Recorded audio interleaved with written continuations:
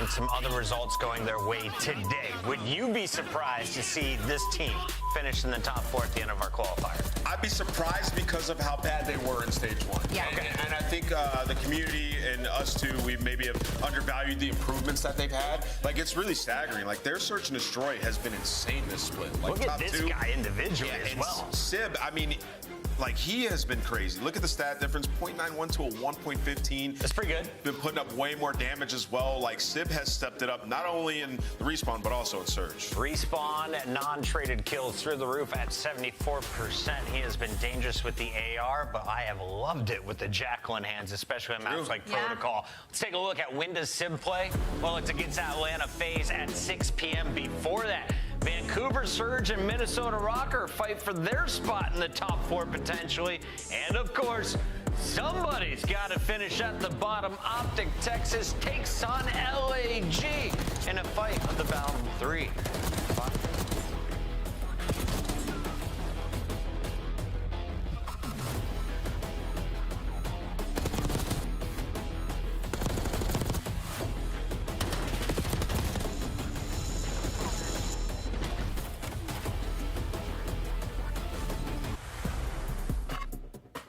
Upgrade your game with the Scuff, the official controller of the Call of Duty League. The Esports World Cup is an official partner of the Call of Duty League.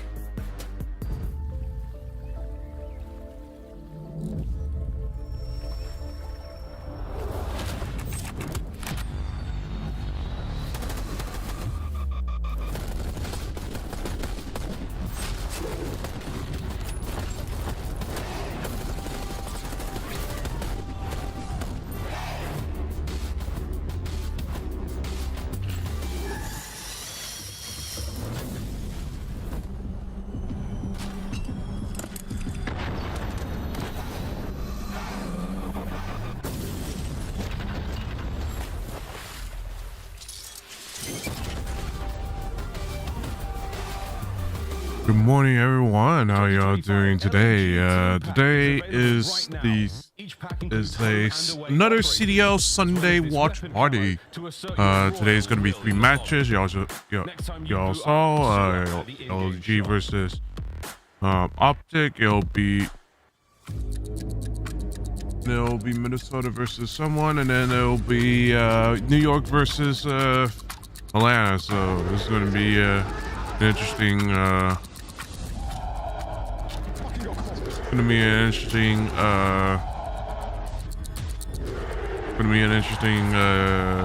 day, everyone. So see what happens.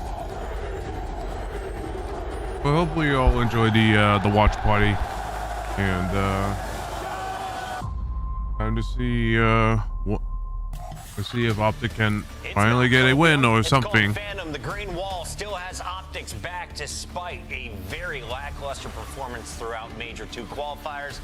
In fact, it's one of the worst we have seen. They are 0-6 mapless.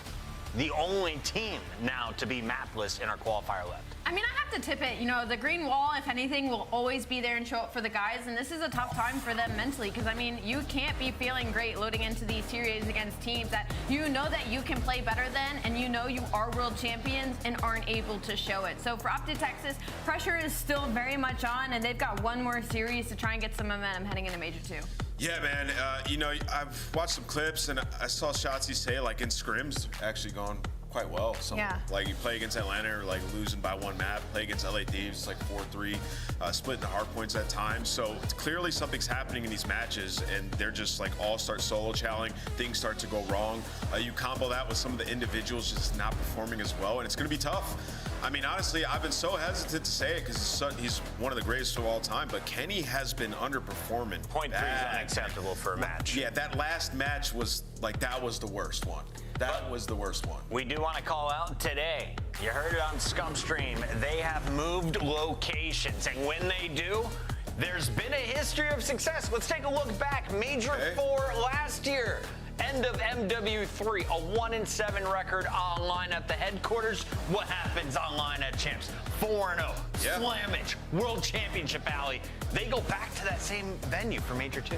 Yeah, and then for stage 2, back up 6, 0-6 once again in the HQ. So I mean, it'd be another. You had to read the 0-6 again. Okay, let's talk about LAG. Their opponent's not much better, despite looking way better in their matchup last night against Atlanta. But talk me through this roster, because Nameless, you're still not sold on the Gorilla Mates, Gentle Mates, whatever you want to call them. Yeah, let's put our hands up for a moment before we start saying, oh, this team's improving, they might be good. Because when you look at them in stage 1, right? 7 and 9 hardpoint, it wasn't the worst.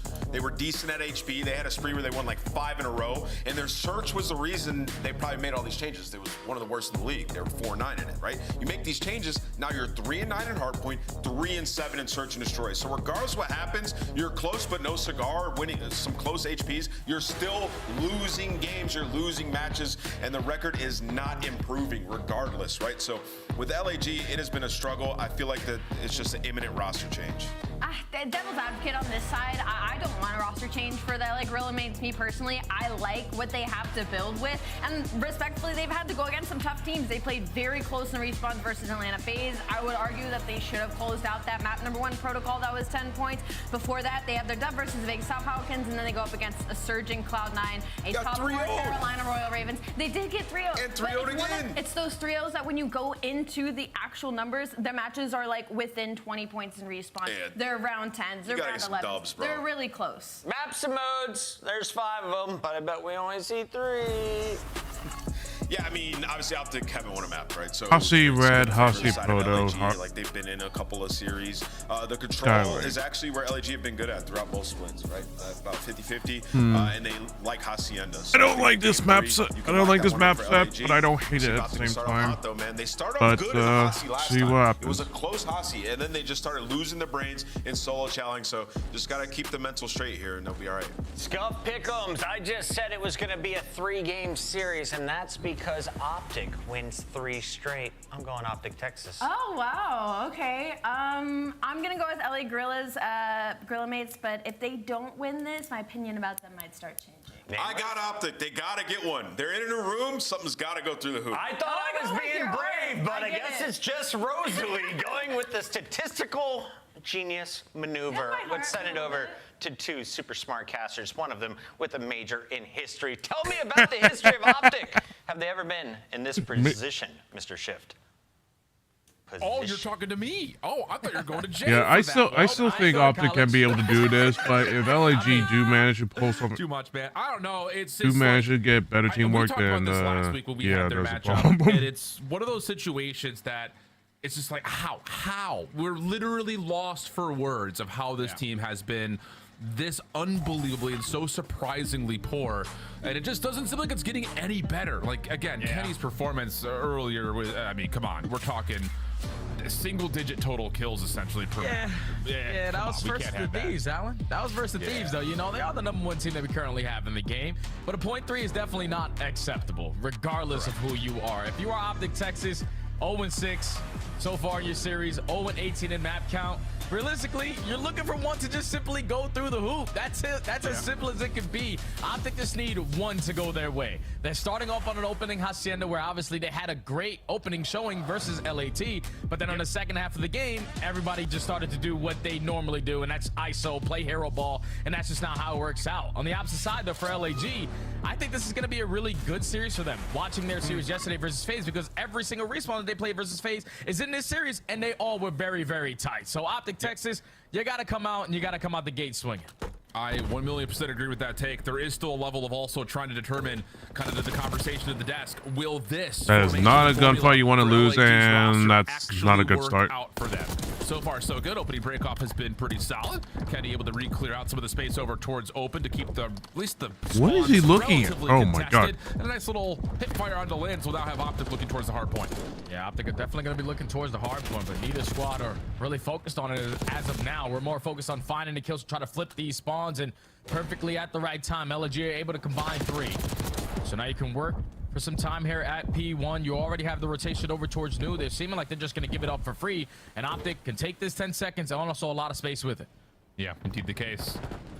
So now the setup is looking at Lunars to see if he can get a read on how many members are coming over towards Fence's side. He's gotten a read at least on to one. Trophy system down to keep him planted, but he's lost track of Shotzzy. So spawns will move. Gunfights in the middle of the map, though, will allow LAG to still have some sort of a setup from inside the hill, but nice shots from Kenny, takes him out on the cut, and now it's just down to Kismet. Like, I still have Optic winning this with a 3-1. Yesterday versus Atlanta. But when those if plays come down, if they play really poor like last time, then ideal setup. Just something is open. Something's really wrong. Shotzzy takes advantage through the backside to find a double, secure the spawns for his team, find the break, and they might walk away with all this time here. That is a beautiful play there from Optic. Looking really good for it. Pred also bumping out over towards the middle of the map, and this is great. Optic going to allow LAG to spawn behind towards driveway. Ooh, I don't think they saw it. Dashy and Pred trying to get over to New. At least he got the kill. On 3 in a row. Support from Shotzzy now on the rotation, and yeah, there's really no contest over towards ult, so Optic looking like they're going to go scrap to initial from 2 to 3. Yeah, and they're going to be initially here, set up. They're finding all the kills off the rotation. All of the Gorilla mates are going to be spawning over towards well. So they have to bombard their way through that front side, and Optic have all of that covered. They find the initial 2, still holding on to the hard point. But now you got to locate where Kismet is, because he's about to set up this pinch for the break. Yeah. Ooh, that's so spun around, though, as Kismet will finally get things going. A 1-5 start from him, but now into the picture a little bit more for LAG. Has anyone got the YY counter out? Kenny now on 4 in a row.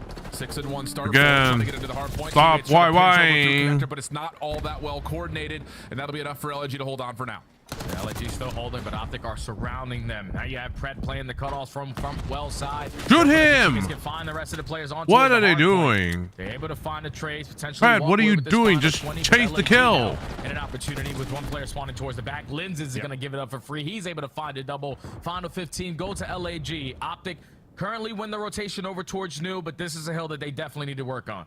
Yeah, there's still a little bit of a question mark here in terms of, is there someone behind the play? Now they've got the security, knowing that these 2 members through P2 can lock things down.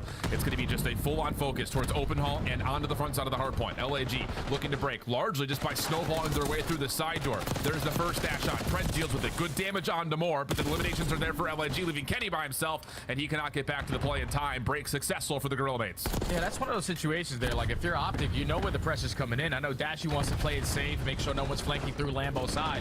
But once your teammates get outnumbered or that first gunfight goes down, you have to put yourself into the play because you're simply going to get outnumbered. You're still keeping it scrappy, though, because you got players like Shotzzy right through the front door, able to finesse to find another break. But the hold attempt, or at least the pacing right there for Optic, needs to be a little bit quicker, so this is a better hold. Yep, need the case dash. He gets the read of the contestant over towards Hall, but the play from the front is starting to develop for LAG until Shotzzy now last one left has a 1v1. Good damage. Actually traded out decently by Linz, but Kenny is able to supply some support up top, and that will get the scrap time to Optic over 100 points as we head back to P1. Yeah, looking a lot better today in the teamwork aspect. They're setting up these proper pinches. Already up by 50 after we hit the end of the first set. Now LAG trying to play catch up. Putting himself in position, just hold down this P1 time. You have both ARs just watching over the hallways, allowing Kismet to soak up the time uncontested. This is where you start to get aggressive, but Optic, they at least find a couple kills. They still have the numbers. Yeah, a little bit of damage, though, actually has Shotzzy colliding onto his teammates, so yeah, it's just the one player into the hard point for now. Lunar's the one responsible for the rotation through Spiral, but loses track of Shotzzy up top. So a moment here for Optic to try to win out these eliminations, keep the play on the hard point alive, and things are looking pretty darn decent for it. They're holding back this LAG push through open hall, but eventually Kismet will find 3, and now LAG try to put a little bit of pressure on rotation. Oh, but that's a big kill right there from Shotzzy. Gets it at the right time for 2 of his teammates to spawn right on him. Also finds a second before getting taken down. So Optic in a position now to win the rotation over towards New. You just got to keep on trading, but Kismet has rotated his way through the front side. I don't know if Optic are going to read this. Oh, no, maybe not. Just lays prone over towards the driveway side.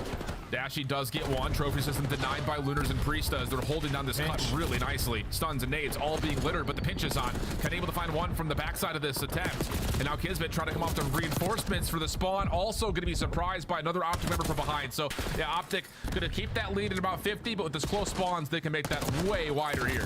Yeah, way wider. They just need to find the rest of the kills through the front door. Dashy and Kenny spring alive with those ARs lined up too.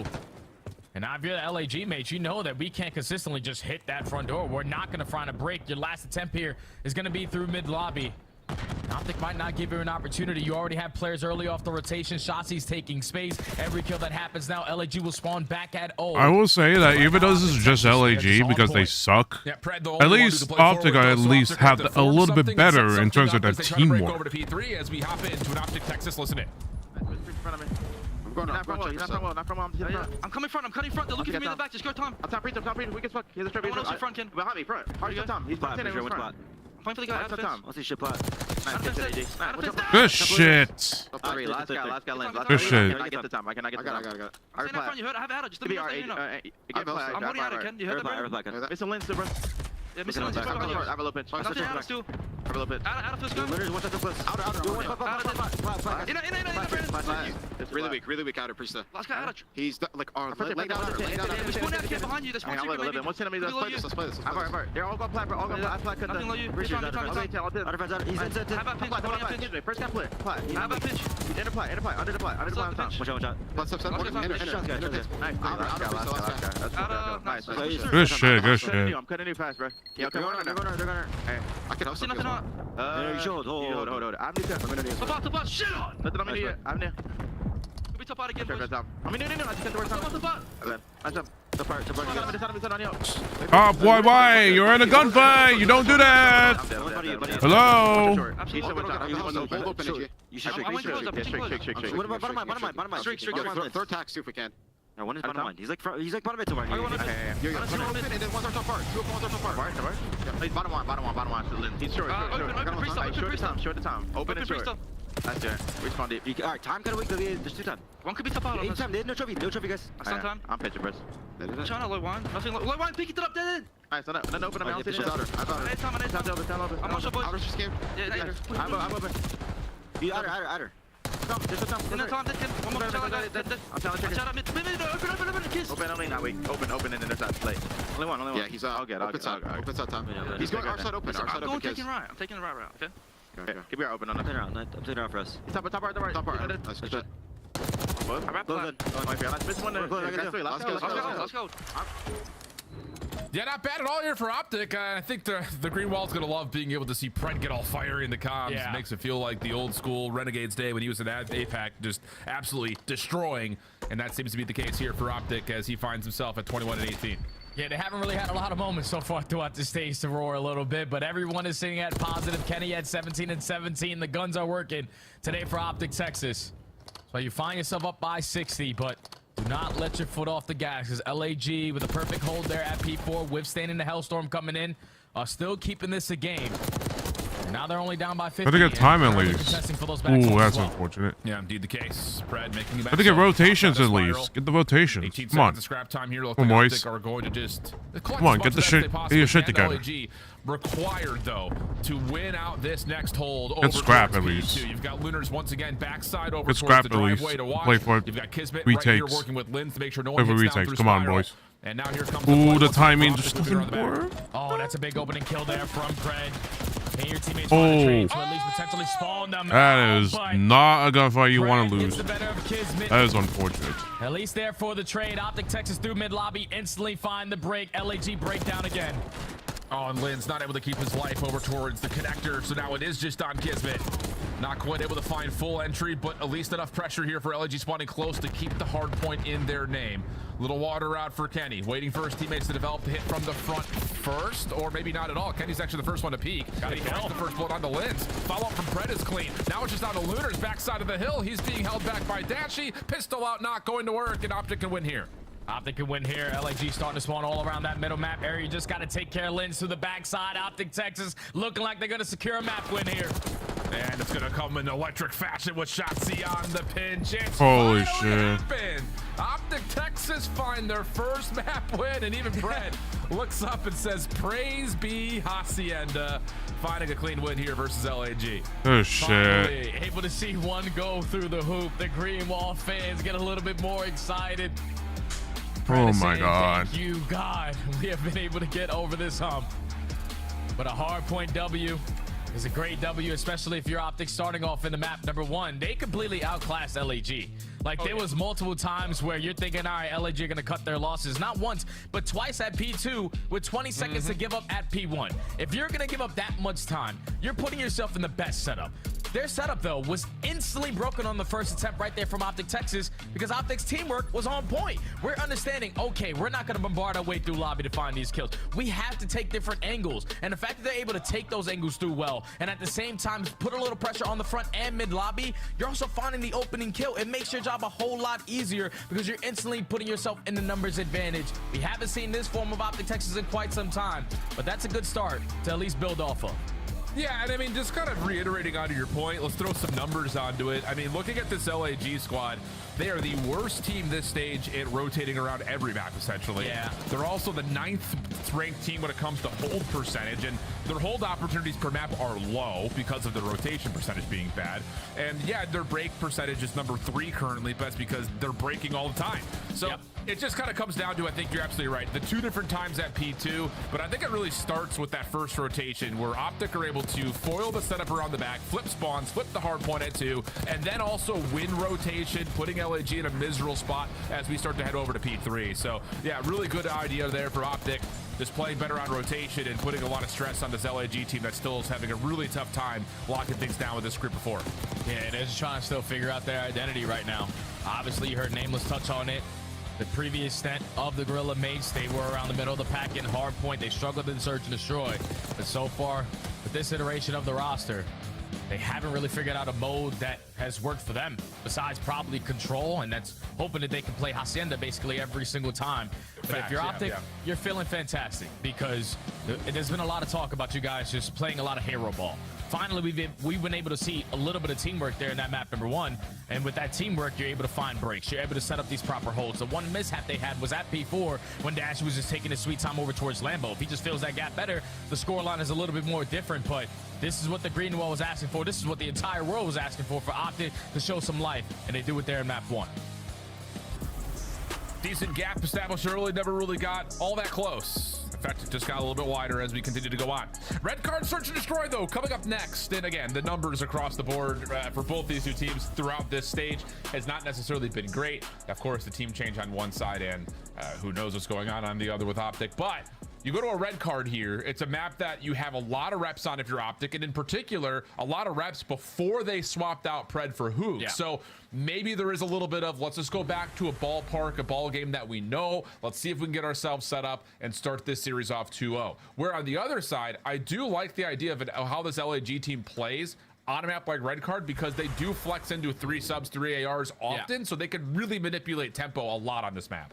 Yeah, they have playmakers, man. You know what Kismet is going to do on the side of LAG. He's going to be the aggressor through mid-ticket on the overextension and even try to take hedge control away. I think if you're Optic, your biggest focus in search and destroy in general is early into these rounds. They are dead last in first bloods. Even in situations where they find the first blood, they're not clutching up on these rounds. 11th in post plants, 11th in retakes. Everything for Optic right now in search and destroy is just abysmal. And when I sat there and I was looking at a bunch of stuff being posted all over the timeline, I was hearing things about Optic just like taking risks when they don't need to. Like there's certain situations when you have the numbers advantage, we're deciding to go for bomb wraps or just overextension ISO plays. When you have the numbers, let's put ourselves in a situation where we can play these trades. That's the best way to play this game.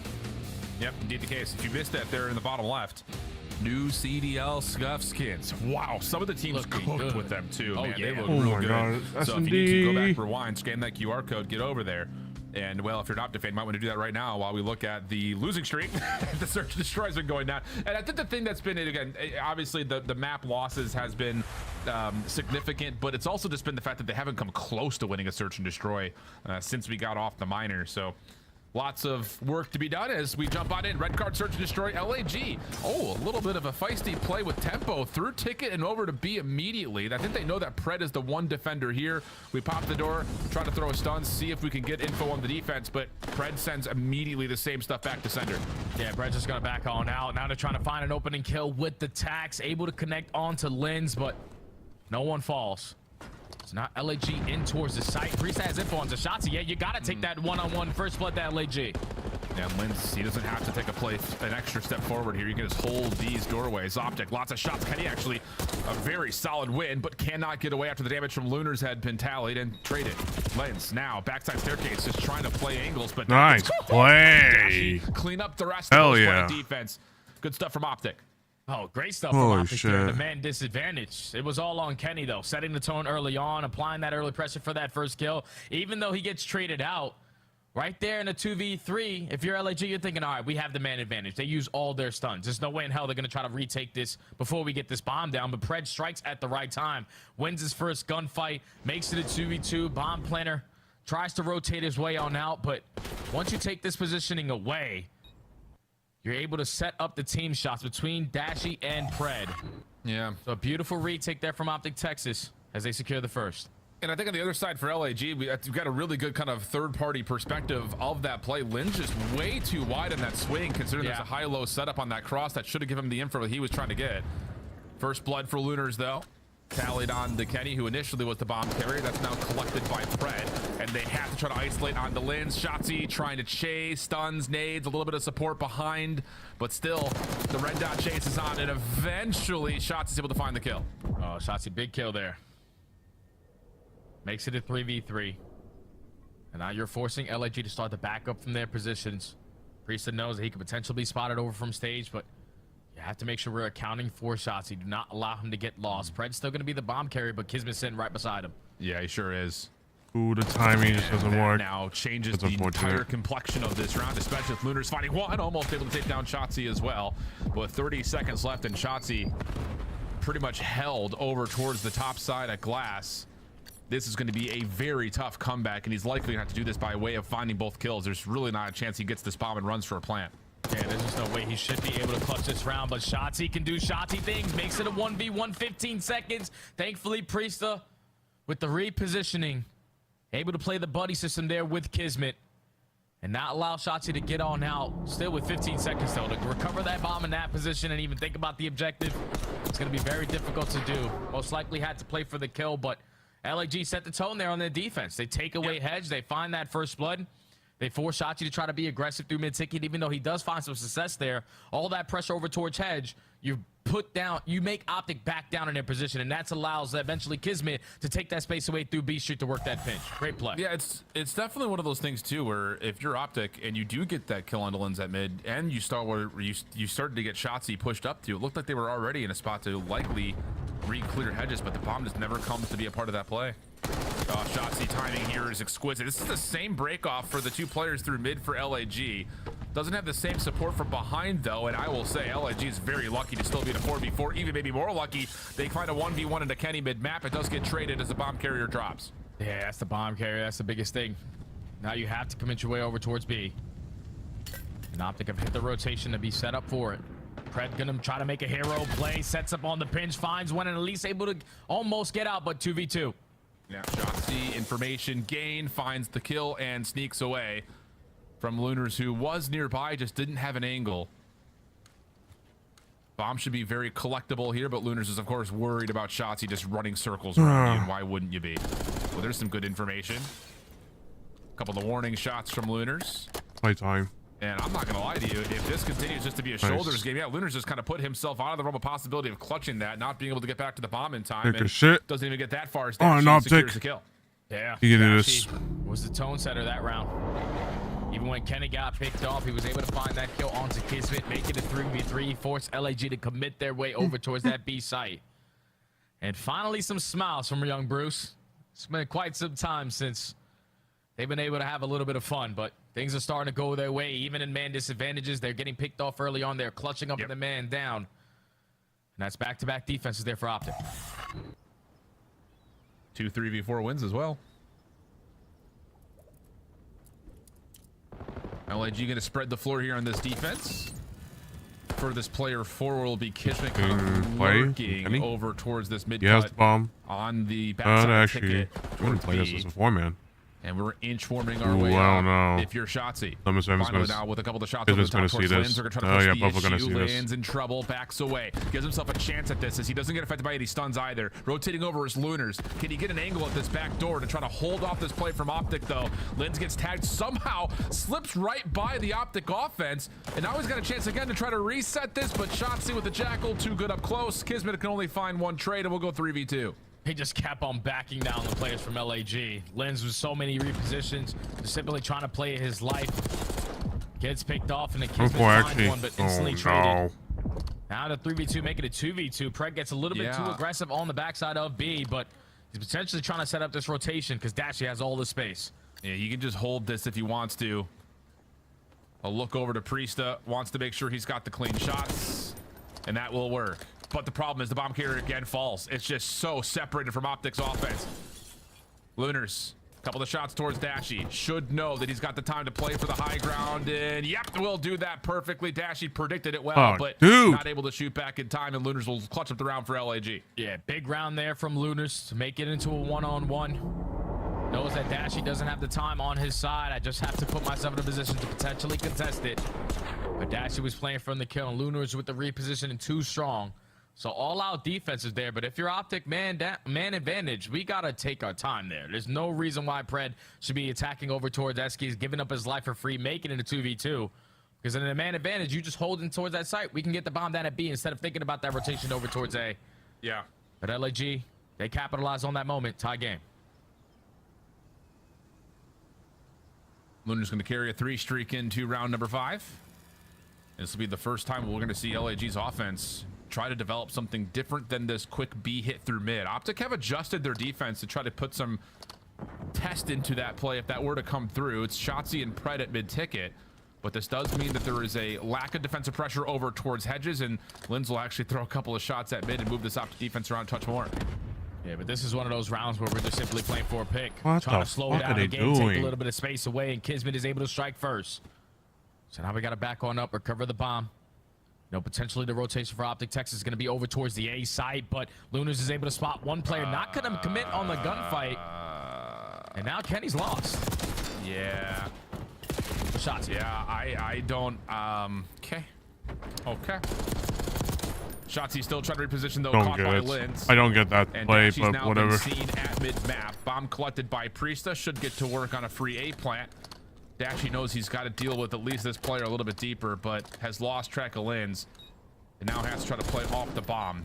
Able to at least re-secure information on where Linz is positioned. Same fucking plays. Just they're putting themselves into a position they don't need to be putting. And this is it's just hurting them as a whole. It's just hurting Optic as a whole. Seconds left. Bomb planted at A. Linz still throwing shoulders around the middle of the map. Dashy simply might run out of ammo before he can get into a gunfight. It's going to be a run out of ammo or run out of time, one of the two, and has to force it onto the bomb site. Not going to work there. Yeah, puzzling from Lunar's perspective, but that definitely felt like one of those rounds where Optic adjusts their defense, put both of their SMGs inside a ticket. Let's not let LAG run through us at mid, but that comes at the cost of being able to hold over towards Hedges, and it's just a free route for Kismet to open up for first blood. Yeah, they've had, what, like 2 defenses now where they try to take that tick control. That one, they do it a little bit slower because obviously LG have yet to leave the spawn. But when they are wasting time there, that forces Optic to start to play those mind games. Potentially they're here, potentially they're there. And even with Dashy in a position to watch that crossover towards A, Pred just gets a little bit too aggressive, thinking that they were already at stage. So he got picked off first, and then everything else after that was a chain effect. But now Optic back on the offense. Gonna change their approach, showing a little bit of presence over towards Hedge, and LAG are ready for it. Yeah, I mean, those opening nades from LAG were perfect, and Optic are not gonna have really any information on where any of these defenders could be at mid. Good clearance though from Pred, swiftly getting back over towards where the LAG trophy is positioned. So he's gotten through that first line of defense, but LAG have backed up and played this more reserved. Yeah, they're playing super safe now. Just making sure you have the player who's sitting top windows and Lunars watching the crossover towards stage. As long as no one puts himself in a position around that site, we do not have to budge on our setup. 40 seconds still to go. Optic still taking a slow approach. Yeah, and they really aren't putting any pressure on B at the moment. Yeah, and Pred's now been seen. LAG should feel very confident in this defensive setup with the player up top and the ability to try to watch a cut. Lunars? Okay. What? Does get the read onto Pred. We go 3v3. The bomb's just going to make its way over onto the B site, and I don't even know if Lunars has information on this. Oh, well, with 20 seconds left, obviously, you know they're not at A, so they're most likely going to be getting this bomb down at B. You still have an opportunity to clutch up on the round. 3v3 on the retake. A nade in the back pocket here for Lunars.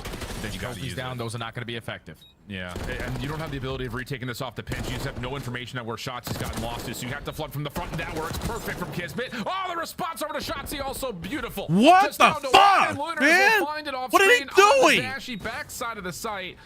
What was Kenny looking at? Brilliant retake, the one that was required, just simply. Bro, you just didn't know where Shotzi was. You're not going to go. Oh, you should have known. So good decision making from LAG. Oh yeah, and believe it or not, like the nade had a really big impact on that round, even though it was instantly blocked by that trophy. You're able to. What was he looking at? Oh my God! He's missed the slim chance of potentially finding an opening, and he takes full advantage of it. Jumps out, finds that first kill onto Kenny. The trade there for Shotzi. What was it? What was Optic looking at? For that final kill, because your teammate took care of it. 3 rounds in a row here for LAG to start pull away. Yeah, Kismet on 5. So streaks are becoming a part of the conversation now immediately as we jump in round number 7. Similar break off for LAG. This time it's not supported with a hit through ticket. It's just a look towards the outsides at bleachers, and Kismet is going to be the vanguard of this play. Trying to make his way quickly through the backside of the owner's box, and he's going to see the doors are popped, so he should know that there's a defender somewhere nearby. Yeah, and it seems like off the minimap, Optic are seeming like they want to push their way through Hedge and just bank on Pred just staying alive in this position, but LG have wrapped their way back over towards stage and left Kismet in this powerful position to potentially set up this pinch, but the nade, the shots, good enough for Optic to find the initial 2 kills. Yeah, and now Kismet has to make a play. That stun didn't hit him, but Pred still able, words English, able to find the elimination. And so now it's just down to Lunar's 1v4. Bomb just in front of him, but yeah, there's just nowhere to go here. Clean shots onto Dashy. Follow-up is decent onto Pred, but not quite able to win the gunfight, and that will put Optic back on the board. Yeah, beautifully played right there from Optic Texas. Just stand strong on their defense. Pred gains the info early on. There's a little bit of pressure over here at B, but him staying alive and not allowing him to take that B side instantly allows Optic to potentially play for that rotation on back. They had a lot of hedge presence. Shotzi with the nade opens up the first kill, and then Dash at the same time in sync. He's able to find the second through the middle of the map. Instantly is able to shut down that round. As Optic secure another defense. Down 4-3. Need to have an answer here on the attack. Yes, you sure do. And the designs at the moment for Optic have been a little less than convincing. They've really barely even seen a bomb site. Couple of stray shots over the middle of the map. Kismet, RCXD, going to be the trusted defender on towards B bleachers, but I will say again, LAG, considering that they're trusting the RC on the other side of the map, they're giving away a lot of space here, and Shotzi may be able to thread the needle. Shotzi already puts himself in a great position. That bomb's gonna go down for free. If you're Kismet, you gotta get out of that RC. Now you gotta attempt here a 4v4 retake, and this is one of those sites that are very difficult to do that. I'm so confused about what the game plan here was for LAG's defense. Now we're getting caught in mid-map. Shotzi in trouble. Good isolation. I don't get it. Stuns, shots through the wall. Able to land on towards. So we're not gonna have all 4 people just go on over in the point? Why? What the fuck are we doing? This is such a simple defense. That will this is such a simple offense. Retake comes through. Oh my God, dude! A lot of space just voluntarily. Why are we separating ourselves? Like that makes no sense. As well, and just get beat. If I was playing this team, I would at least tell everyone, hey, focus on the fun. You put down shots, have a player weak. You get the don't do that. And then Kenny just. If you know that all 4 people are gonna be there, you play the. That's not really a preferred angle. It's easy to spot you have all 4 people watching the damn fun. Hop the defuse, you know, not separate ourselves. 2 in the front, 2 in the back. It's not gonna work. Not have an angle. Watch over the bomb as long as we clear out that top window. And now LG at game point. What I'm just really fuck are they doing? In the RCXD, and you get free so confusing, such confusing plays right here. That doesn't make sense. Towards arches with Shotzi. Yeah.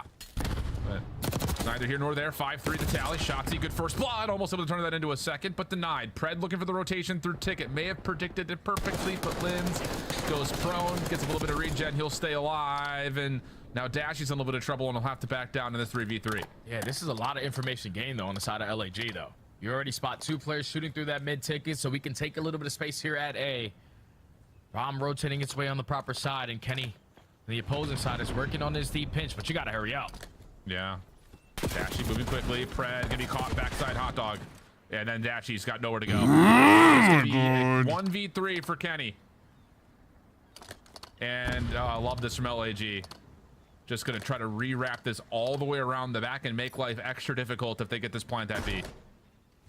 Oh yeah, and Kenny only has a frag to work with, so gotta catch the timing on at least one play if you want to make this more of a clutchable round. And as soon as you get into an engagement, Lunars with the AR spots you from long distance. And LAG are able to respond after slow map number 1. Take the search and destroy to tie the series. Yeah, I mean, I think there's definitely a couple of moments on both teams' sides. You look back and say, like, okay, we're kind of giving away more than we fucking understand that here. play.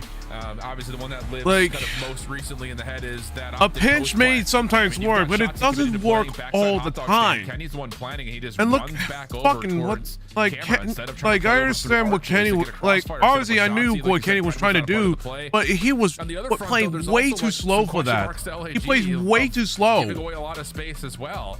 I know their opening couple of rounds had a lot of offensive focus and through ticket. Worked initially, then kind of got shut down. But you're after letting, that point, hard to find bomb plants for LG. Letting Lunars get 13 and 6. Didn't really make that much of a difference. A lot of production from Lunars, 13 and 6, 1900 damage, 2 first bloods. So good stuff out of him. Yeah, he did his thing, man. That's a good search and destroy there from the rookie. So allow his team to tie this series up. But if Optic need to talk about anything from that map, there's a couple rounds that they just simply let go. 3v2 when Pred just gets aggressive on the outside of that B bomb. That's not supposed to happen. 4v4 post plant, your setup needs to be a lot better. I know before we even started the map, I said they were 11th overall. They still have yet to figure out that aspect, and S&D is still a struggle for them.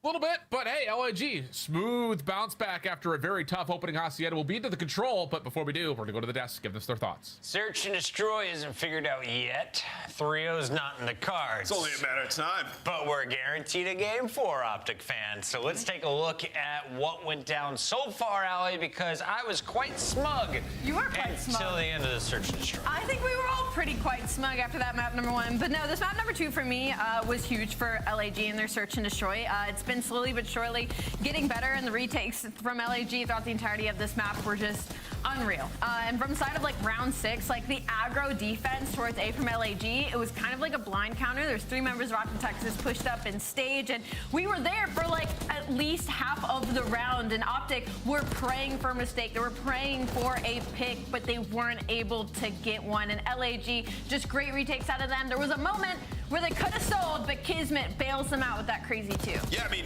that was the round where it's like, all right, Optic are going to slow play towards A. It's a swing round. It was round number 6. And Pred just kind of goes by himself up the ladder and dies, right? Feels like he has a kill, trying to make the hero play, and that is like the story of Optic's problems in this search and destroy. But I will say on the side of LAG, phenomenally played by the Lunars. The guy was alive at almost the end of every round. Impact kills left and right, not letting any players on Optic slip through and make a big I just play. don't understand that play. In acquiring him, he's like there's so many gunfights that should have. There's so many, like, there's so many of those plays that should have, that they shouldn't have played. Like, they're just leaving each other alone. Like, there's no teamwork involved whatsoever. Listen, there were some really good plays on this hard point, and you know, the top teams, they do it on a consistent basis. I haven't seen Optic do this since stage 1 when they had Ook on the team, right?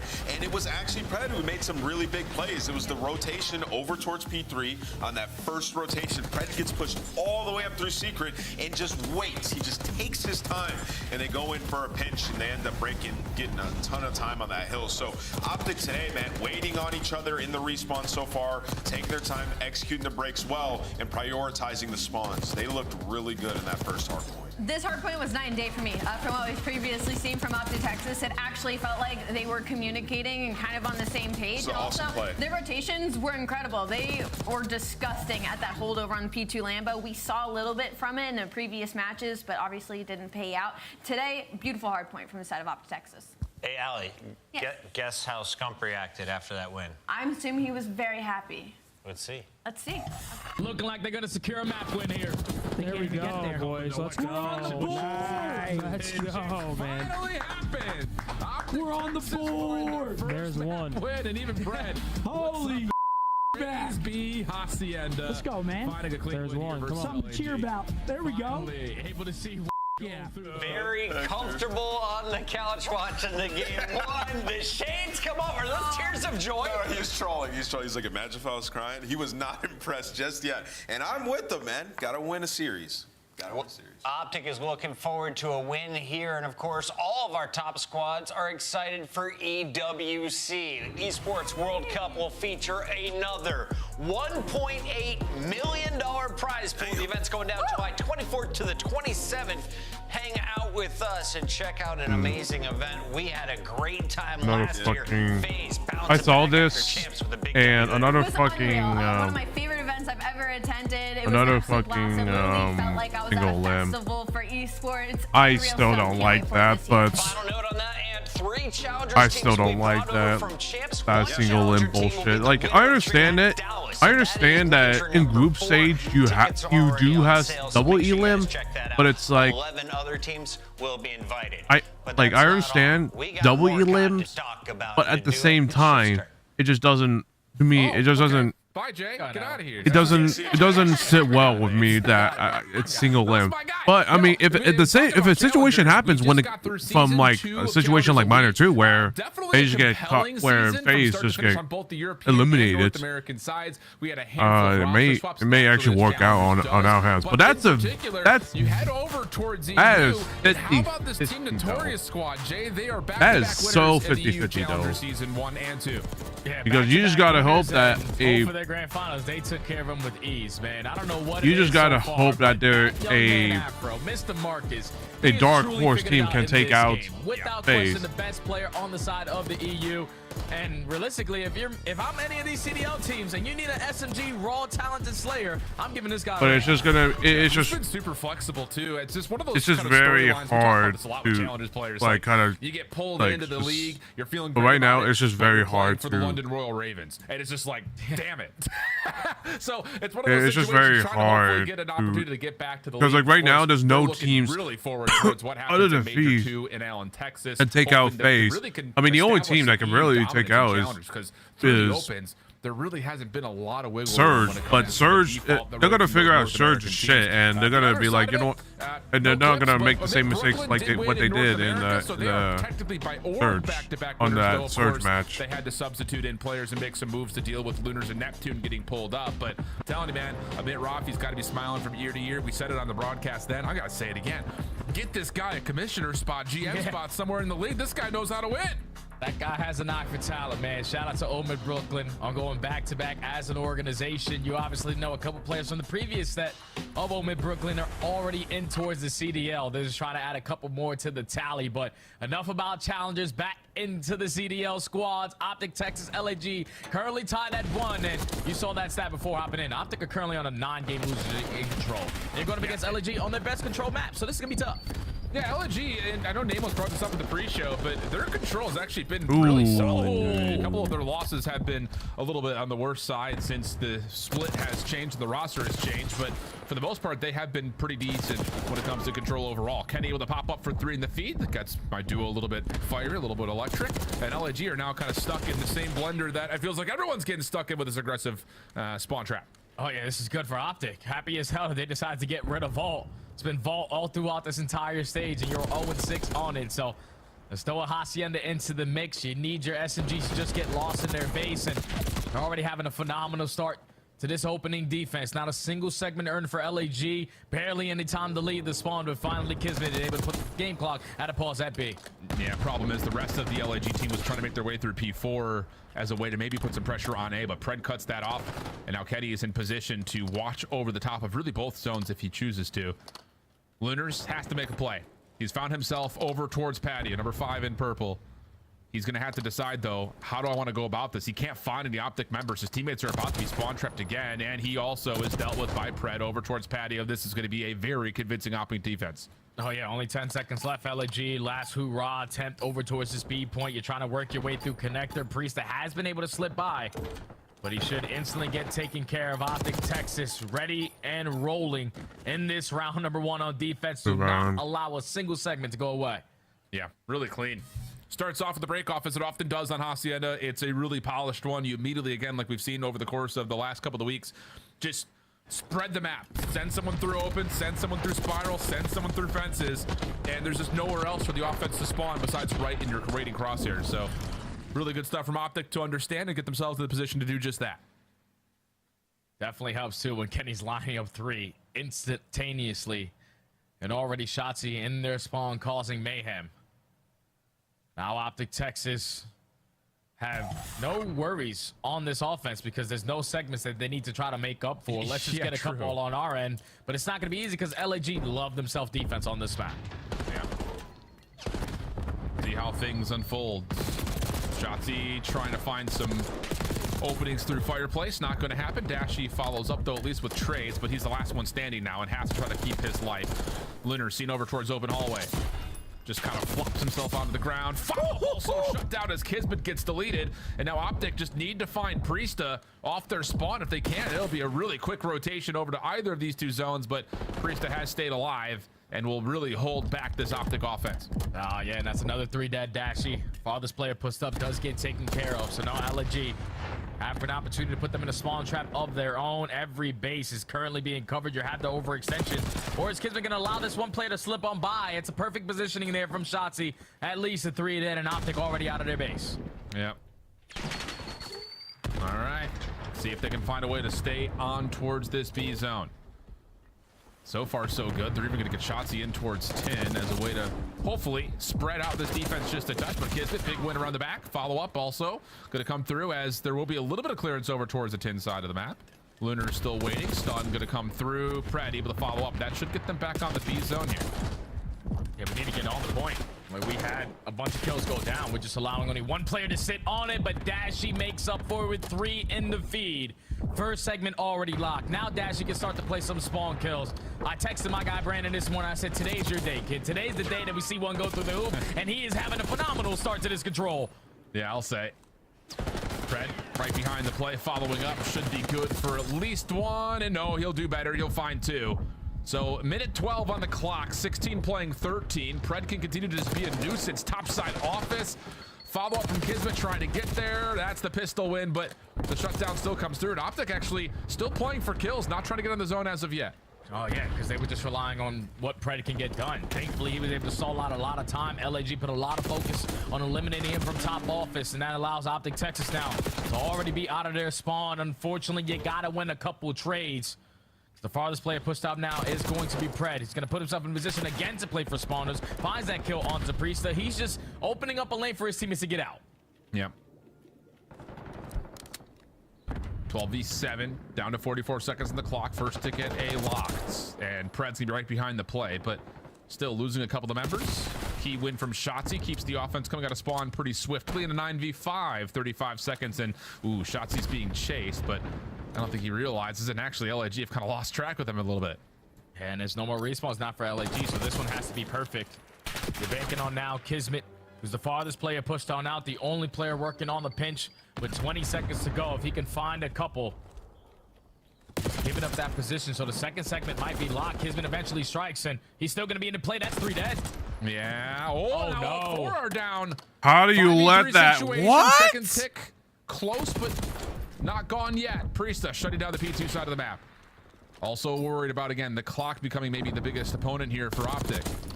Shut down for Kismet on 4 in a row. Now trying to track back over towards the zone. Again, this has not been depleted, so a second tick of progress will be locked. 3v1 situation. Kismet last alive. Checks the wrong corner. Still wins the first battle, but the double slide comes through, and Optic will take the round. Thankfully, Optic had all those lives to play with, and time was on their side as well. Because I thought once that 4 dead goes down, they should have not. They won it. They won that round, but bro, that should have been a fucking. They should have just wiped them. That makes no sense. That play made no sense whatsoever. Thankfully, you're able to outnumber them to close out that round, but Dashy with so many big moments, so many big gunfights throughout that round, allow Optic Texas to secure the attack. They get it done with 5 segments, but now they're in a hefty lead to close this one out. Oh, yeah. Absolutely the case. You could not be more comfortable right now if you're Optic Texas in this current map. So, long pathway ahead here for LAG. And you love to see this from the respawn of Optic Texas. Everyone helping each other. A couple of moments that feel like they're about to go awry, but someone comes up big. Opening here as well, looking good for the breakoff. 2 will drop for LAG. Kids up behind the play, but loses all of his teammates. So yes, he finds 2, but that really just kind of stops Optic from putting on the spawn trap. Yeah, that's fine. Like, you'll go 3 for 2 every single time, go 4 for 2, and now force all of LAG to work this overextension. 30 seconds have already been gone. You take care of Kenny, who was pushed out in towards their lobby, so that's first wave down. But you got to get some top hallway control, and Dashy and the boys are just not allowing it to be easy. Yep. Hello. Big win there from Priesta. Problem is, like you mentioned, these Optic players inside the LAG spawn are going to have us playing like a frequency control right now, just who can find the most amount of spawn kills at the moment. Lynn's on the zone, surprise from behind us. Dashy finds him to clear off that 1 tick of progress at B. Kismet trying to quickly come back over to at least try to save some of this, and will find the clean shots to allow a chance to pause the clock.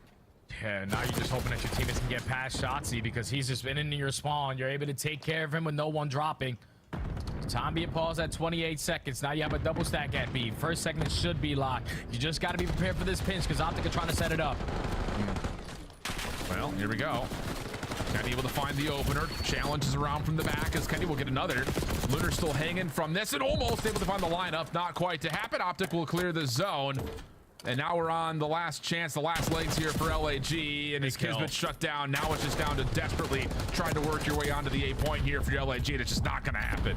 Yeah, it might be over with. Shotzzy finds the initial 2 clutch gunfights there. Pred strikes for the 3rd. Only 10 seconds left. Farthest player pushed up is going to be Lunars. You need him to pop a 4-piece. And unfortunately, he's only able to get 1. So Optic Texas do a little bit better this time. They add another map to the tally. Optic up 2-1. Holy shit. Really clean control from start to finish. God. Obviously, it doesn't start better than that. Round number 1, you get the 3 from Kenny, and then you're immediately spawn trapping and not allowing any single route to open up really at any point in that first offensive round for LAG. The follow-up attack, sure, works out nicely. A couple of moments that you start to say, oh, careful. But like I mentioned, like, you just get someone who pops up, finds a good double, opens the space back to the spawn trap, never really comes into play. Man. And then you're off to the races again, putting the pressure onto both zones. Like that second round, yeah, they won that, but like that could have been smoother. Like they could have at least. The biggest thing that I was focused on was their breakoffs. We watched them so far throughout this entire qualifiers go 3 to 4 dead every single time they're spawning in on control. Finally, some kills go your way. It makes your job a whole lot easier when you're trying to take that map control away. Kenny goes 14 to 15. That's okay. You had Shotzzy and Pred roaming in their spawn. Dashy finding clutch kill after clutch kill. Just a very easy game there from Optic Texas. Filling lanes when they need to, setting up the proper pinches when they need to, and also taking their time on these attempts. Like on these break attempts, so you're thinking, okay, LG are on it. They're going to be able to at least get a couple guaranteed segments. They're slowly working these pinches, making sure that, okay, that's covered. We're good there. Now I can start to work the pinch with my team and set up these breaks. It was just well coordinated from Optic Texas and both respawns so far. So yeah, and I think on the other side, you know, to kind of speak to LAG, and again, we said that we need to get some evaluation now that this team has had more than enough reps since the kind of flop up of the roster with Lunars coming in first, and then it was Priest out, Skies in, and now Priest in, Skies out. I mean, I don't know, man. There's just something about this AR line that just does not really bode much confidence whatsoever. I mean, Lunar's a really bad map here, 7 and 17, but it just feels like continually, time after time, when LG need to put something together, they just cannot get set up. It's just a lot of 2v3s, 2v4s. Like, it just never really felt like they were able to get themselves as a collective group before to start making a play together. It had to be based off of individuals. Like, a nice double there from Kismet, but he's the last one standing. His teammates were already all dead. So it's just tough because it just feels like this LAG team is a boat taking on more water than they can handle. Yeah, it's definitely tough, man, because when you think about this roster, obviously the initial stint of it throughout stage 1, they couldn't really find success. So then you added a new player in the Looters, you swip out Skies, you bring back in Prisa. Just their formula right now for the game isn't really working. The game plan for the game isn't really working, and it's hard to be consistent when every single time you're spawning on in, it's just something different, or just certain things that you're trying to fix about the game, and then something else breaks. That's the most annoying thing about being a pro, is that you put so much focus into fixing 1 or 2 setups, and then your previous setups that you thought were great are instantly starting to get broken down. So LAG just continuously struggling in that aspect. Now they're down 2-1 in the series, going into a protocol hardpoint, which is, this is a map they played really tight versus Atlanta FaZe, and there's one thing that they need to focus on was finding some success at P4. The same thing that we saw in map number 1, where they're rotating early for 20 seconds, giving up 20 seconds, and putting themselves in the best ideal setup. They were instantly getting broken down today and yesterday. If you are LAG, the setups need to be a lot better, because you can force a game 5 here. And I think the other part about that map from yesterday versus Atlanta is, like, honestly, if you just stop Draza from feasting on you, yes, he was probably chilling. Yeah, I mean, he was unbelievable. But you're right. I mean, like, the game flow graph was like really tight, and then you get to a P4, and like, here's Atlanta booped up real hard. Like, it definitely was very clear what the vulnerability was for this LAG squad. So see what they could do here as we find ourselves going back to protocol. The Hacienda to start, though, I mean, talking about, again, LAG playing a close map versus Atlanta in their most recent matchup on that map, didn't see the same signs of it versus Optic. So doesn't necessarily mean because it just happened yesterday that it's going to come through here again. But yeah, I think you're right in terms of, like, again, the macro focus, especially around P4 for LAG, just has to be better. Yeah, it simply has to, man. Like, you have to be able to win a bunch of these one-on-one gunfights because that's the way that Optic like to set up on these breaks. Just don't allow them to pick you guys apart, force players to reposition and get caught off bad timing in those situations. One player who really had a great standout performance yesterday versus FaZe was Lens. Like, he had so many opportunities yesterday with that SMG, influencing the spawns a certain way, coming back to help his team to fight out junk time. He has to be making big plays, impactful plays on these pinches. But I'm also looking at Priesta. Like, he is a guy who I think the most of. Like, he has unbelievable talent. It's just right now, I feel like he's lacking in that confidence aspect. If he can just put that together, he can go back to the player that we are knowing of, right back in there, world champion type of player. Yeah. It's just in certain situations, he doesn't really believe in himself or believe in the communication that's coming in. You're getting bad timings left and right. You just need P-Dog to be P-Dog. Just get loose. How much do you think that that's impacted by, again, like his, over the last couple of weeks, like a lot of weapon swaps between them? Like, he's been kind of the more flex player. Yeah. So, you're not able to build your confidence when you're consistently in and out, role changes going left and right, new strategies, new everything. You're trying to develop some chemistry between a new team. But all ready to start this one off. Optic find every single kill in the feed. They're starting off that P one time. You're gonna have Kismet trying to find some success on his pinch. He opens up with the kill, and that leads to 3 dead. LAG with the early break. Yeah, really good shutdown there from Lunars. Getting the read on Shotzi on the pinch. Whoa, my God. Yeah, that'll keep the play alive here for Optic as they come off spawn. Shotzi immediately in for the contest. Pred following up. He's now on 3 in a row. Nades being cooked. Shotzi, that's really well placed, but unfortunately, Dashy's nade doesn't quite get over the hard point. And we'll take Shotzi out of commission as we look over towards the P2 side of the map. Kenny is the only one really in position to try to get some early influence over P2, but as he drops, now it's down to Pred from topside windows. Yeah, Pred's just gonna hold it down with the AR. He still knows if there's a couple players around that mid-map area. Let me just try to mow them down, and he finds himself on 6 in a row. Double headshot to clean up the mid-map pressure. Now your teammates can apply the pressure through the low side of Bolt. Shotzi's only able to get one. LAG trying to stay alive, effective on the trades, but Optic are doing a great job of just keeping this one scattered, being laid off the roto. Yeah, they did get one player in Dashy to kind of spawn behind P2, but that's been immediately corrected now by LAG. Pred 8, making 9 in a row. Heck of a first life, or second life, I should say, for Pred. Septex also well placed up top on ladder off the reload. Oh, man. Finds Lunars. 10-1 start. Give me 11. Woo! How about Pred? Hellstorm earned. And an I'm back, and wow, Pred is on an 11 streak. And you hear how energetic we are in this situation. Imagine the Green Wall fans are saying, finally, this guy is giving us what we thought he should. 11-2 start. Hellstorm already earned. You get a little bit of time there at P2. You lose the rotation over towards New. But every time LAG rotate early, you always find a break. So let's do it again. Nice opening from Shotzi. Keeps the hard point neutral. Follow up from Pred. Right back into the mix. 13-2. Already got another double.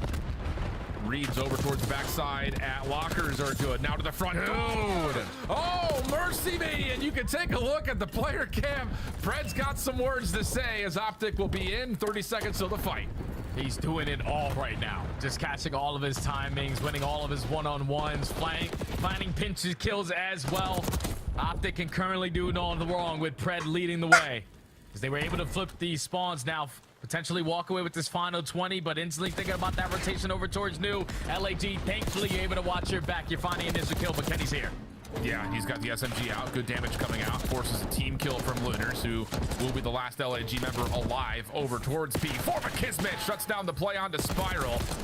Nice little bait and switch here as Kismet is right back into the mix, and now he finds himself on 3 in a row with LAG supporting this hold with the trophy system down at P4. Yeah, this is where they need to make up a lot of that time. They let go in the first 3 hard points. Initial kill goes in favor of Kismet. He's holding down Spiral, but gotta make sure all your bases are covered. Pred and Dashy right through the big door, able to contest this a little bit. Not Pred from Spiral, trying to slide on in, gets a little bit too impatient there. Your teammates are not into play, so you still give LAG a chance to hold. Priesta just holding on the backside of PCs. That's going to work out nicely as Kismet continues just to run rampant with Lens. So the hold is good on the initial attempts from Optic from the front doors, but still not giving up on it. Here we go again. Priestess still same spot, same result. Good for 2 in a row. Now it's a follow-up as Shotzi. Whoa, thought he was weak. Not the case. Kismet trying to save the hard point. Not fully able to do it, so it's just down to Lunars. And he will have a chance to at least kill a little bit more time and get pretty much a full 45, 50 seconds here for LAG. Yeah, it's fantastic to play right there from the Gorillas. A trade every single time. Optic are even getting close to potentially breaking that money hill. Now you find yourself up by 10. We need to be cleaner, though, on finding kills on this guy. Like, no one is able to trade Pred. Every single time we hop on his POV, he is on multi-kill after multi-kill. Papa Hex has to be feeling good. Yeah, a little heat check there from Pred, playing off of that pinch. Not fully able to come through Kenny over the top, not quite able to center up on towards Lunar. So LAG, considering the electricity out of Pred, are only down a couple of points here. Yeah. And that's not good news, I think, if you're the Green Wall fan, because you're still really banking on the Euro ball to come through if Pred continues to fry like this. And they found another 3 in the feed, so that's clean 4 dead. You can soak up this remaining time here at P1. Trying to trap them towards the backside of Grandma's, but Linz is going to be blessed with a spawn to at least contest that old time. He's going to have a free pinch. He's just hoping that his teammates can hold their positioning as they find all the kills in the feed. Dashley, last player alive. He's taking care of an LAG. We're in a rotation anew. Yeah, Priestess for 2 there is a miracle. Pred, though, good timing. Gets around the backside at tower. Read up top is decent, but Lunar's bests him from topside ladder. So LAG in for now. Shotzi working on a route to flip the spawns around. Kills from the front are also decent. Wow. Gun up, though, for Kismet. Shuts down the pinch. Now it's just Optic trying to break from the front. And they're messing the Hellstorm here. Trophies are going to be effective, and unfortunately for Pred, he also takes down a teammate. But at least have the hill white for now. It's just LAG have the better spawns. They're instantly able to spawn their way back on in, put themselves in a position to soak up again at this P2. Here comes Papa Kiz. He's going to have Lynn spawn on his right hip. Oh, no, this is a dangerous moment here for Optic. 92 to 110. Pred's still frying. Holy cow, 26 and 12. They're going to get the scrap time here, but LAG will win rotation to new unless Pred just turns into him. Yeah, without this guy doing what he's doing, Optic are probably down by 100. Like, Pred is just doing it all right now. Second most in hill time, obviously. Outslaying basically every single one of his teammates. But Dashy, Kenny, the boys combined for the early break. LAG, even though they had the spawns, you just simply get outnumbered through the front door. And now you're banking on Kismet to just play his life towards the back, but he's instantly zipped out. Optic find an easy break. Yeah, Kismet, I don't think anticipated that there were going to be 3 Optic members who spawned essentially right in front of him. His teammates nowhere else to spawn besides from the front. The kills from the front door are decent. What the fuck? It looked like an absolutely smooth break from Optic from the front. Looked like they were going to flip the spawns at the same time, but instead it's a quick re-break from the front, and now LAG are looking favorable for this back 20. Yeah, they just put all their reinforcements over through sidewalk and the middle door. No one watching the zip side through the overextension of that boat, and that allows Priesta to block those spawns, find a double, and spawn Optic all the way across the map. Now it's all about the chase in towards the bottom side of P4. Optic find the initial couple of kills. You're going to turn this into a 2v2. You need to clutch up on these fights. Oh, about a tie game through the end of this most recent hard point and a 50-50 battle over the top of P4. And prime time for us to take a listen in with the Los Angeles Gorillas, mate. Need a backside, need a backside. They have to chow. Close right in. Big door. One in Grandma, one on the heady, on that he can. I'm flanking him. Get maps, yeah, get maps. Kenny's weak on the boat, he's staying alive. I hear you. Just go to time, Chris, go to time, bro. He pitched me, lost it. Maps. 1v4. There you go. There's 2 maps. Spiral maps. Come on, hold the point. Hold the fucking point. That guy just went out. You can lay on the maps if you want. Like deep cliff. Okay. I don't see him deep cliff. I'm laying down. I'm on side. I'm on side again. I hear you. How do you let them? Two down. How do you let him win that shot? Kenny, come on. Focus your big door. That's what you gotta worry about. Two maps. One on time, one map. I got sun new. Pushing the zip. Grandma's okay, I hear you. Could have went top already. Nice. I don't see him go. Where's that? I got sun new. Okay, I'm trying to help you new. I don't see him new. It's make on Brandon. Hold He's gonna try to go P2. I think this guy's make gun. Brandon maybe. Yeah, I'm looking at him. He's gonna be P2. Flank long. Yep. Dashy. He's just staying long. We're good. He knows I'm here. He's still long. Bottom grandma's. Oh, he took forever, bro. Wow. Bottom grandma's Brandon. Yep. 20 else one dead. Nice. Get up. Yo, bottom grandma's Brandon. We're spawning our tower. I hear you. He's top grandma's. I'm behind time. Need a time. Time. AG dead. Nice. Nice. Nice job. I can grab time. Don't worry about it. One shot. I hear from heaven. I can help you out spawn. I hear you on that. Nice. Team kill. Last guy. That's last guy. Okay. Where's he at, Vote? I'm trying to block him. Make sure we're blocking him. He's gonna I'll get your dubs. Alright, one's all heli. Yeah, he's top dubs. Nice dub. An inner side point. He's on the green box. What are we doing? You're on new time or no? Hold Brandon. I'm on there. Okay. You spawn I'm gonna play the same team. Real tight affair here, Jay, but once again, we rotate over to a pivotal hard point. LAG in control, and they were making a mess of the Optic setup around P1 at the same time. Lots of stress here for Optic Texas. Oh, yeah, that team nade that comes in and technically counts as a team nade there for Dashy, but most likely someone from the Gorillas threw a Semtex right on the top side of those gun steps. That forced Dashy to take down him and Kenny, but it was a great break from Optic Texas at that P4 HP. You even heard him listening for the Gorillas. Kid's been telling Priesta, you got to hit the hill. It's just Priesta was the second guy off the respawn, and at that point, there's only one person in the hardpoint because he doesn't fill the right gap. So you give Optic an opportunity to keep themselves in this game, and now they're running away with it with a perfect hold here at P2. And you let Pred just get free and let him just do what he's been doing all game long. It's a little bit of extra time. Break on the way, though, for the scrap time for LG, looking decent. And, ooh, look at the spawns. They're going to move around. Dashy, the last one left, has to try to play recovery. Gets the first into lockers. Predictions decent here on the Lins, who just backs away. Wants to make sure the spawns will stay safe for LAG, and that's allowed now Optic to flood in from the front. The spawns are safe if you find that trade if you're Lins. It's just the fact that you allow Dashy to stay alive. Now he's making you pay for it. Optic already find a break in towards the hill at P3 where they do not have the spawns. You should have not allowed them in this hard point the way that you did. But now you need to find a break. You need to find it quick. That Priesta gets 3 though. Oh my goodness. Just Shotzi last one left in. There'll be enough time to at least allow Kismet to trade from the front, but still the spawn's good for Optic. Now from the front door, LAG trying Come on, just stay there, stay there. You went off of here. Come on. Stay there, stay there. The quick elimination, but Optic's still comfortable and can still win the game here. Nice! Yeah, they can still win it here. So if you're LG, you got to work your way through the front door. There's not much time to develop on any of these routes. You're trying to go over towards sidewalk, and Dashy is lining up every single headshot. That's a clean for it. That might be game. Stay in time, stay in time. Come on, hold the defense. To come through. It's just LAG let's go, baby. One by one, fucking hell. Starts to feast at the end. You're absolutely right, though. That play from Lins may have just costed LAG the game. And could be something in the water. Like, he was kind of getting cooked the first rotation to hills. And if you're not feeling confident, you're trying to play a little bit too cautious, a little bit too safe. Too many question marks of how many Optic members could possibly be there. He backs up, and that play right there allows Optic to flood in from the front, get the kills, and get the hard point and the spawns at the same time.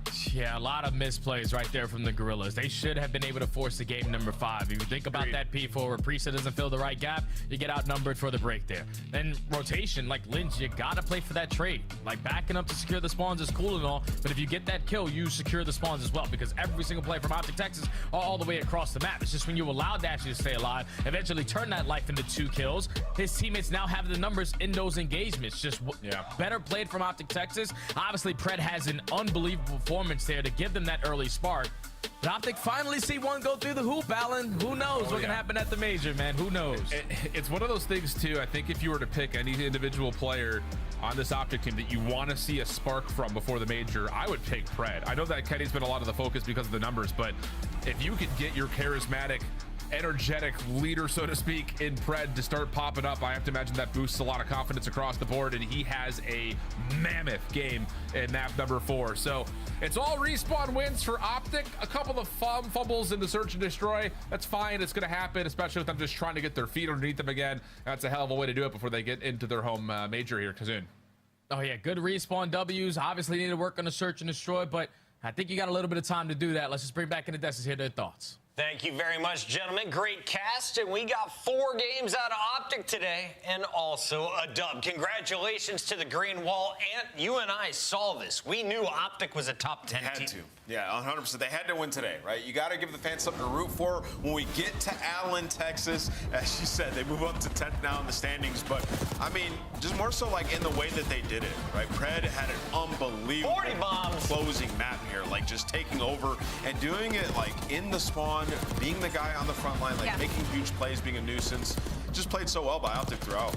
I want to get flowers across the board here to a lot of the Optic Texas members. Obviously, Pred dropping 40, that's always going to make things easier for the rest of your team to catch up later on in these games going. But even Dashy, by the end of this, was absolutely frying people. And then on the flip side, Kenny had so many moments where maybe it not shows up in the KD, but where he got the opening kill that literally opened up the entire map and opened up a lot of these hills. It happened, I believe, during that P3 and P2. during one of the P2s as well. He literally slides in and just guns the singular guy from LAG and Hill with an AR as well. Like, no reason he should have been able to get that kill, and that allows the rest of the members of Texas to collapse for that break. So, unbelievable teamwork out of Texas today.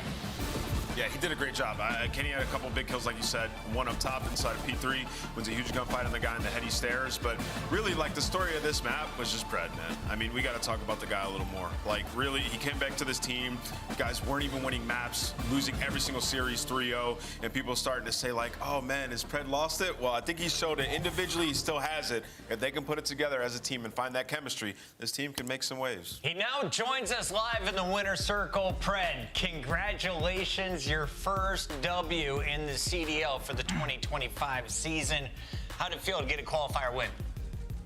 No, we needed that. We needed some sort of momentum. I mean, this qualifier has been insane. Yeah, I mean, the results speak for themselves. We're just like a must win. Just heading into our tournament, we just needed some sort of momentum. Lobby high KD, by the way, a 1.45. Congrats on your individual performance. Yeah, thank you. Yeah, look, you know, I feel like I've always been a top player in the league. So for me, obviously the situation was really unique. Just not playing and coming back. I've never obviously had that, and then coming back and not being able to win a map or whatever. So for me, I know that I need to like step up and make sure that I'm playing to the level I know I can, and just help make a run at the tournament. Absolutely, Pred. Obviously, like you said, I'm glad you said it was a unique situation, because it really is a unique situation. You guys went from being world champs, best in the world, to then, some of the worst floors that we've seen in a long, long time. And I want to ask, having been in this position, now starting to make your way upwards, what is kind of step one when like everything seems to be going wrong? What was Optic Texas's step one to try to move forward? Just confidence. I think that's the best thing.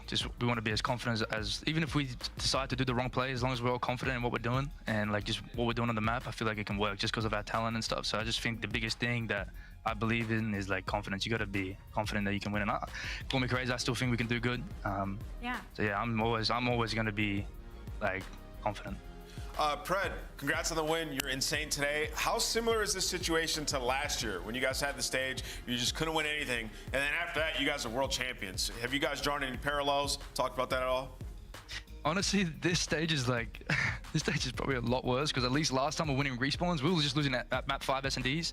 True. This one was like a different thing. Like this one is like, oh my god, I mean, you just 3-0, 3-0, 3-0, 3-0, 3-0. You're like, holy fuck, can we like, what's going on? So this one is like I don't think anyone's really experienced this. I mean, this is like obviously from a caliber team that we are. So honestly, like I've never experienced anything close to this. Like Major 4 was not even close to this. Yeah. Like, we just won a tournament and like, well, you know what I'm saying? So like, this was like, wow, like really like mentally like challenging. Well, you guys broke through it, man. You got a dub. And I want to ask you, you guys changed rooms today?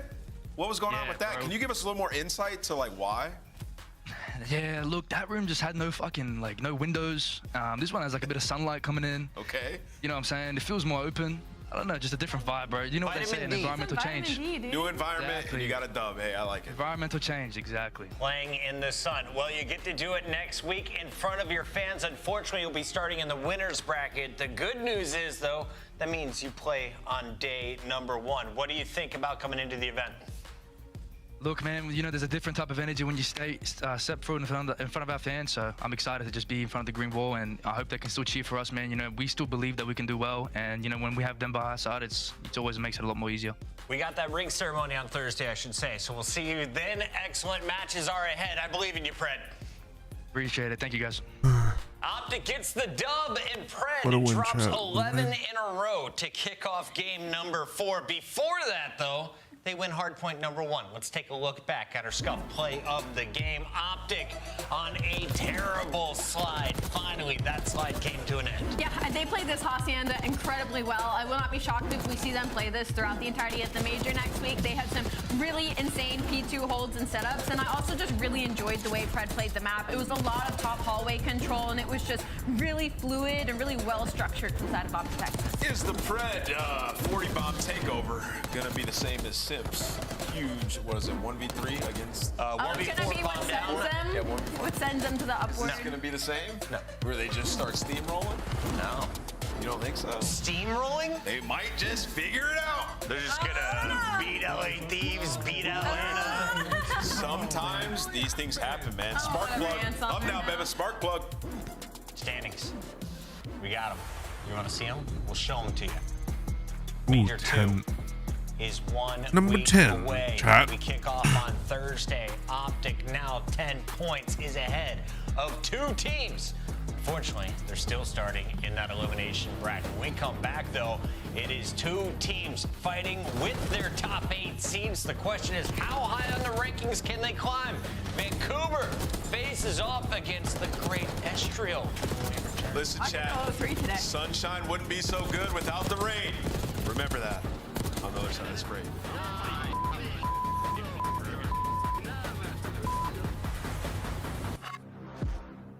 Upgrade your game with the Scuff, the official controller of the Call of Duty League. The Esports World Cup is an official partner of the Call of Duty League.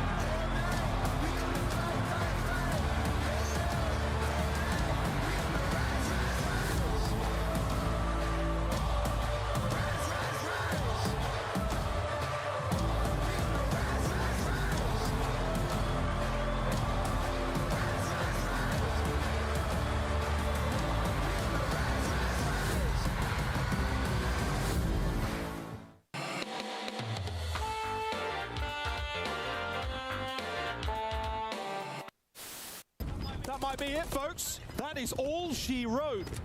Heretics, 3-0 on Control. Unbelievable stuff. Again, these guys on this map were lost for so long. The improvements they made, never mind, the map is going on 0.0. Vehicle didn't know either. Heretics started celebrating, and there's still game to be played. There's 2 segments gone. Wow, what's happening? It's not over yet. Pass my shotgun.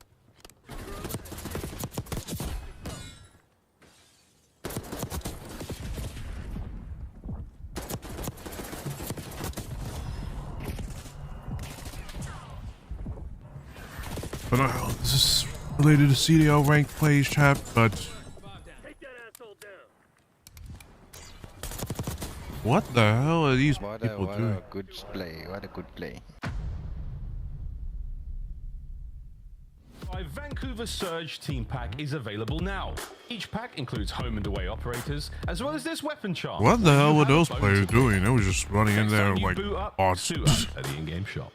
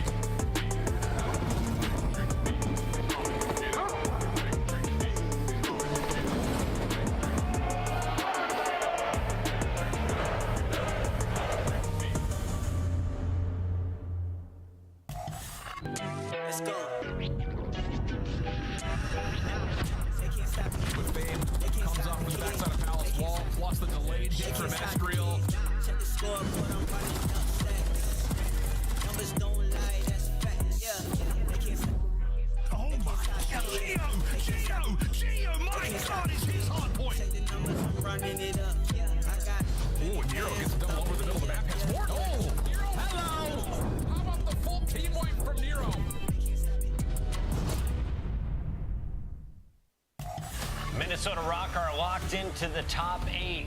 Will they be able to cause chaos at Major 2? And believe so. Let's start with your favorite team. Have they gotten the dubs you wanted from them recently? Not any like big wins. I think that's the struggle with them, and they've just started so slow in a lot of their series, right? We were joking in the green room talking about it. They're like the only team that it feels like they rely on a big play, and then everybody starts to turn it on, right? And yesterday it was Gio, just a bit too late in the series. I think if they figure out their search and destroy, coming into this event strategically, watch some VOD, maybe copy some of the better search teams. This team can absolutely make waves. They've just been losing a lot of them, like 2-6 their last 3. Not an easy schedule. I look here, Ali, they took care of business against Miami, Optic, Vegas, basically all the bottom teams. But if you look at the big dogs, your top 3, they barely took one map off of them. Yeah, there's really only 2 good things about this stage for Minnesota Rocker, and that is Estriel and Control. Estriel has been unreal for Minnesota Rocker during this split. He is leading when it comes to KD, and then Control has been unreal. They jumped from like middle of the pack. They're 5-2 in it right now. It is their strongest game mode, and they have added protocol to their map pool. So in the middle of these series, they give themselves an opportunity to hit that momentum, to hit that, all right, let's slam them in Control, and then maybe we can take the later half. But otherwise, Hardpoint and S&D has taken a huge dip. Yeah, I mean, you look at their numbers and stuff, you look at this team, they're easy to like root for. Their matches are always super entertaining, right? Because it's always a bounce back. And like in terms of Hardpoint, 4-6 in the game mode, but all their damage is like basically the same. So they're playing at the exact same pace, and it just feels like when they turn it on, this is a team that could be a dark horse. On the other side, the great Rambo Ray. Yes, that Rambo Ray is the man behind the scenes. The wizard up in Vancouver has put together a winning lineup. It took him a minute. But he found his crew, and I am a little worried about Vancouver. They have a map pool issue. And let's talk about it here for a second. They're 6-1 in search on protocol and red card. 1-6 on the rest of the maps. You talk about their control. 1-5 on Hosty/Vault. They're good at protocol. It's going to be gone in every series, right? So Surge, a little worried if you look at their map pool and control and search. I don't know, man. They got figured out. There's 5 of them. You want to see them? Yep. I would love to see them. Let's take a look. Their maps, their modes. They're coming up right now. It's I'm back, chat. I like the way you said that. Vault. I'm looking at the Hacienda. Immediately, you want to lean towards the side of the Vancouver Surge. It is not good for Minnesota. Surge versus Minnesota. That's Minnesota. going to be their strongest one, sitting at 4-1. The middle of the vaults, Minnesota, they like to spawn in on vault constantly. It's like actually in Surge's way, but the Rocker, but for Vancouver, they're going to want to get this done pretty early. Is it a Geo takeover day, Ian? I mean, I think it might be Estriel takeover day. I mean, like I said, like the search and the control is like for Vancouver. What I'm looking at, they do have that red card as the game 5 if they make it all the way there. But I think this can be an electric series. Triple vault is actually kind of crazy. I mean, just looking across the board, Minnesota 6-0 when it comes to hardpoint, 6-1 in S&D, 5-2 in control. Like the middle of this series is disgusting for Rocker. Skunk pick'ems, lock them in. I'm going first with Vancouver Surge. Yeah, I don't know. This is, after seeing those vaults, I'm going to give Ant a chance here. I'm going to go Vancouver Surge. Coward. What do you mean you're giving me a chance? Coward. Minnesota is the underdog. I'm going with Minnesota. That's Chris. I know, that's your chance to catch up. Miles. Wheeler. I can't tell if Wheeler is just postulating, like really pondering the universe deep. I'm just copying Chris. Time stone out. He's just trying to pop out the time stone and rewind all those tough choices he made. He picked Optic for a long time, folks, but they won today. Good for them. All right, mate, let's do this. Chance, Rocker. The underdog, Vancouver, a dangerous team by all accounts, but I think this is going to be a fantastic series. Yes, I expect it to be a barn burner map 5. We haven't had a good quality Minnesota Rocker map 5 in quite some time, so I'm expecting a very distant series. And Minnesota Rocker should be bringing the heat as well, because I think they have a lot more pressure on them. We're looking at the records and performances. Surge have been on point in hardpoint in this stage. And they've been pretty solid on the maps we have in this series as well. But because of the seeding, the way it's going to work out, Rocker currently, if they lose this, more than likely they'll be playing either LA Tier or Atlanta FaZe. I think it's going to be Atlanta FaZe. But if they win it, might end up playing at Toronto, might end up playing at Carolina. So, it's a pick your poison type of situation. Rocker also lost to Carolina 3-0 in this stage, but I still think you want to avoid the big dogs in the round 1 if you can. So, Rocker should be playing with some ferocity. You're still drinking bleach, though. Let's see if these guys can remember their Benny Gesserit training and turn that poison into power, ladies and gentlemen. Over towards the hard point we go, Minnesota Rocker. An interesting opener there. Mostly kills there from the Vancouver boys, but an early bit of time. Still trying to maintain right-hand side of the minimap. And right now, no major moves from the Surge boys. They're going to hold steady, keep that time flowing, and make a hit for P2 in a moment. They got a great setup as well, right? Make sure no one's working through Lambo, and 04 reads that pressure. And I mean, now they got the double chow coming through the stairwell, and you're able to at least take 2 down and get some trades. But either way, that's just to make sure you keep the guy on hill time safe. So as far as P1s go, I mean, that's nearly 30 seconds on the clock, and Paul X, I mean, can't even take it away. He gets in a good spot. It's maybe there to set up Geo. Either way, maybe a 20-point gap going into the new time, and opportunity for someone like Nasty to make a play. But in the meantime, Paul hot hand on the 3 spree. Oh, absolutely, mate. I mean, easy kills for the fellas in point. Fish in the barrel, quite literally, as he takes care of business. But yeah, Nasty's route has been read and dealt with. A boozer that was not accounted for. Estriel keeps the up close safe, so that's going to be zigged, all dealt with. Now towards the back line once again. Surge have fought tooth and nail to maintain this pressure. Gio's going to pick up a pinch in a moment. I wonder if it'll be read by Nasty, but in the meantime, yeah, towards the point we go. Boozer, first man in, to touch the zone for his boys. Neptune will pick up the next time. There we go. An opportunity here for Surge to march right back into this. 04 wins a side door battle, and that's your time. It's great. How y'all doing, chat? Sort of How y'all doing, by the way, chat? Make sure you get Hope the y'all back have a good spawns, day so far. extreme consist to make sure you lock him down. Pays off long term, and now it's just sort of a latch dish effort. Very tricky phrase to say for Minnesota Rocker to try to strip away some of this scrap time. They're gonna hit it even for 10. So you take the 1v1, praying for the time. Estriel wants it, and he's gonna get it.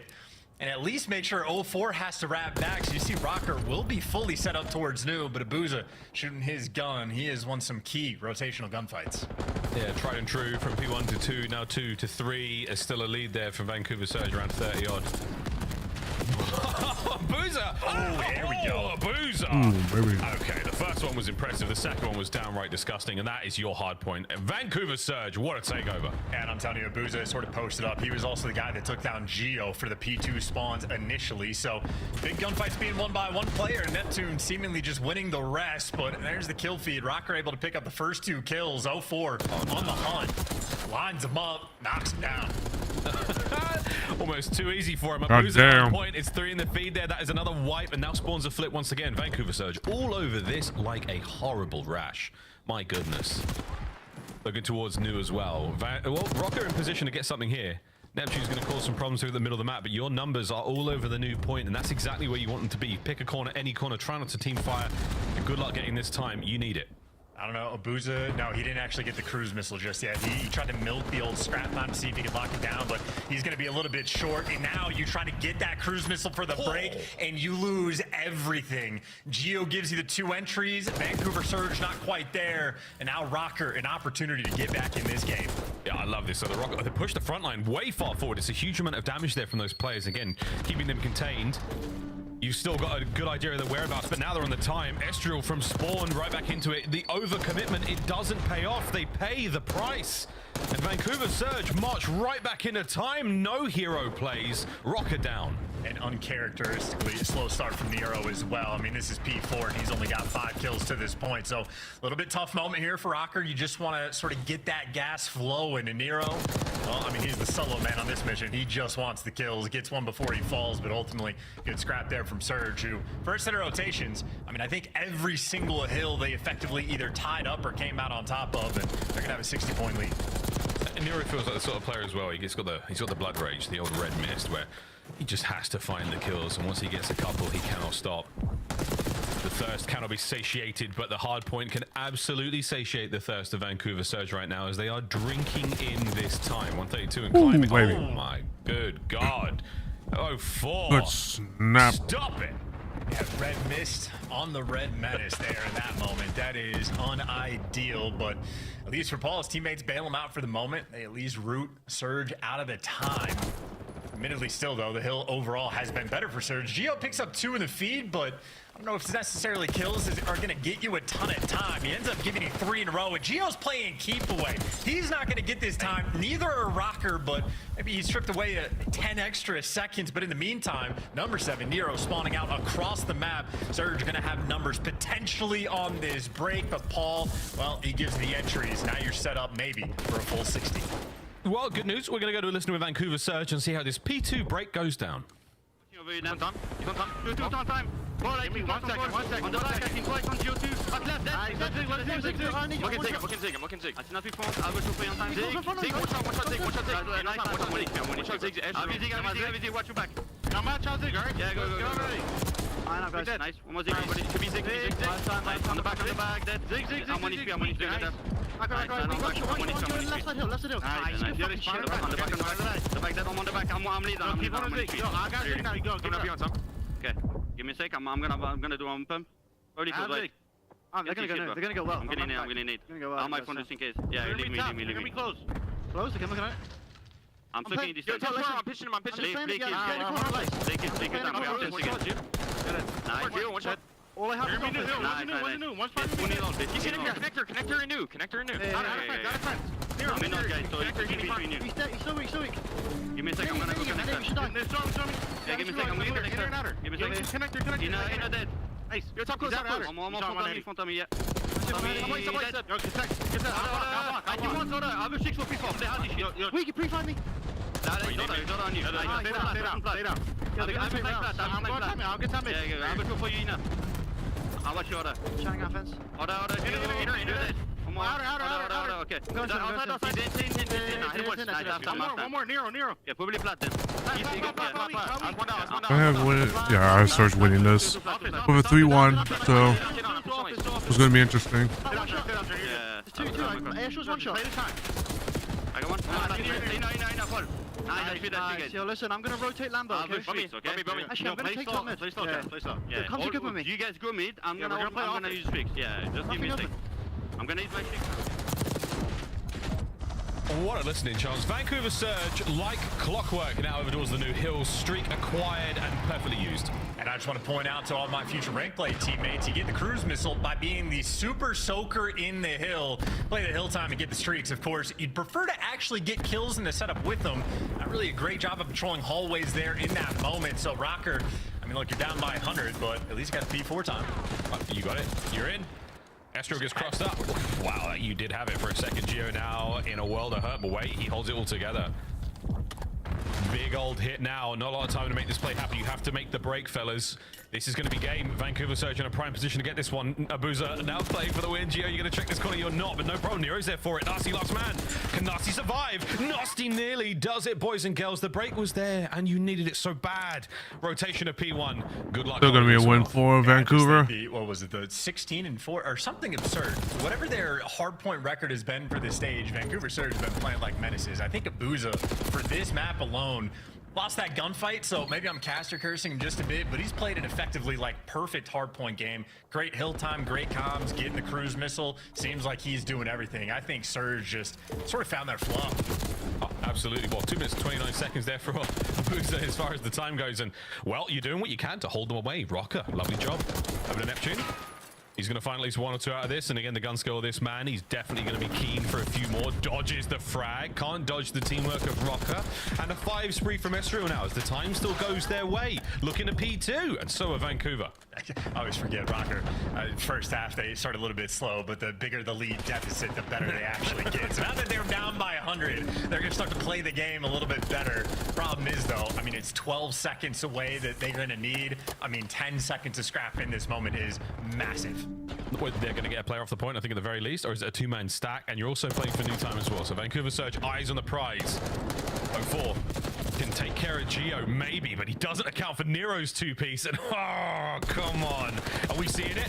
2 players through driveway, now only 1. Bit of a pinch developing here, Chance and Rocker. Yeah, they're starting to just muscle up. And it's a turtled setup, though. And Nasty just got the back spawns. Nasty just needs to take it slow. Every kill's huge. He gets that entry. You're going to have the back spawns, and the break at this point going to be inevitable. It should be inevitable, and here it comes. Inevitable. Ezreal trying to hold them off. Ezreal dancing, and the good shots, the damage across the board there, Geo. It should be game, boys and girls. Vancouver Surge took a couple of bites of the orange to peel it. But in the end, they got it done. Enjoy the vitamin C, lads. and maybe slowed down a touch, but I think ultimately Abuza played nearly a perfect game as far as an AR is concerned. I mean, the first P rotation, he's the guy rooting out Geo from the back spawns, locking it down for his team, and allowing 04 Neptune to pop off, which they absolutely did. So a well-orchestrated effort. You go into the P3, Abuza's getting the entries, outer fences, where he's wall-banging Nero. Then he gets 2 more follow-up kills after that, setting up his team for the breaks. Nearly got 2 cruise missiles, 2.5 minutes in the hill. I mean, again, credit where credit is due to the entire squad, but Surge really just in hardpoint have been unbelievable this stage. Yeah, 251.89, the final score there, and that Hacienda did not feel like it was a tremendous struggle for Vancouver, only towards the end, as is tradition for Minnesota Rocket. But we'll see in the game flow, absolutely start to finish, all that lovely shade of Vancouver. But yeah, a great start from them there in the series. Highlights are going to be very, very Vancouver heavy up until the last 2 moments, Chance. And again, pieces all across the board there. Massive work from Abuza. 2 separate instances where he nearly got streaks. Of course, he does in the last one. But again, great comms, lovely awareness of spawns, everything working out. And of course, singing his praises for moments like these to allow his teammates to fry. But in the meantime, Neptune and 04 are going to be getting a ton of love in the highlights. 04 got 3 in that moment. Neptune was just very consistent about popping pieces as well. Might have the most slide kills in the league. And Paul X, yeah, unfortunately, in the old respawns or hardpoint specifically, continues to struggle a little bit. If you get him in good positions, obviously he's going to perform well, but I think struggled towards the end. I did indeed. Last few moments here of the game, and Vancouver is certainly their map to lose, and Minnesota Rocker, grit or no grit, all they could do there was grit their teeth and hang on for the inevitable breaks there. Vancouver Surge, lovely stuff there, lads. Again, Neptune, big man in slide down that final 30 just to get him over into the 30s with a knife. But a massive change there. Again, Minnesota Rocker, slow start. They started to fizzle out towards the end, but that's about it, mate. Absolutely glorious work there to start things off for Vancouver. They'll take the hard point quite happily, and we'll go into search and destroy in a moment. The triple dose of Volt, boys and girls, and this doesn't cure your ailments. Good. 3 Volts in a row shouldn't fix anything, except for maybe, a losing series there, folks. And we'll see how it plays out. I know Vancouver Surge, especially on the Vault, they've been spamming that as much as possible. The amount of hard points they've played on this map alone. I mean, they've been squaring up against FaZe at any given opportunity. So they're going to be well orchestrated. And of course, on the flip side for Minnesota Rocker, I mean, it was more so at the start of the year, but anytime those guys have played a Vault hardpoint, it is every single time ending in emphatic fashion. Final 10 seconds of the game. It ends on like the third set of rotations on a P1 is where they keep having games end. So the ultimate distance is where Rocker like to take these maps, but that is, of course, only if we get there. Got to get past the S&D control. Yeah, S&D control going to be an interesting one again, Surge. Hard points look absolutely brilliant. I've got a good feeling about the distance we're going to go in this series. I think Rocker have had their fair share of ups and downs, and it'd be nice to see them start to level things out again. And a very different look across the board there for the boys. Everyone's pretty locked in. Geo, TikTok, maybe a little anxious this match. Yeah, very. He's the firing range guy, I thought, typically. Yeah, he's the guy. I mean, no one hates the firing range training dummies more than Gio, but right now, he's checking something pretty serious on his phone. That's some serious check. Maybe this is not that he's checked out. I gotta hit YouTube real quick, rewind, see what happened on like whatever key rotation, try to figure something out, or maybe just locked into the phone. But either way, a little discombobulated for the moment, but get the crust out of your eyes and wake up for the map number 2. We always know how the Vaults are gonna play. It is gonna be out and about those A-hits. It's just such a funny idea that, like, oh yeah, Rocker were asleep during map 1. Oh, sorry, man. Yeah, what time is it? Oh, that's right, I got you, bro. 2 and 3, they'll start to find themselves. But that is the way it has gone this year, folks. This season already. Minnesota Rocker, the slow starters. Tough to have a slow start against a team with such a superb run when it comes to hardpoint. But S&D, as we play on Vault again, the record not bad whatsoever for Rocker. Not terrible there for the boys of Surge, but put everyone to the test here, folks. The last day of play before we go into Major 2. Let's get it. And Easy Mac with the stats there showing off that the First Bloods might be the massive difference in this game. Rocker have an electric First Blood rate on this map, and Neptune knows he needs to take it from them, or you are going to struggle. There you are, indeed. So far, no struggle. But yeah, incredible. Just hold it. There you go. Wow, Neptune wildly ambitious. Could have been very devastating. Now a 1v2, an 04. We've seen this before. A little bit of a rat. That's that. 0-4 down and out. Nero on the defuse. The first round is done. Yeah, Neptune had some crazy COD timing in that round. At one point was standing directly next to 3 players on the cat steps, and unfortunate for him, was not prepared for that many players to be nearby ready to turn their guns. I think he just wants to hop in the pool, get that flank off immediately, but just absolutely full sends. I mean, it's wild to think if he didn't. Oh, sorry, go on. I was going to say red dot chaser extraordinaire. Oh, yeah, man. If he doesn't send it, I mean, if he pumps the brakes for a second, you get Rocker to turn, and then all of a sudden your teammates are possibly in a position to take a favorable gunfight instead of getting overwhelmed on the site. So, or crazy, just man. body shield. Unironically, a body shield in that moment, I feel like is a round guarantee. That's a really good call. You'd have got the kill on the guy by pool, no problem. And then the next dude who challenges you from the hop up, yeah, absolutely. Then you buy your team that 10 seconds with all the comms. Like, grab your opponents, folks. Grab them. Apeasy does all the time. Here comes Surge. Oh, this trophy. Good trophy, though. Epps taking the high route. Eyes are up at the ready. Here we go. Neither of those trophies are going to be shot. They're going to be able to eat everything that's thrown their way. And this is an absolutely iron setup right now from Rocker. I mean, it's the 2 trophy strat. It's we just got it down low, and there's 20 seconds left in the round for every gunfight. Yeah, there's no way. All right, boys, let's hit it. We're in somehow, some way. Damage dealt, but no hope for Rocker. Dude, that is a wonderful, wonderful round for them. They win the first, and they're able to chain the 2 trophy play from Paul and I believe Nero there. That is one way of getting it done, boys and girls. Fantastic. Yeah, at first I thought they only had 1, so I was assuming it was going to get overloaded. But once you saw the second one in the corner, I was like, okay, this is the Rocker special. They do not fear the 4 stack down low at all. They are happy to play zombies in the middle of that pool. They're going to be go for it, and that's a super solid round.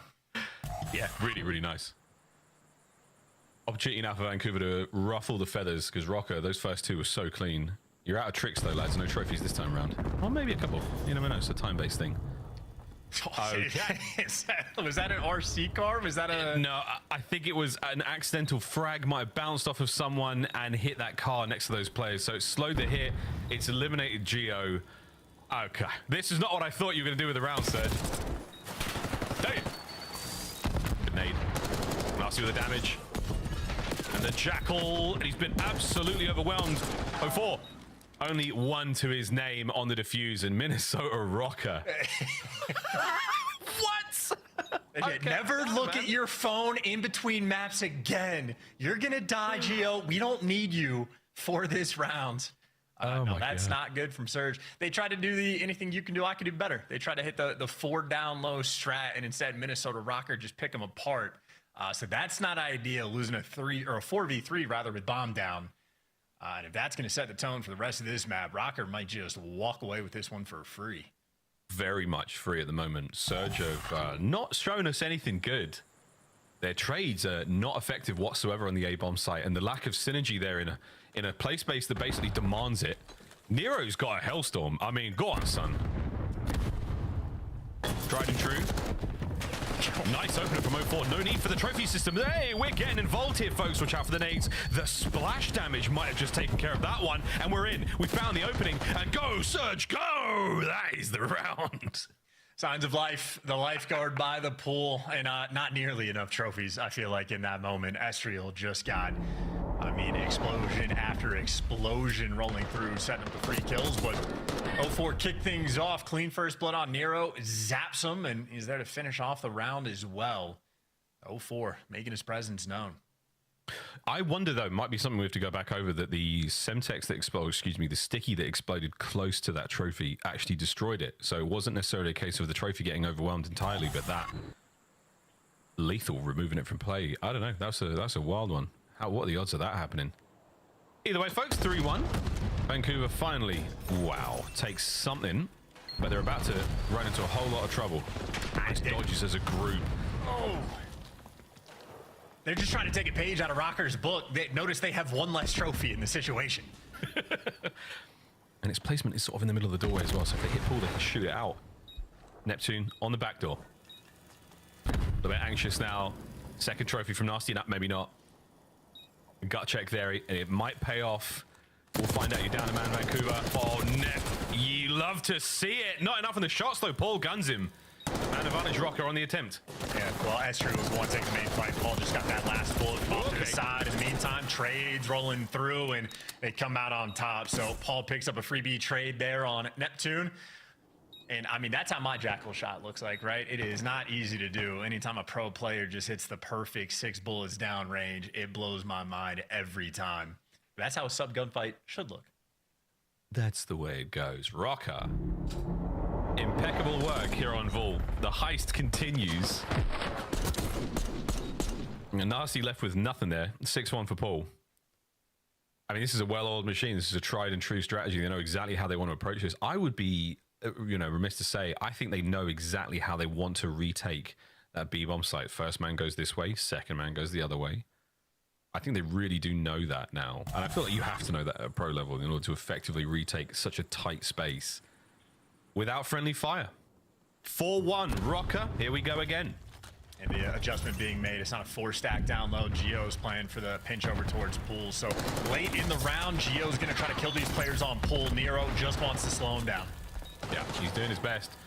Another nice trophy. And this will slow you down a lot, fellas. Oh, no, it won't. That'll speed him up. Well, it's going to do something. And it's just going to give Gio a 3-piece. The last man has been identified, but Buzo has found 2 kills at this, and now he sends it towards the site. Nice nade. Oh, no. Rocker take the round. Yeah, I mean, again, Gio is well, did he get an ace? Oh, he's just going to get the final kill. Yeah, I thought when the crew, or the Hellstorm, whatever it is, gets called in, that they were just going to slide into the vault down low, but they tried to escape. And again, that was the play being set up for Gio. He's playing off the distance in spawn once his teammates are calling out, hey, they're in the pool, because Vancouver have been conditioned. And the nade explosion stuff, but Vancouver has been conditioned for the idea that Minnesota Rocker are going to 4-stack in this site. All of P2's open. You can get in the pool. You can be there for free. And eventually Rocker just do that one little micro adjustment and say, hey, G'll just be here late. That's a huge strat. Vancouver Surge, no wizardry right now on Vault. Not at all. The Wizard of COD might be their coach, but right now they're looking a little bit more like Tin Men. Paul, nice shot, some of the first man. Unbelievable entry. So you take that. Paul gets a second somehow. And Nasty has just been cut to pieces by Estriel in the backline. Last man left alive, Abuza. Abuza, can you give us something special? The answer is no. Rocker all over it, folks. What a search and destroy. Yeah, not remotely close. Vancouver Surge tried to steal a page out of Rocker's book, but the team that wrote it, the authors, a little too good. And I mean, a lot of it was sort of simplistic ideas off the rip. I mean, look, you get the double trophies. That's the opportunity to go down low. Vancouver Surge try to do the same thing. Then they're dying to stuns and grenades in this site. You get conditioned of, hey, you can be towards the pool. You're safe in this spot. Play for the retake for this side. And then Gio goes, nope, I'm going to be here to shoot 3 players in the back and just be the cleanup crew. So Gio basically had his feet up this game. As Paul Lex, fantastic bounce back he had from map number 1. And shout out to Estriel. 7 assists. The man was involved. Yeah, really, really involved. Well, okay. 5 minutes and 10 seconds. Vault, not necessarily a record, but very, very good indeed. Well, folks, you asked for a bounce back from Minnesota Rocker. You got it, and some. Well, you stay on Vault, of course. We go to control in a moment, but there, man, that happened, Chance. It all happened. One of the few Hellstorms we've seen called in Search and Destroy this year already. And yeah, immaculate bounce back desk. You know what I'm talking about? What you talking about? Let's get it. Do it again. Sing along, chat. No. Okay. No. You have to pay for that, Chris.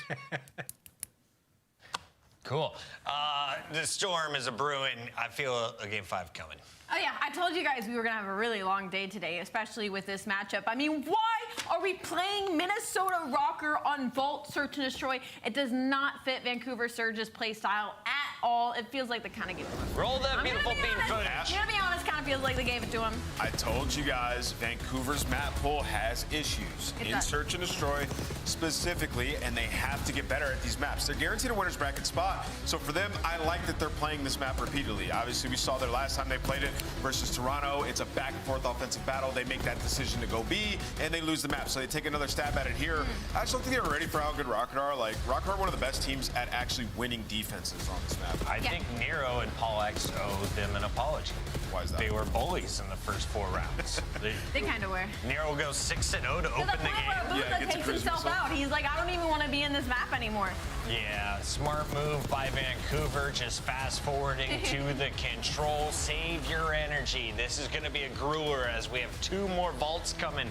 Is that trouble for Vancouver? Yes, the control is trouble. You talk about Minnesota, one of the best vault control teams in the game. One of the better control teams that we have just in general. And on the side of Vancouver, a map that they just haven't loved, 1-3. Statistically, yes, having vault control and hardpoint back-to-back right in the middle of the series isn't great, sitting that the fact that Minnesota Rocker is dominant across the board when it comes to that map and mode combo. But I will say the only thing that really made me mad was the search and destroy. I think Vancouver Surge can absolutely hang on vault when it comes to respawns. I think 04 and Neptune, if they're playing at their peak, can absolutely hang with the SMGs and the pressers from the side of Minnesota. We could show you more hardpoint, or we could play Hidden Heroes, moving the show along. It's my job. Take a look at this graphic.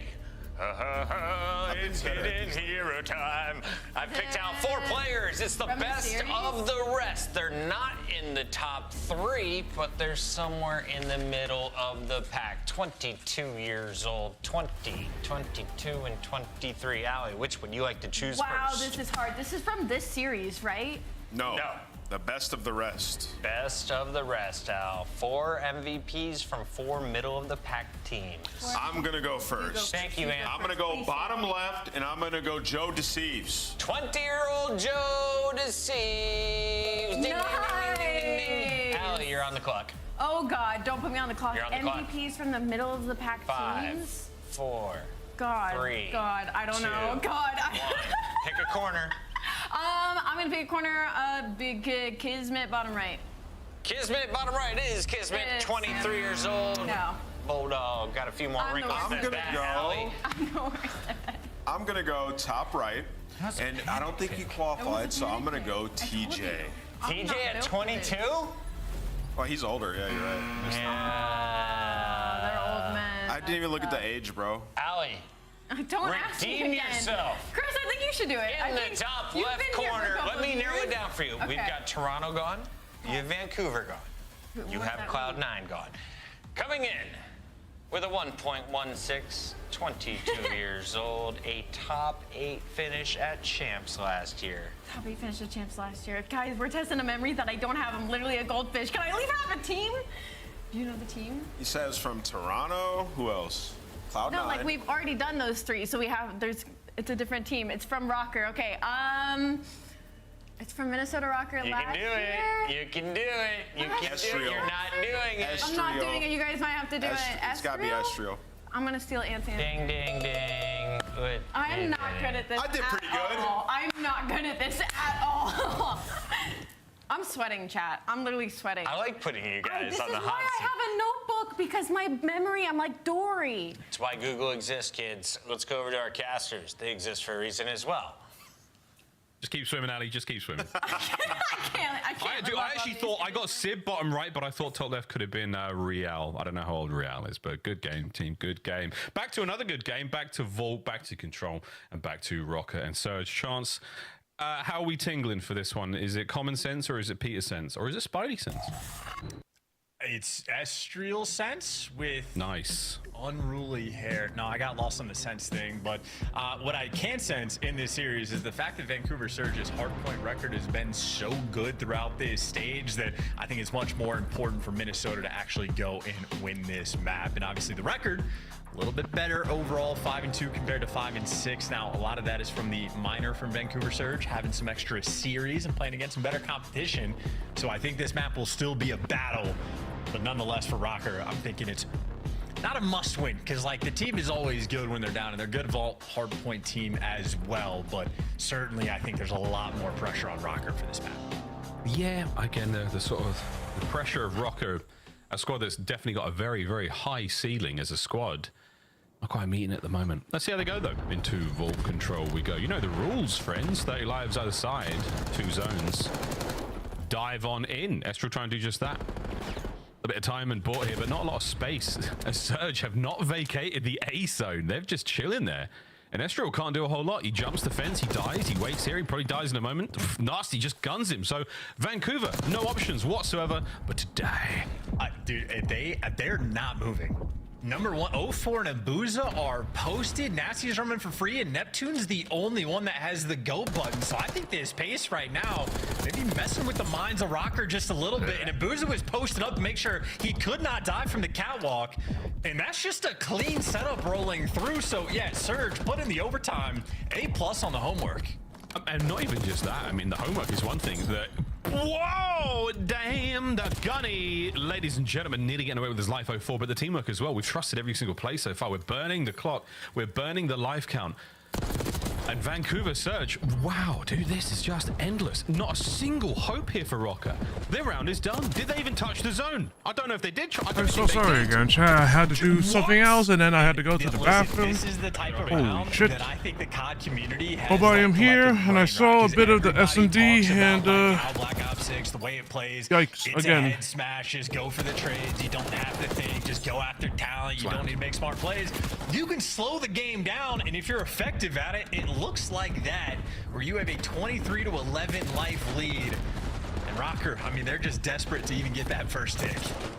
Desperate. Ooh, they're gonna get it. Nice job. 2.1 seconds though. You drop the lives here. And again, this is back to good old faithful BO6. This is the head smash situation. Rot and Surge, they're doing it. And they're fighting their way forward. But now, what you really want to do is slow down. Find that special source that Surge had to start this round off. And A-zone's gone. So 2 seconds turns into a minute and 2 seconds. And this round keeps going. And ultimately, you're just happy that you got that A zone at all. But ultimately, you did get picked apart. But maybe if you want the defense for the round 5, you can sort of chalk this one up and be content with your performance. But yeah, ultimately just got body bagged. And the setup there for Vancouver Surge just too clean. And everybody did their jobs. Nasty 9-3. Neptune was the only one that got to play with any degree of freedom. And he had a lot of fun off the rip as well. But 16v1 tells the story. It really, really does. And I feel like Vancouver Surge, that was the game plan. It was, once they got set up, I mean, they went into that slow, real slow, little caterpillars. They went into that cocoon and they came out beautiful butterflies with those life differences. Wow. I think they had a setup for B as well, Chance. I was interested to see how this round would play out if we had a little bit more lives or a little bit more time to go. I think they've got a similar line there to work with, but hey, lovely looks in the first.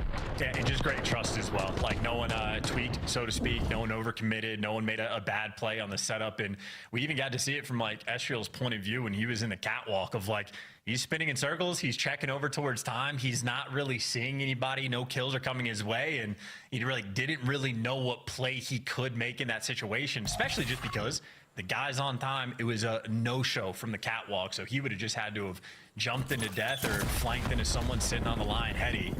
Unideal. But if Rocker responds with good defensive rounds, all's well that ends well. Yep. So far, not great. But on the zone. Pulls Geo in a position, but Geo is traded up by Nasty. 11-3, 6 spree right now for the young Brit. And what a slide from Abuza. That's a fast one. Nasty keeps the spree going. Now 7. Will he get the 8th? Go! He does indeed, ladies and gentlemen. Nice bit of work there for his teammate from top Balk as well. And that is still big time. Neptune's now getting in your face. You are going to be looking at streaks as well for Nasty. The 8 spree is one thing, but the segment and zone capture, surely that will net it for him. Or wow. I was holding my breath there for a second. Close. Either way, a 3 life difference, no A zone. Too good to lose that streak in order to get that kill streak. Rocker, like you're happy for the break, but certainly long term. Hellstorm going to be very impactful. Vancouver Surge now just swarming around this A zone, attempting to take their time, but they're getting picked apart. Neptune going to be the last one to fall. He's trying to dodge and get out, but he gets traded. And now, Rocker, you can set up the spawn trap, and you could come away with this round with the tick advantage as well.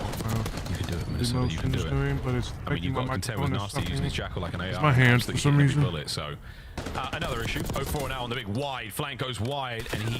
Hey, Jacob, how you doing? Welcome. Getting up close, so Neptune is down as well. So the only submachine gun remaining on the map for a moment there was actually going to be Nasty, which is a hilarious thing to say, but. Finding out Spawn, 0-4 still in a favorable position, has not accounted for the airborne Estriel, who gives you 15 seconds to play with. His teammates also lost every single gunfight, so 0-4 just felt the pressure and wanted to roam back to stop the clock, because now you don't have any time.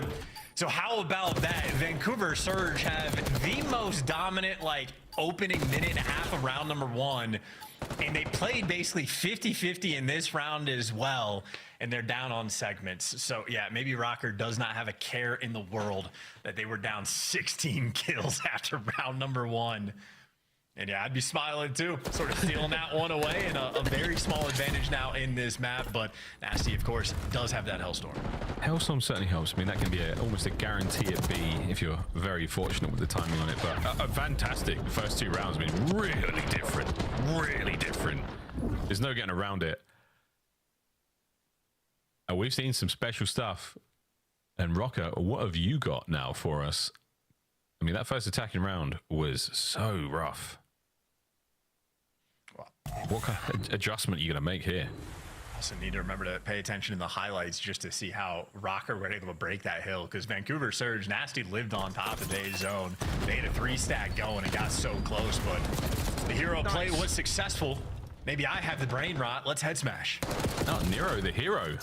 Paul trying to kill everything there. Trophy was a last-minute decision. Unfortunately, cost him his life. And now over to Estriel now, getting it done alone. Can he hold on? It's on the outside of the stun there. It does connect. A little bit of intel. Geo, though. 2-piece machine. Nero versus Neptune. That's a battle you're going to be seeing all map long. But Geo catches himself another one. So 4 in a row for him as he keeps the zone going. Second segment A should be done. Oh, they put pressure on, too. It's a super slow capture over towards A because they were toying with the idea, but Geo on the 5 spree knows. Get back in the mix, get the A zone done, and you have a pretty sizable lead on the tick front overall, and plenty of time in this round to work with. Oh, yeah, absolutely. Oh, he didn't see the player's barrel stick out of the top side of the balcony there, but Estriel might have on the hop checks. Damn, can't get on the fadeaway. 3 dead immediately. So Geo now, good job trying to escape with his life. He has been spotted out, so the race is on to try to pick him up. Cannot catch this man. 6 in a row. Now it's going to be a slow approach over towards B. All 4 guys right now in Minnesota Rocker grouped up towards ammo. They're all running in circles as well, trying to figure out what direction they want to go. And now they're grouping up and working the left side of the map. 0-4 here to meet them, but he's tagged up. Geo's backing him down. Makes the read. That's 2 in the feed, and they got pressure over towards the B zone, but Vancouver Surge for the moment still have the close arch spawn rolling through, but a delicate moment. Whoever gets this next set of kills will have the advantage. Oh, we're trying though. We're on those B zone as well, so the capture is here. There's a bit of pressure now either side. Unfortunate team kill, but that's what happens here by the B zone. Get rid of those trucks, ladies and gentlemen. Estriel, oh, it shaves his eyebrows, but it keeps him alive. Now he's down to Nasty, who has punched his way from spawn right over towards the zone. They do not finish the segment either. So B, back to square one. And Vancouver Surge decapping that as well. Drain most of it, and they're able to stabilize. Shout out to the massive exploding fans. Not quite propane tank style, shout out high rise, but good enough to protect the zone, and that is a sequence there. Everybody on Rocker back in spawn. Oh yeah, that is nearly a strike from Vancouver Surge. 20-11 there from Nasty. He is having himself a fantastic vault so far, 2 rounds in. And this third is going just the way you want it to right now for the Vancouver boys. Again, 45 seconds to play with. And they've set themselves up to the middle of the map. 2 on the inside, 2 making the way through the B zone now. And Estriel, yeah, caught without a hope in hell. He will be buried there on the bottom side of all as we now look towards spawn once again. Surge rocking it. And Surge are playing so contained. Even when Geo's getting called out one shot, no one's like sliding through, wasting lives. They're making sure they get the trade. So very patient gameplay rolling through from Vancouver. It's going to be an interesting round on the attack they're going to have for this next one. But with 17 seconds left, Rocker, it is going to be a desperation flood to this B zone. I don't know, a lot of this flood is absolutely contained. You've got intel, but oh, you don't get the kills. You may have known. You can do anything about it, though. 0-4, still fighting. Someone should be able to get onto this zone. Stops it. 3.6. A single man. Geo catches out 0-4 now on the attack. Estriel has to get back onto the zone. He's got to stay alive here. Trophy's going to cover it. Pulls a boozer. Can a boozer get involved? Picks up the pinch. Gets it. Ooh, get Oh, they don't. Was that a mistake? I might have to watch that one back, folks. In a moment like that, it is certainly stressful. Oh my word. Did Rocker vacate the point? There was a lot going on there. Or was it a series of kills? I need the replay. I think the kills rolling through. There's a pretty good swarm there from Surge around the zone, and at that point, I think Rocker had like 2 lives remaining. Players hitting him from side art, players over towards ammo as well. But what was number 6? Look, you were trying to get Estriel doing the dance. Oh, he got killed. 1 on the clock. He absolutely got killed. Takes the fight, loses it. Yeah, it was just enough of a fight. Just overwhelmed. Yeah. Just overwhelmed. I mean, Joe was close by, but not close enough with 1.1 on the clock. Wow, what a moment. Well, Surge, take the lead. Map point. Well, Surge is like, you know, if we go to round 5 right now, Rocker might Surge have has to get the captures, or else they're gonna lose. You could very well just win it here. They're not good at offense. Nice little 2 sprees. Had another slow respawn performance, at least in the KD column, and Abuza has not. Him and Nasty pretty on point. That's the last man in line there. Is Estriel 04 gets him. Now your time a little bit more secure at Neptune. I mean, Vancouver Surge applying pressure all over the map. Possibility for Neptune to get a few more, but instead he buys his teammates took long enough. Wow, sweet nades to get the A zone. It's not done yet. Final hits here. A little bit of a contest, but there we go. Vancouver secure A. Over to B we go, but not without a pound of flesh as Rocker make him pay. And at minimum, you're looking to get that extra segment, and Vancouver Surge very much up on the kills column. So they get 1 segment. They should be good for the defense, and you still want to play. See if you can get a guy into art, flip those spawns. Maybe utilize the Hellstorm that Nasty has as well. You got plenty of time to make a series of plays. Yeah, Rocker have turtled this position up, though. That top left-hand side of the minimap. We call it R, and they've got it. Paul is not going to vacate. If he gets killed, that's one thing. Has Nasty been spotted on his journey towards the backline? I believe he has. So, behind enemy lines, well-equipped. Can he catch a kill or 2 out? Estriel. Oh, there it is. The watchtower of Paul X still working. In the sky, and I mean that's Sauron just telling where Geo needs to look for the next set of kills. But if you keep this like lower vault control, I mean that's sort of the way you want to set things up. Get double doors, get in the middle of the map, get down here, and then you could use the Hellstorm if you want. You don't necessarily need to make the commitment, but it's a back pocket threat right now, and that's 2 kills in a feed. They're letting the kills fall into their lap, and it's because of the Hellstorm. There you go, extra kill, forcing that spawn out. You get 2 bodies on the point. You get 2 bodies on the point. You can't get the kill towards bottom art now, so the front line is the zone. Neptune trying to fight his way forward. Timing on this could be ideal. Can he catch these players? Damage in, no kills. Over to the zone we go. Second segment, no, not secured just yet. Big kills, Abuza, and they save it. A pixel perfect play there from Rocker to stay alive. Estriel's built different. He was shouted out for the control performances, and I know he's only 24 and 23, but he is shooting. Squaring up against mid ARs with an Ames, squaring up against Neptune with the Jackal. He's taking everybody down. Back to square one on the second segment. Quick contest. Just trying to pull some of these Rocket players around. Okay, we're back on it. We're back on it. Abuza with another one. Estriel there on the pinch. Lovely work. The damage in the second player is fantastic and not a lot of cover to work with. That's why Nero can fly and get 2. Traded out immediately, but it might not matter. You bought the time. You bought the space. Lives now the problem for Surge. Only 4 to go. 6v4. They know 1 player's behind him. Everybody else is going to be in mid. Nero. Is he hunting or being hunted? Ooh. He gets dropped. The instinct's not quite there. Lets one slip through in Vancouver. This is the opportunity, 4v4. It's all up for debate until somebody gets these kills. Wait, looking for Abuza. Trophy clear. Can anyone throw anything at the point right now? Off of spawn. Let it rip, boys. Oh, block out the sun. Wow. Your lethals and tacticals, but no. That is that, Surge. Ooh. They gave themselves map point. They did not disappoint. Minnesota We're going Rocker. the distance.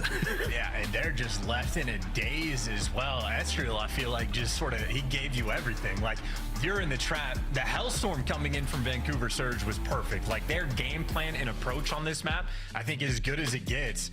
But Estriel just wins some key gunfights, gets over towards ammo, and, like, forces the spawn out. But Minnesota Rocker, I mean, they had a few moments picking up the spawners. Sauron, Paulex up top, making sure to call it to his boys. But eventually, they just dropped the ball. I think Nero, especially in that final moment, they knew someone was back P4, but he just kept hesitating, didn't know what direction to look, and just little moments like that in a 6v4, you're not playing for the guaranteed ones. You can absolutely be punished. And yeah, 17 and 34. Not a fun map for Nero. And not a stat line you typically see from Nero. His job is to murder, to smash. Nero smash good. Nero got smashed there. Highlights, folks, a lot of love for the Vancouver Surge boys again. Abuza had some disgusting 1v1 wins. Nasty as well, put up ridiculous numbers. And again, the only streak we really saw be used, Chance, I think pretty effective. It did flush the members of Rocker off of their defensive positions to the inside of the map, and they managed to get picked up there. That gave Surge such a huge turn. And a couple of great defensive holds there, some real goal line saves on the segments there from the Rocker boys, but in the end, simply not enough. But Nasty with a sub is just that, absolutely nasty. Yeah, he is fantastic, and I just feel like this is a team, maybe not an S&D. Daniels brings up the map pool, and there's a good shout for that game mode, but I think at the respawns, we're really getting to see them just have like a ton of trust in one another. Like, to get those types of Hellstorm plays to roll through, to have those moments where, like, you know, Estriel's up in the catwalk, don't tweak, here's the exact positions we need to play, and here's how the setup is going to go. A lot of trust in every single player to do their jobs, and Vancouver Surge, I mean, on point with it. So 2-1 lead right now in the series, and we'll be staying on vault for the hard point, and that has been Neptune's playground. Yeah, man. I mean, again, the respawns are certainly paying off for you, fellas. I mean, this was a wild finish. Boozer once again just proven to be so lethal in those individual fights. No last-minute contest there from anyone on Rock Up. Respawns, name of the game there for Vancouver Surge. They're feeling fantastic going into another hard point, and again on a map that they have looked very good on indeed. Nep, we'll see how he rolls in this hard point.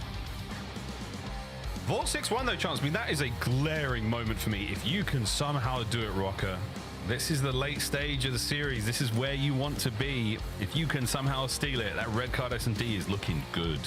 Yes, but that's why I was saying that the vault control, I think, is a lot more pressure on Rocker, because to be down in this situation is not fun. If you get to map 5, you might be happy, but even that could be a struggle, because Surge have played a ton of red card search as well. So a tough moment.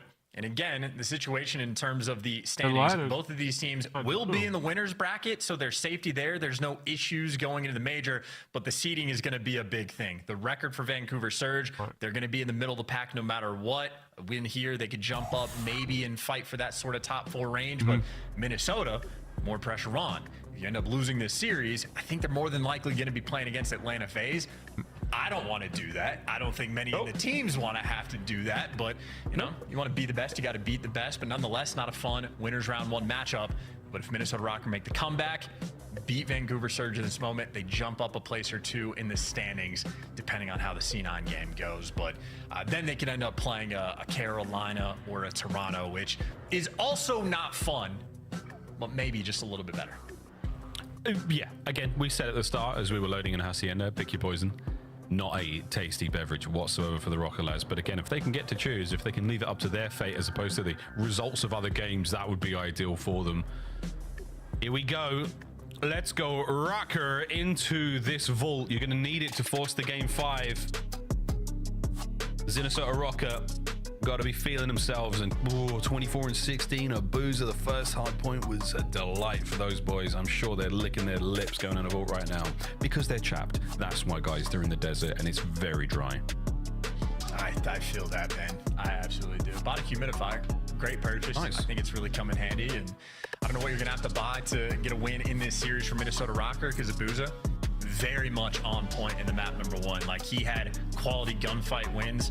There's times where you see players go on these crazy sprees and they look at the scoreboard and it's like they're tied up and you're like, oh, that didn't seem that valuable at all. Abuza, the map number 1, I'm telling you, like, sort of perfectly played and set guys like Neptune up to slay out everything in sight. It's the sort of the makeup of this team, and that's exactly what you've just seen. Yep. That's the game plan right there, ladies and gents. The spawns have flipped and Neptune happy for it. Can he contend with the next wave of players? Perfect read on the first trade there. Not going to help him out, but no fault of his own. Lovely start there for Vancouver Surge. Yeah, we always talked about gamer tags, but we ignore real names of players. Neptune, William Wallace on this squad. Loves the freedom of movement. He does whatever he wants. I mean, speaking of real names, Travis McLeod. I mean, that is a hero's name if you've ever heard one, ever. He was, nice he shots. was in a Nintendo 64 game back then. Absolutely was. Here he goes, barrel rolling into the feed. Ladies and gentlemen, once again, traded out 6-3, though, starting things off incredibly hot. It's kind of crazy that someone's last name would be McLeod. Like, you never thought that would be an actual last name. But, so let's see how well they can hold well, them here in we this are. one. No, you got a McLeod. You got a McLeod Well, he's family already got his name. boys Like, spawning up with him, so that's number crazy. 6 on time. Estriel's completely surrounded. 0-4 knows. One It's guy pretty on badass. leave it It's for your pretty teammates. interesting, Look at the but also cutoffs, badass at the Minnesota same time. Rider, in a You very got similar a fashion Star to the Fox, like Hacienda, just a Star getting Fox, bullied when it like comes to the actual last spawn name, gunfights and then you actually have a name that in your last name is actually in a game, you're which is just gonna quite have to fight interesting. these uphill battles. It is not fun. Nice lethal usage there to flush all the members of Surge out of these power positions, but can you win this war of attrition now by the zone? I do not think so. Estriel down in the pool. Nero now on the approach alone, but again, a staggered hit. Every kill he gets is great, but at the end of the day, spawns are going to be going the way of the Rocker boys. You managed to hold them on the push towards Nu. You managed to hold them in the middle of the map. And can you secure some decent time at 3 and chain it into 4? And I will say this is close to Glaze because Abuza is only 3-3, but that is also a perfectly played P2 of like knowing when to chow with his teammates, knowing when to trust them to go and get the kills. So a lot happening, including now Nasty again, a player on Surge here blocking spawns, and look at how distant number 5 and number 7 are, and he shreds Geo. So that is 2 gunfight wins, and he just set his team up for the next like 100 seconds potentially. Estriel wants to be the guy to break it down and cause confusion here for Nasty, but already, I mean, no one's getting this P3 time, and Nasty still has his spawns for his boys. He does. And he's managed to stay safe. Oh, he's even got a kill. Howdy! That's the coverage there from Abuza. Perfect spawns there. Estriel's play a little too slow, unable to capitalize on the fact that Nasty was alone there. And now 0-4. You love to see it, boys and girls. Vancouver Surge once again. Diamond hands across these hard points. Yeah, super high value gunfight wins as well. So you're just going to get the measly final 10 seconds of scrap there from Rocker. 30 some odd point deficit right now you're working with, and this is a clean setup on the minimap right now for Vancouver. Nasty knows his job just to survive. Do not die. Win extremely naughty little gunfights like that. 6 now in a row. Eyes on the next wave. It's not terribly flashy, folks, but it is absolutely brilliant play from Vancouver Surge right now. Couple of shots into Estriel on the approach. Lovely kill. Over to Nero now in the middle of the map. Gets one and done. Neps, the last man up now on that front line. Waits for the spawners. Perfect hold. Vancouver run it up. And that is the beauty of the setup. Even when Nero pops a pretty ridiculous 2-piece as well and able to catch out 2 important players. Teammates are there for the follow-up, and Neptune knows he has to get that final kill as well. So, I mean, they're just all over him, and maybe not a perfect full 60. Rocker maybe getting some chip damage here in towards the end, but ultimately similar to the Hacienda, a very well orchestrated effort. Really dominant for Vancouver. Very clean Call of Duty being played. Let's see for the second set of rotations. Don't need a huge amount of kills. You just need the ones that matter. The ones that make the enemy spawn as far away from possible from you and the time. And that's what we're getting right now, folks. Like, when I first heard about Neptune's name, like Travis McLeod, I'm like, really? That's really interesting. That's really interesting. It seems a little tough. The family name is literally Can't get them Star both, Fox. though. 0-4 Star on Fox the chase name. here. Keeping the Which kills is absolutely rolling for Surge. Nothing crazy left to unchecked. think about that. Yeah, now we're playing a round of control as well virtually. We're getting a roughly similar setup. Maybe you're playing for the spawns a little bit earlier on, or giving up the catwalk pressure. Actually, yeah, maybe a little too passive in there from Neptune, letting the players through cat. So they're going to end up getting the break, and an opportunity for Rocker get back into the game. Decent P1 time being collected, and they got the right side spawns long term. But then you look at the kill feed, and the SMGs for Surge picking up all the kills. And 0-4 knows the name of the game. He has slipped the net unchecked. It's absolutely perfect. I mean, Rocker, you're in a lot of trouble now, folks. Let's see if we go for a listen in and give them some good vibes. Behind me, Hookah. I'm trying to help you, Hookah. Hookah, watch out. Hookah,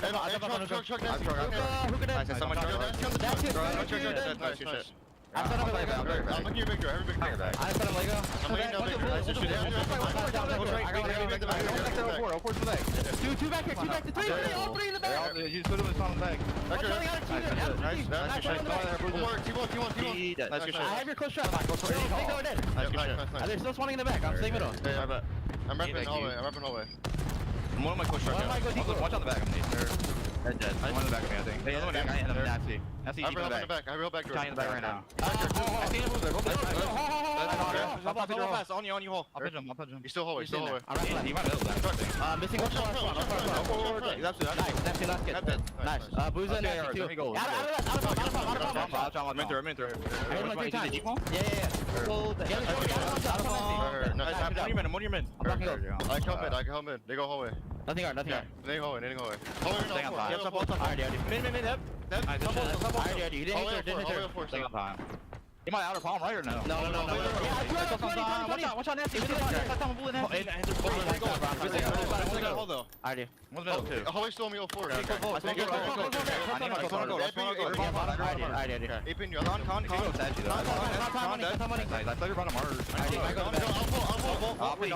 He's close left. Yo, line. He's one bottom mark to you. No more. I'm trying to stay alive, bro. Either I can stay alive, bro. Front arm. He's like on the van. What's on the van? He's not John. He ran away, brothers here. I go ball. He's okay. Con me. He's gonna chase you down. Full net. You can go back to the exact moment where Minnesota Rocker knew the spawns were going to flip, and Abuza, you sneaky man. Dude, he's 11 and 15, but I'm telling you, just high value on the kills that he's gonna get. Has the cheeky spot, gets the 2-piece, and you had Minnesota Rocker with Estriel getting the 21 kills he already has on the P2, locking it down, but they're just always fighting the uphill battle. They haven't had spawns almost a single time in this game outside of the first P2. Yeah, absolutely. And there's not a lot you can do. Abuza doesn't have to get many kills. They've just got to be from these positions and holding it down as well. 3 now in a row. As a man who was in the negative earlier, now keeping his boys going. We've not even touched in on 04, just sitting there super soaking away on the inside of time. Now Paul trying to fight his way through the front. The rest of Rocket have been absolutely stunned. Difficult to break this point, but together as a team, they go as one and they get gunned. Wow, 3 down again. Vancouver Surge too strong. And I just I wonder if people look at that and are like, oh my God, Abuz is so slow. Like, look at this POV. It's perfect. He's in the perfect spot. You get the setup with the team. You trust everybody. And that's just another P4 where Surge, I mean, that's where they've run away with the game. And I mean, that's credit to the guys winning the gunfights to get them the spawns in the first place. But you have a moment for Minnesota Rocker. Big set of kills on this P1. And they do have some fight in them. It's just unfortunate. Again, the whole game, they've been they've just been in hell. They're fighting a war. Every single time we watch them in that 3 down, 4 down moment, they'll get. What do you do? What can they do? They can't do a lot. The fights are so hard to win. Estriel, though, making a decent run here. 04's pinch gets the rest of these boys. So that's going to be the break and the flip right now. Vancouver Surge, once again, strong position. Cross 200 points now with a final 15 of this P1. It could all end at P2. Yeah, Neptune just gets to call out. There's 3 players lying, boy. That's where they all are. You're safe on these spawns for the moment. Actually, bad timing, though. Pollux is going to roll through, and Nasty gets caught before he can back up. And, well, Booza overwhelmed. So that's a moment that Vancouver Surge dropped the ball, play a little bit too slow in a sense, and maybe Rocker can get back in this game. A rapid attack there from Paul saves the day, but just as rapid. Neptune, oh dear, Nasty on the front now, so you are completely surrounded in time. Can they get at least 1 kill out of it? They can. Estriel fighting for his life, broken down and out. Rocker, Nero with the absolute desperation hellstorm. Where did he get that? 17-24. That's why he soaked the hill. Here we go. Ineffective, allows his boys to get forward just a little bit, but can they find the kills now? The answer is no way. Nero's going to be able to get at least 1 or 2. Can they get towards time? The answer is no.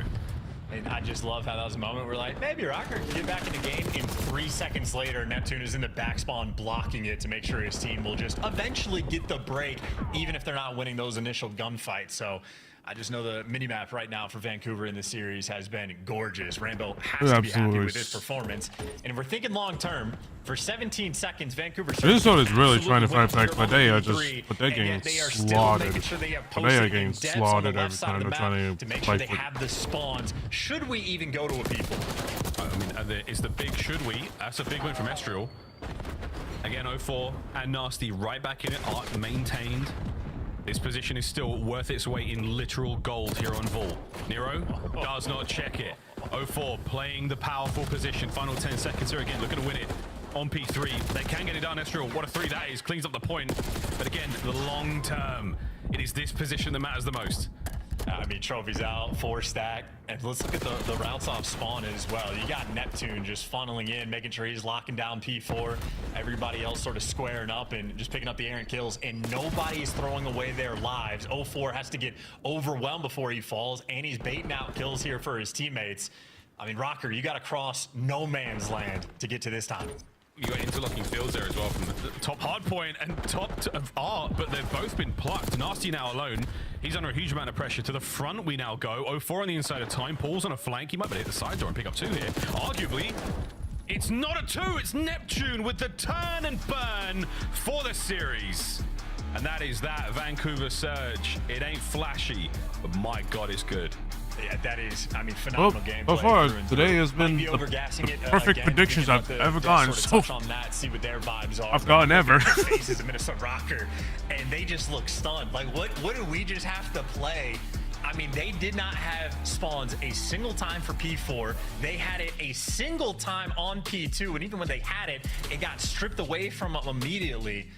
I mean, that just has to be such a stressful series where it feels like nothing is going your way. You're having to win so many extra gunfights. And then Nero, I mean, somehow got a hellstorm in that map. He must have super soaked some hill to make it happen. But ultimately, just another comfortable game coming in from Vancouver. Booza, 27 kills, 4,200 damage as well. Him and 0-4 were the assists merchants in that game. And Neptune, the man with the go button, does his job, got super active, got a ton of intel, setting his team up. So they got the puzzle pieces. Now you just got to finish the puzzle at the major. Yeah, that's the real question. Online has been so fantastic for the Vancouver Surge boys.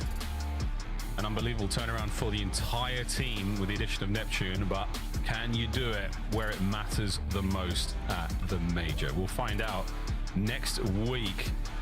That is that, boys and girls. 3-1, apart from the Vault chance. A wonderful showing there from the Vancouver Surge boys. Rocker, a lot to be worked on there. A lot of soul searching before we get onto that plane. And actually, they're probably in Texas, what am I saying? But before they get into that very large team vehicle and go towards the venue for Major 2. But that's that, folks. That's the series. Back to the desk. Just for the record, if you are doing puzzles at a major, you signed up for the wrong event, Chance. No puzzle pieces. Woo! Hey. Yeah. Don't hate on puzzles, man. I'll do whatever. We're going to Top Golf. I'll see you there. All right, let's talk a little bit about video games here. Alley Cat, you would like to pat yourself on the back. I'll do it as well. And you can't. That sucks. Guys, Alley, pick the let's talk about your team. You said Vault would be a big deal in this series. We saw a triple dose. Vancouver gets it.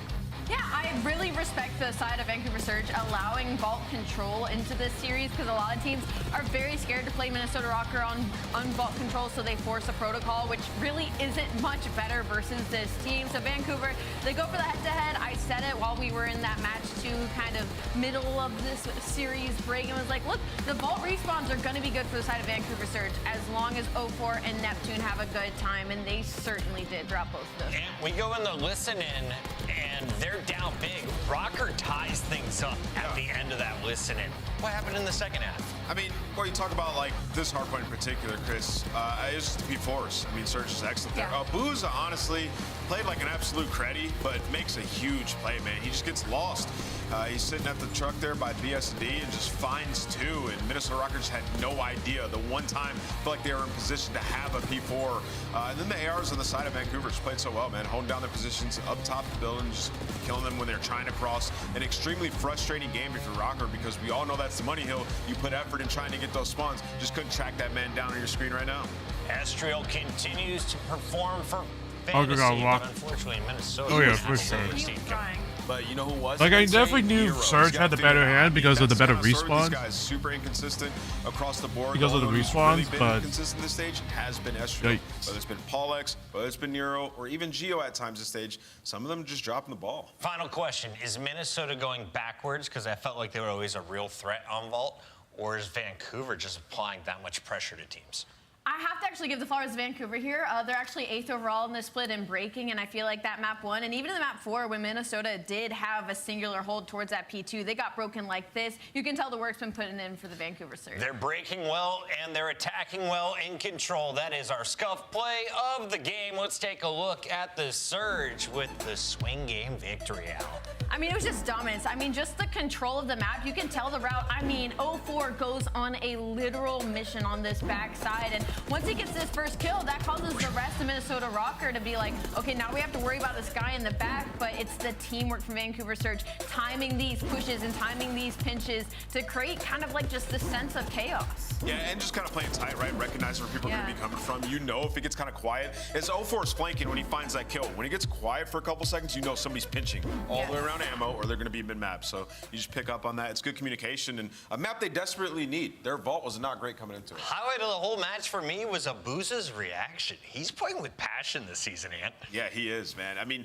at the end of last year, if you guys don't remember, he was pissed off that he didn't win Rookie of the Year. And he was performing really well at the end. They lost a lot of Game 5s that knocked him out of tournaments. So this year he has something to prove. We're going to be chatting with Vancouver in just a moment. First, though, let's update you with our standings. Remember, only the top 8 are moving into our winners bracket. Bottom 4 start in that elimination bracket. It's all about seeds today. And Vancouver now move up to the number 4 spot. They face Toronto Ultra in the opening round. Who just beat him in a Game 5 win in the 2 search and destroys. So that could be one of the best matches that we have in the winners bracket. On the other side, you got Minnesota playing Atlanta FaZe, assuming FaZe wins their next game, Allie. Yeah, and that's going to spell trouble for Minnesota Rocker because they do not want to go up against Atlanta FaZe right now. Let's talk about Vancouver versus Toronto, though, with a player who will be attending his first LAN wearing the Vancouver jersey. Neptune, it's awesome to have you on the show. You've been so fun to watch throughout this entire stage. What are your thoughts going into LAN next week? I'm feeling really confident. I feel like I've been putting in a lot of extra time and work into, playing money aids. I'm just trying to play the game as much as I possibly can because recently I feel like I've been kind of slacking a little bit. Compared to when I first joined the team, but I feel like I'm getting back into my my rhythm, and I think that's all that matters to me. If I'm playing at my best, then I don't think we'll lose. From a 1.3 to a 1.13, it's all right. You're doing pretty well. I was going to say, Neb, Ant saying what was his version of saying you are doing unreal things for this Vancouver Surge squad. Don't be hard on yourself. Congratulations. This is night and day from when you were first in the league a couple of years ago to the player you are now. What have you feel like you kind of brought to the Vancouver Surge? Because, I mean, with you added to the roster, like, did you bring in game comms? Did you bring in just aggression? Did you change the way they approach the game? What was that like when you were brought into this team? Whenever they first picked me up, I feel like going into it, I already understood the game super well from playing in Challengers because we scrimmed a lot of pro teams. So it wasn't like we were only playing Challenger kids. Like, we were beating top pro teams. And I definitely have like a good game plan, and I feel like it kind of makes into like the way they already played. So it kind of just like clicked naturally. It wasn't like, I taught them how to play the game. It was just like I know what I'm doing, they know what they're doing, and I think it just clicks. Neptune, I want to ask you, man, you've been playing so well throughout this stage. There's one team that got you guys, though, obviously, LA Thieves, Game 7, but Toronto, that we just saw recently. You're probably going to play them round 1 when we get to the LAN. So how's it going to go different? What kind of approach are you guys going to bring to that match to get the dub? Obviously, like we're gonna definitely change a few things up because the last time we played them, it was just obvious that they might have watched our VOD. They definitely knew what we were doing, and I don't think we came in as prepared as we should have. So for this match, like if we play them. Oh, we lost connection. Oh no! Stepped on the internet cord. Sorry about that, family. Oh, he's back. Yeah, he's back. Did it cut out? Yeah, okay. Yeah, I don't know what happened. Rambo didn't want you to give us any of the strats, so we appreciate him pulling the plug. Well done, Ray. But good luck at the major, man. All right, thank you. That is Neptune, that is Vancouver Surge, and that is another dub. They are going in with a top 4 seed as of right now. Let's take a look at what's coming up next, though.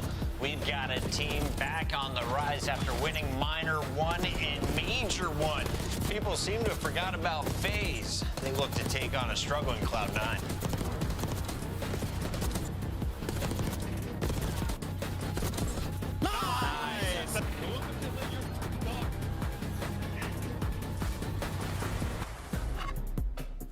Upgrade your game with the Scuff, the official controller of the Call of Duty League. The Esports World Cup is an official partner of the Call of Duty League.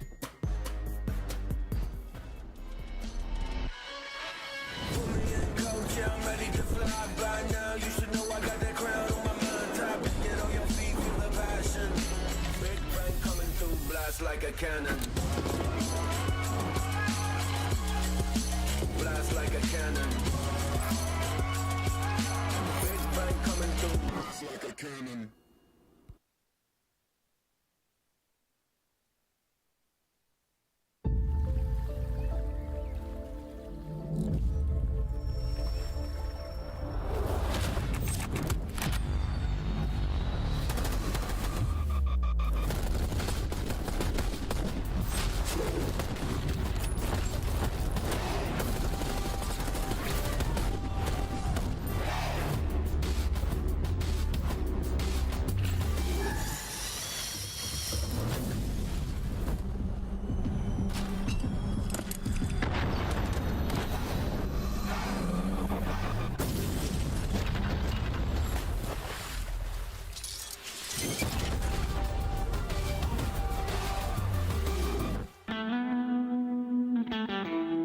Hope Atlanta versus New York. That dude was absolute. I wish you would have just switched to your pistol and shot him instead of trying to reload. Sometimes it's faster to switch than reload. Yeah, bro. I'm going to solo queue.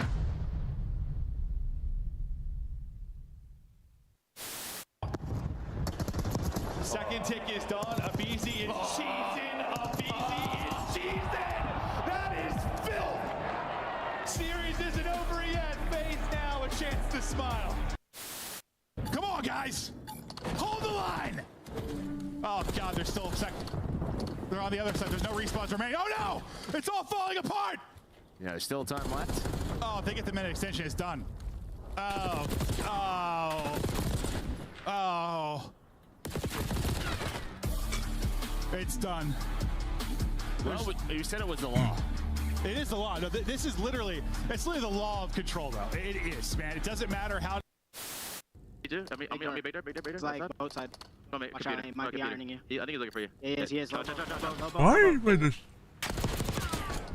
Nice! Oh my god. Good map, Ken. Holy god. He just took us home. Oh my god. Bro, I can't. No way. Oh, God, man. Oh my god, I should have. Joe, bro, yet she should have had that. He won that. I actually thought. The 2025 Cloud9 New York Team Pack is available right now. Each pack includes home and away operators, as well as this kitty weapon charm to keep you company while the competition gets smoked. Next time you boot up, suit up at the in-game shop.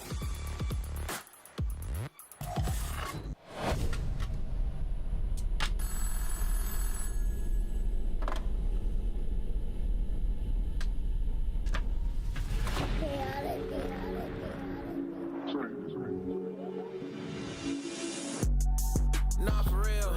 They be talking tough, but they won't get up in that field. ARPs and 223s get hit up in your grill. Iron on me like I'm Tony, like an orange eye pill. Come and get your shorty, cause she tryna cop a feel.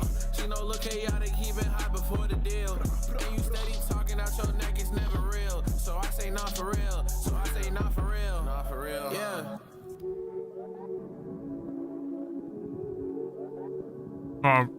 Optic Texas finally won a match. I mean, it's against LAG. Their S&D sucks still, so I mean, we'll see what happens in the major.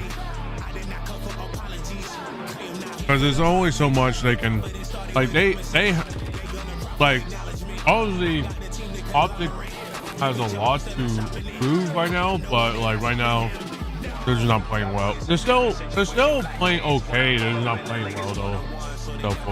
So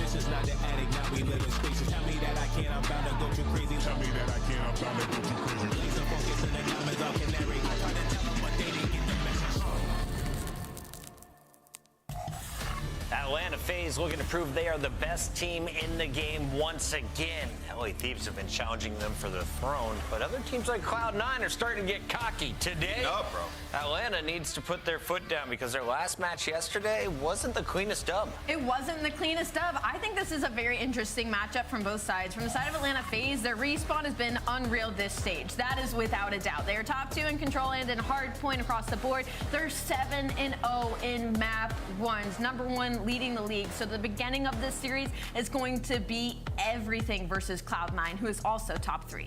Yeah, and you know, for Atlanta FaZe, like they've had clear objective throughout this split is like kind of expand your map pool, iron out some of the search and destroy issues that you may have had. We'll sip this split and search, unbelievable. He's got a 1.2. In terms of hardpoint, they're willing to take you to every map. I mean, Hasi was their worst HP coming into it. Now they're about 50-50 on Hasi. That's your worst map, right? So going into the veto process, you're like, what do we even play against Atlanta FaZe? This is a very scary team, and all we're waiting for is their rematch up against LA Thieves. And I think the biggest thing for me right now is just kind of like where S&D is sitting at right now, because when they're going up against Cloud9, whose S&D has been night and day, they might get tested just a little bit considering how bad their defense has been. Team up north, just a few states, is the great New York Cloud9. Let's take a look at this squad. So far, they have been a different beast in the Major 2 qualifier than the Sleepy Giants in Stage 1. Mac and Kremp putting up great numbers, but it's been Sib, the man in all of our highlight footage. Let's talk about this team, if they're a true threat to Atlanta today. Who's the player to watch, Ant? I'm gonna go with Kremp, man. I think Search and Destroy, he's been unreal throughout this whole split, and that's been their best mode. I mean, top 2 this in Stage 2 in that game mode, and once again, willing to go to a lot of different maps. So for Cloud9, I mean, stylistically, could be a tough matchup for Atlanta FaZe, given how they've been playing a lot of close HPs. Ali, I'll show you these, but I don't think it matters. Let's skip ahead to our scuff pick'ems. I'm going Atlanta FaZe, and I'm going Photo, I just saw Simp giggling. Yeah, this is just an easy win for Atlanta. Unless if New York can pull it off, then maybe. All right, if we're going to go for pick'ems, I'm going to go a little rogue today. I'm going to go for the upset. I'm going to pick Cloud9. Why not? They're dangerous. Why not? Cloud9 needs the 10 points more. Nameless. I'm gonna go with Atlanta FaZe. They're taking this one. FaZe again. Rewind. And FaZe for the fans. All right, we believe in Atlanta. Allie's putting her record on the line with a brave upset pick. Let's go over to our casters. Shift and study. It is the final qualifier match before Major 2. Yes, it is. Those are facts. That guy knows what he's talking about. He may not be no astromathematician scientist, but he does know that. Jay, this is going to be a fun one, my friend. I think it's really interesting, though, because the front half of the series very much so favors Atlanta based on map mode record. But the back half of this set looks really good for Cloud9. So I think if it's, you know, for C9 New York, you just got to get past map 3 here. Yeah, you just got to get through these first 3 maps. Obviously, Protocol, Atlanta have been the best teams on it since the beginning of the season. Now they're adding it back into the map pool because they had a really tight one yesterday versus LAG, 250 to 240. There's some things you need to clean up going into Major 2. Good Sunday so far, chat. Obviously, for both of these squads, they both are terrible at vault control. So it was easy to make the decision for that Hasi. The map number 4, Atlanta FaZe, still testing on that Hacienda hardpoint. And if we magically are able to get to a map 5, Skyline is a straight up square up. That's one of the maps that C9 preferred to play. But I think C9 realistically needs to answer early into the series because you saw that graphic there. They have been able to beat everyone outside of the top 4. You lose to Carolina, you lose to Vancouver, you lose to LA Thieves at Minor 2, and now you're going up against the second best team that we have in the game in Atlanta FaZe. The biggest thing that I saw from all of those series combined is that the SMG tend to struggle versus the top dogs. Need to have a better performance. Yes, that is such a very valid shout, especially in the face of Easy and Sip, who are having a very solid qualifier and just general Stage 2 to this point. Speaking of the devil, he shall appear. Oh my goodness, if he rips Sib off that heady, that would have been a hell of a way to start us off. But still, inside the hard point is a Beezy. Cell watching over the top of him to allow 20 seconds plus to get already tallied up for Atlanta. Oh yeah, Cloud9 need to start contesting this. You can't give him all this time here at P1. One thing that Atlanta FaZe have been doing so far throughout this entire season, actually, not only this stage, has always been the team initially at these hard points. Same thing could be said for Cloud9. At this stage, they're second overall in rotations. That is going to be a battle from start to finish. But Atlanta FaZe setting the tone, potentially walking away to 40 seconds here at P1, and now Beezy hitting around to flip the spawns. Yeah, really well done by Beezy. And it's not even really just to fully flip spawns, it's just to be a nuisance to make sure Cloud9 can't get over to P2 comfortably. Quick response though from Krep. And now it's Celium's turn, passing the baton. but that will influence the hard point pretty dramatically here. Where does Atlanta spawn? They will still spawn quote unquote favorably, but Sib spawns on the hard point essentially. So they're going to be aware that there's going to be a quick hit for multiple points of ingress, but they cannot find a single elimination. Atlanta quick with the re-break. Perfect on the re-break. Don't know if they're going to be able to read this positioning, though, of Mac, as he's already sitting on the bottom side of Trips. Going to be able to take that mid-gun control, turn to the left, find that kill onto Celium. So Cloud9 able to potentially find the break here, at least for now, because you still have a couple players from Atlanta FaZe ready to contest it, but Sib trying to hold it down from top lip. He only finds one attached there for the trade. It should be Cloud9 walk away with this final 20, but Atlanta, they know they have the spawns. We can still hit this. Yeah, that's exactly right. And this is one of the things that we've really, I think, seen from Atlanta in this stage in particular. The SMGs knowing when they've got the freedom to just run. And oh my God. Goodness, Chris Lair. 3 over the top of P2. No way you just let Simp just get in a damn spot. Go, but it does slow down Cloud9. Get in like that. Holy shit. Oh, yeah, that's all it does. You're flying, you find 3 kills. You can give up that old time. You are guaranteeing the rotation. Clean. Over towards this P3. Now, if you're C9, you got to try to work your way on in. Celium's making your life a living hell through the front side of the windows. He already opens up with 2. The pinch good enough here from Mac. He finds a double. You keep on trading, but Atlanta FaZe still have the spawns. They'll always have the numbers. Yeah, Save actually slides right past that Sentex and stun combination. Whoa. 10-3 start for Cell. And he's letting Cloud9 know about it. And I just feel like every time we watch Celium shooting bodies early like this, you're in for a very different type of Atlanta FaZe squad. The BZ following up, trying to find these last couple of seconds, but Sib puts him down in the last 10. Will likely go to Cloud9 with Atlanta. Looking at a 1v1 for P4. Make it a 2v1 now. Draza's already into the mix. You saw how many plays Draza was able to make yesterday to the bottom side of Bunker. Already strikes for a kill, sets up Sip for the trade, and that's a 3-for-1. Atlanta FaZe win the rotation, holding on the hard point to a T. Now Cloud9 have to figure out a way to break on in. You're gonna have Attach playing it slow over towards Spiral. He finds the initial kill, and now you can send it on in.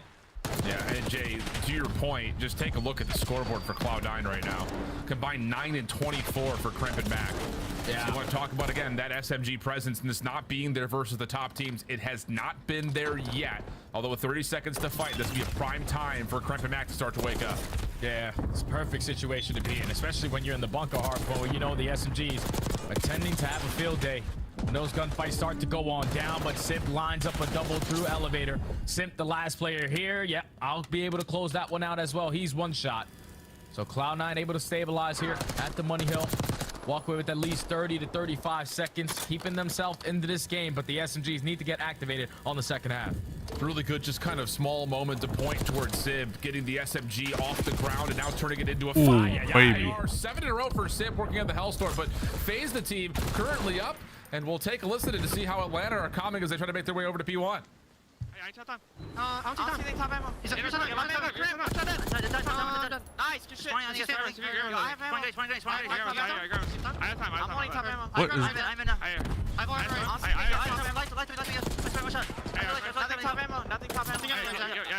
Look how, because I have a different pop filter for my microphone, it's catching this.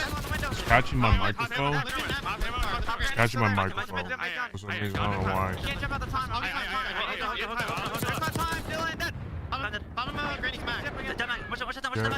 Yeah, Cramp and fucking Mac, they're not playing well. They really gotta stop popping off, or else they're gonna lose. Like that, you can't let a BZ do that. I'm trying deep. I agree with you. They can't go deep. Yeah, I'm at it. Alright, let's down. P1. I'm close. I'm changing touch. We're gonna flip. I realize you're saying. No, he did. Really, dude? You couldn't bother to come out to get the hell away? You want me good? Yo, Mac, tower. Mac went underground. I think he might went underground. Underground, Mac. Good comes. Nice. I tower. Mid. I'm blocking. mid, one tower. I'm in. Nice, I'm one shot, bro. I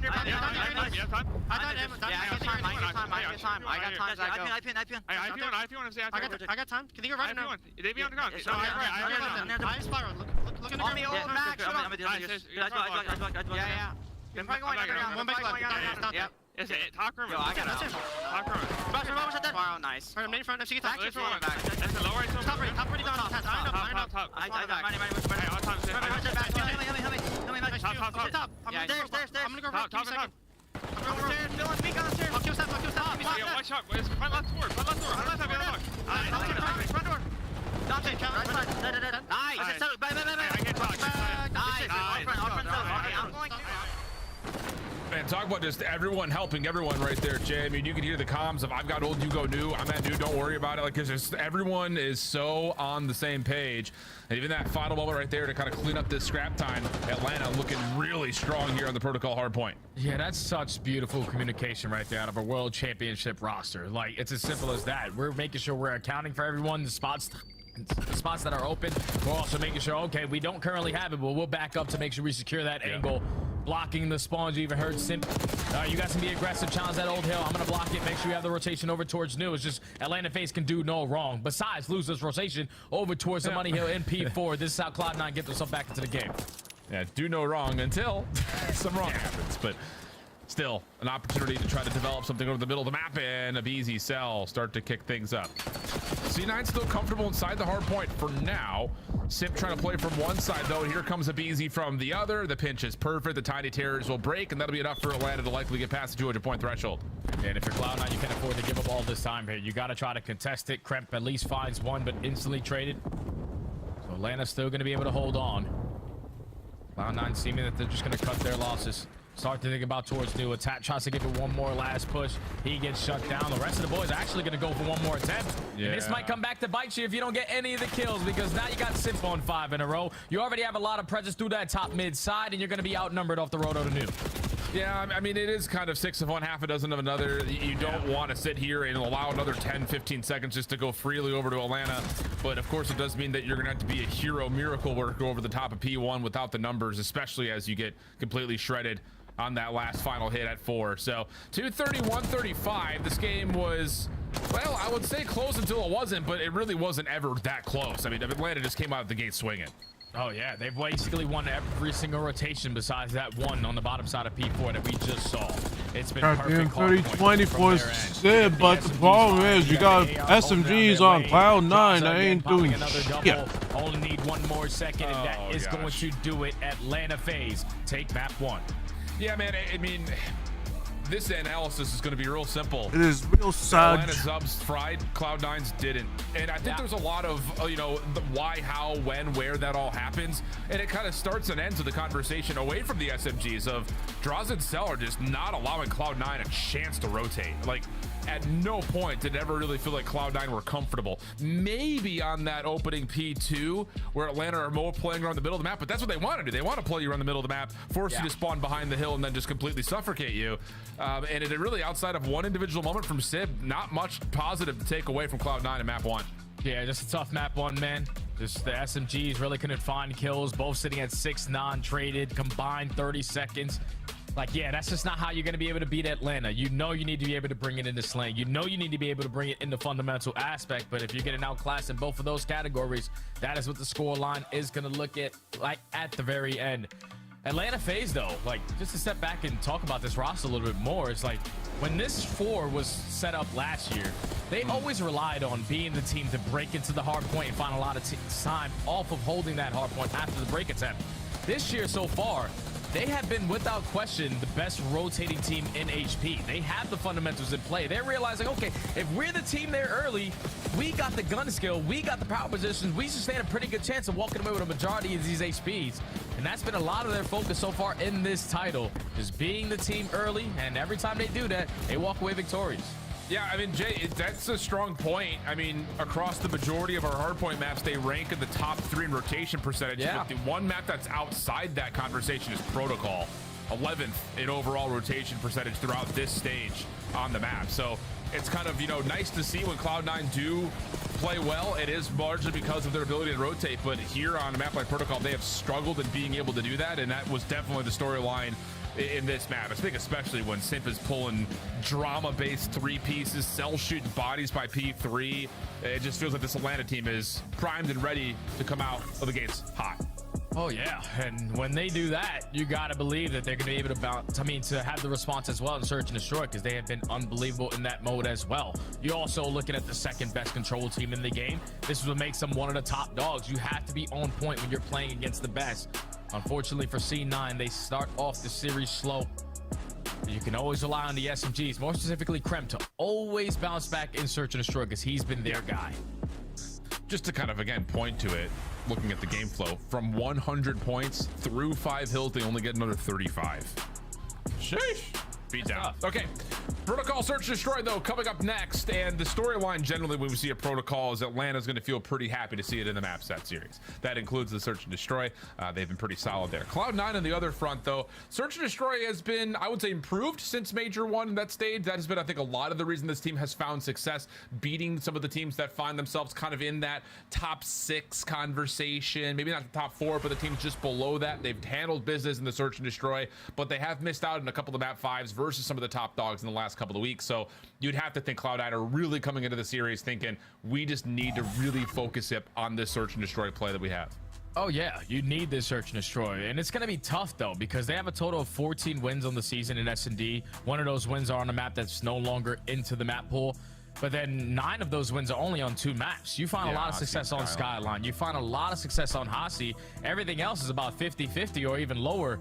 So you need to start to add these other S&D maps to your map pool. Obviously, you're going to be playing Protocol versus Atlanta FaZe, who we saw them play it yesterday in their series versus LAG. They made that one look pretty much perfect. Like, they can understand on their offenses, we're simply going to outnumber you, outpace you in the bottom side of bunker. On your defenses, if you try to take in towards A, we're mostly going to find the first blood and instantly shut down that push. These are just things that you have to be prepared for if you are Cloud9 with the aggression that Atlanta FaZe are able to set on this map. Really looking at players, like I said, Krep, to be the playmaker here, to catch his openings, because the way that he likes to play is like, my teammates go one way, they draw the attention, I try to open up a lane on the opposite side. You just need to be able to win those one-on-one gunfights, because you know Simp and Abizi are going to be there to meet you. Indeed.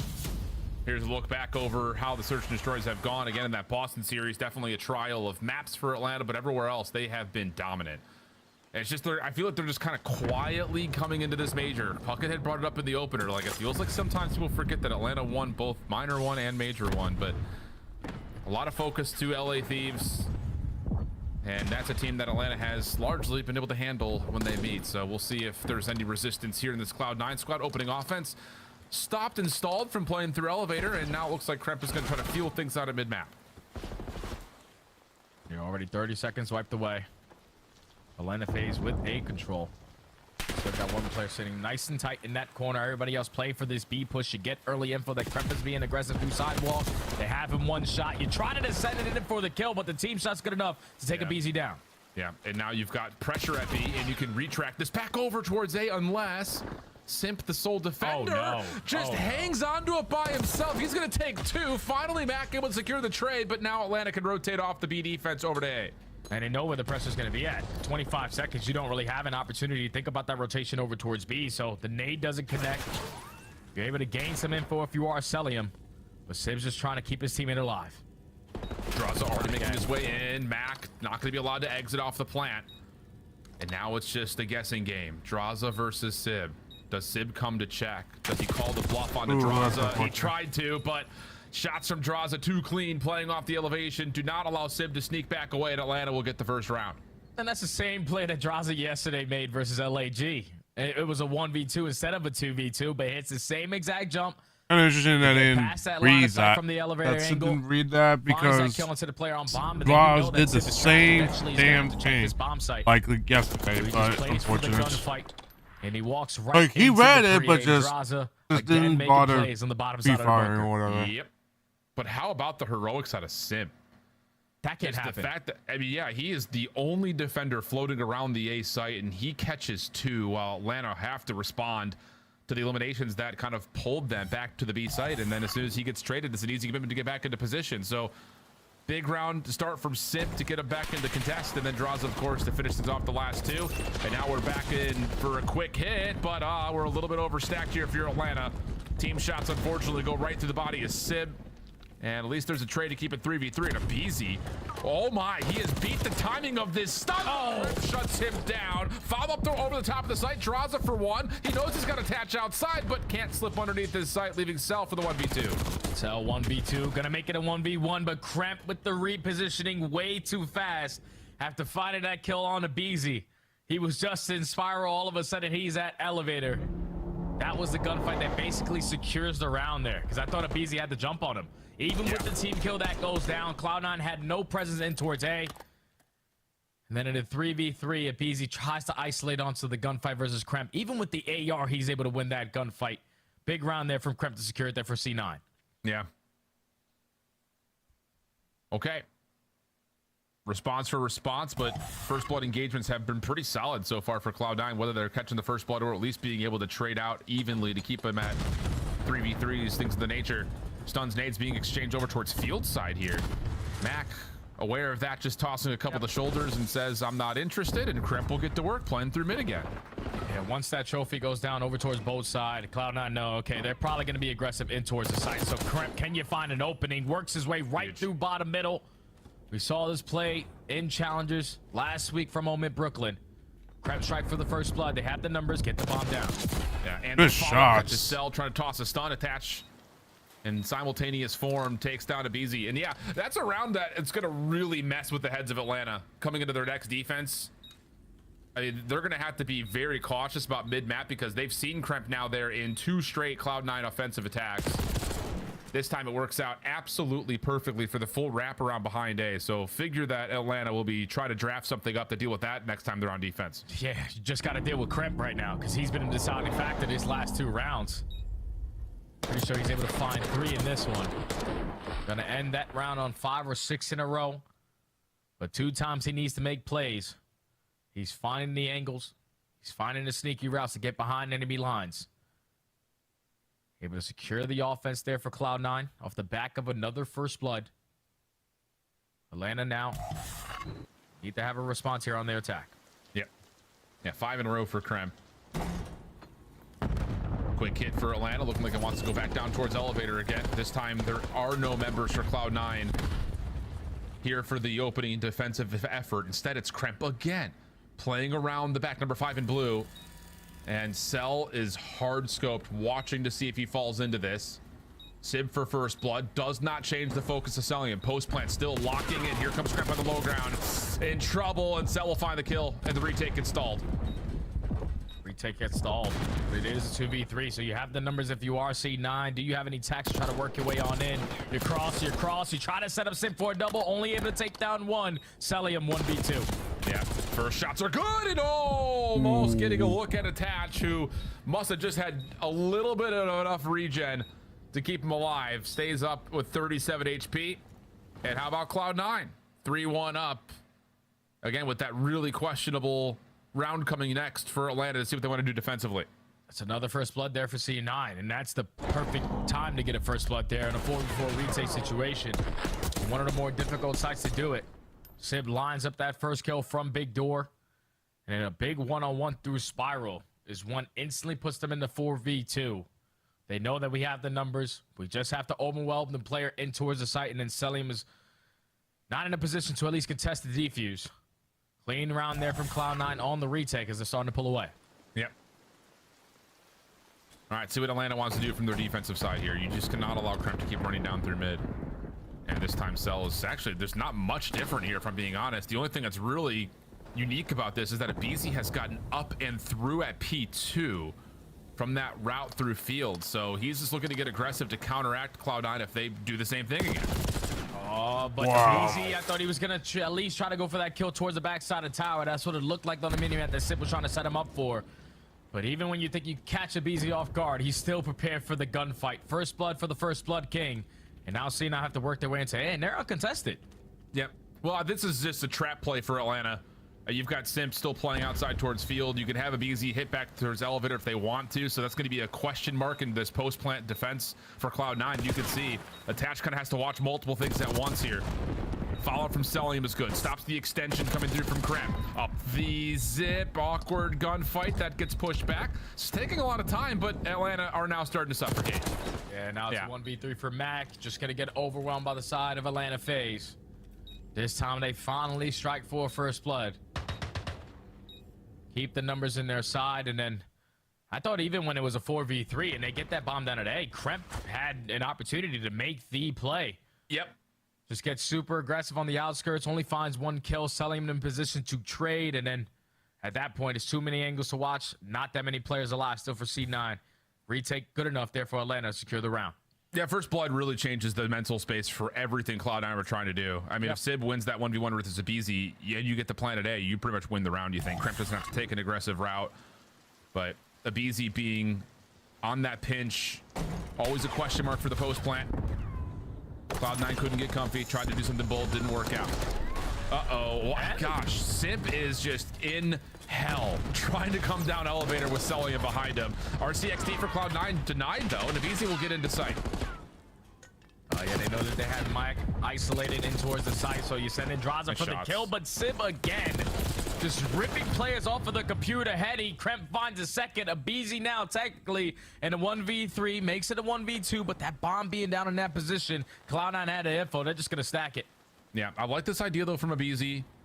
Get free, get loose, but Cloud9 are going to stick together and just play this 2v1 as a duo. And this opening cross for Abizi is where the question marks will lie. Is there a crossfire setup on him?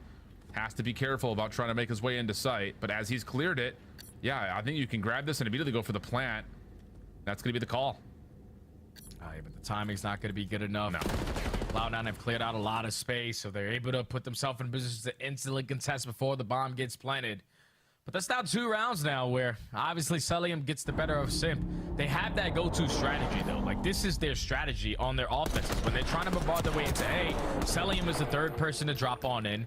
He's pre-firing the opposite side of spiral steps just so they can have all of the focus on the right side of computers. But I guess that's now, you know, fool me once, shame on you, fool me twice, shame on me. Yeah, I blame that one on Simp. That's your fault there, buddy. Yeah, it's just one of those things. They're trying to flood, they're trying to funnel, you're trying to get pre-fire shots down. It's just messy. Things happen, but twice in the same map feels a little odd. So 4-2 the count.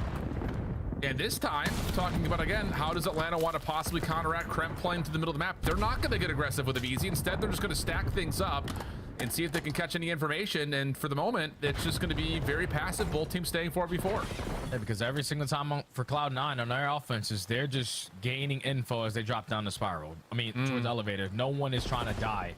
The initial play cost is just read the defensive setup and then work after that. They're already taking a lot of prices over towards sidewall, but same thing Abizi on the other end. He strikes with the first blood, Kremp with the response. Yeah, the mental chess has been really fun, I think, on these sides of the bomb. Cloud9 on offense, Atlanta on defense since Kremp's opener. Simp had been hanging out at lockers the entire way through. Sib, nice first. Whoa, man. What a snap from Sib. Pops up and rips off Simp's head. And now there's a numbers advantage. Abizi trying to follow behind the play. Not going to work. And mercy, those are some clean shots from Sib. Thank God you got a player like Sib, man, because he's bailed you out of so many situations all throughout this stage. He just that's a good shot. Those are good shots on Sib. Even when he feels like he's overwhelmed by so many players on the side of Atlanta. As we take a look at it again, no one clearing out the P1. He was just tucked in, laying down, waiting for the pressure to come to him. But then lines up the first kill onto MC. And then Simp usually does not lose his gunfights like that, but Sib is a shooter for a reason. So now map point. Simp, are you going to stay alive this time? Yeah, this cell's not behind him, at least not for now. A little shoulder check just to see if the defense is stacked up over in towards A. 2 members are nearby, but not forward enough to connect on the stun into the elevator shaft. But the follow-up will actually have Max stepping very far forward, and the Cloud9 defense is really going to rely on Max's ability to stay in this position. RC comes down, immediately gets popped. Is there a follow-up? Can he get him on the angle? Damage onto Kremp, but for the most part, yeah, Cloud9 have stayed alive until Simp finally finds the double. That'll open up A. Yeah, Sib found the first blood, but instantly responded with Simp finding a double in towards bottom A site. Now you have the numbers advantage. Unfortunately for Sib, they are watching that elevator drop. Now attach left in a 1v3. Don't put it past him, though. No, not at all. A couple of tags onto Draza, who's just playing whack-a-mole over the top of the connector. No. Yeah. Oh, hell no. Oh, Take him off the map. Throw him off the water. Go for a swim, no. buddy. Oh, no. Yeah, get that off the screen. Bring the cameras up. There are ladies present. We don't need to be watching that live. That's crazy, Alan. What You're down the hell? 2-5. You're in a 1v3. You just decided to take someone from behind. Just take them as a body shield and. So Atlanta FaZe, even though they are down Holy by a shit, couple that's rounds, amazing. they still feel like they have a pretty good chance of securing it. Because the 1v3 didn't put it past them on the side of attach, but yeah, I probably just want to jump off the map there. Yeah. Atlanta able to extend the S&D a little bit longer. All right. Is there enough in Atlanta's playbook to continue to have this game of chess go down when they're on the defensive side and get this map a little bit deeper into the round count? This time, attach up top towards windows. Simp playing on the lower staircase by P1. Abizi on top gun has been stunned, but that's enough for Matt to say, okay, we know that there's at least one player up top windows, 2 more players over the middle of the map. I'll just go ahead and plant. Thanks very much. Yep, now it's a forward for a retake here for Atlanta. They were sick and tired of that mid-map pressure. Every single time on their defense, they shut down that initial A push, but C9 now realize defense has changed. It's already been 15 seconds gone, and not a single player has even gotten to a gunfight yet. Yeah, 25 seconds. Here comes the nades Watch down. out. Shaft. Move. Yeah. Salium finds the opener. There's the nades and stuns. Sim's gonna try to follow up on that. Really well done. Mac for the trade, though. Draza still held back. Over towards Spiral. Kremp wins one on the other side. Now it's just down to Cell. 1v2, and this is just too much to deal with. So much cause for concern. Where really all of Atlanta are worried about players playing outside the site, and Cloud9's like, nah, we're good. We'll just play and stack up in the interior, bunker up, and that works out beautifully. Yeah, I love the fact that Cloud9 played that search and destroy the way that they did. You just watched Atlanta play protocol yesterday, and a lot of those rounds, the only reason why they found success in it is because a lot of those gunfights go down on the bottom side of the bunker. So every single time on your initial pushes, Well, I mean, the good thing is they still have a chance. The problem is the respawns have sucked ass. So I don't know if they're gonna even have a damn chance. Defense. That's perfectly how Cloud9 wanted it to play. Again, you're doing a consistent dropping down. Okay, no stuns, no nades. Oh wait, there's a couple players already towards mid gun. We're dropping down instantly in the A to get that bomb planted, and it's successful for Cloud9 in the post plant scenario. Thankfully, you got a player like Kremp, man, because he made so many big plays to start off the game, so many big plays to end out the game with always being aggressive over towards Spiral. That's how you have a bounce back after a slow map 1. No, it's one of those things that, again, like the impact of a player like Kremp is felt immediately. First 2 offensive rounds, he's pushed up quickly on first attack. Atlanta do kind of deal with it, but the second time around, he's around your flank. He gets around your A defense for free. It's just so many things that kind of go through your mind in that little mental chess game. Tilted the way of Cloud9, tied up 1-1 in the series. We head back to the desk. 12 more kills in Search and Destroy. Kremp is good for 10 every time he plays. Nameless, let's take a look at some of these highlights. You highlighted his play before this matchup and before today. Why is Kremp such a key to the Cloud9 Search? Well, I think they play around him really well. You saw Mac had 4 plants on this map, right? So kind of taking care of the objective work, like he could trust him to do that.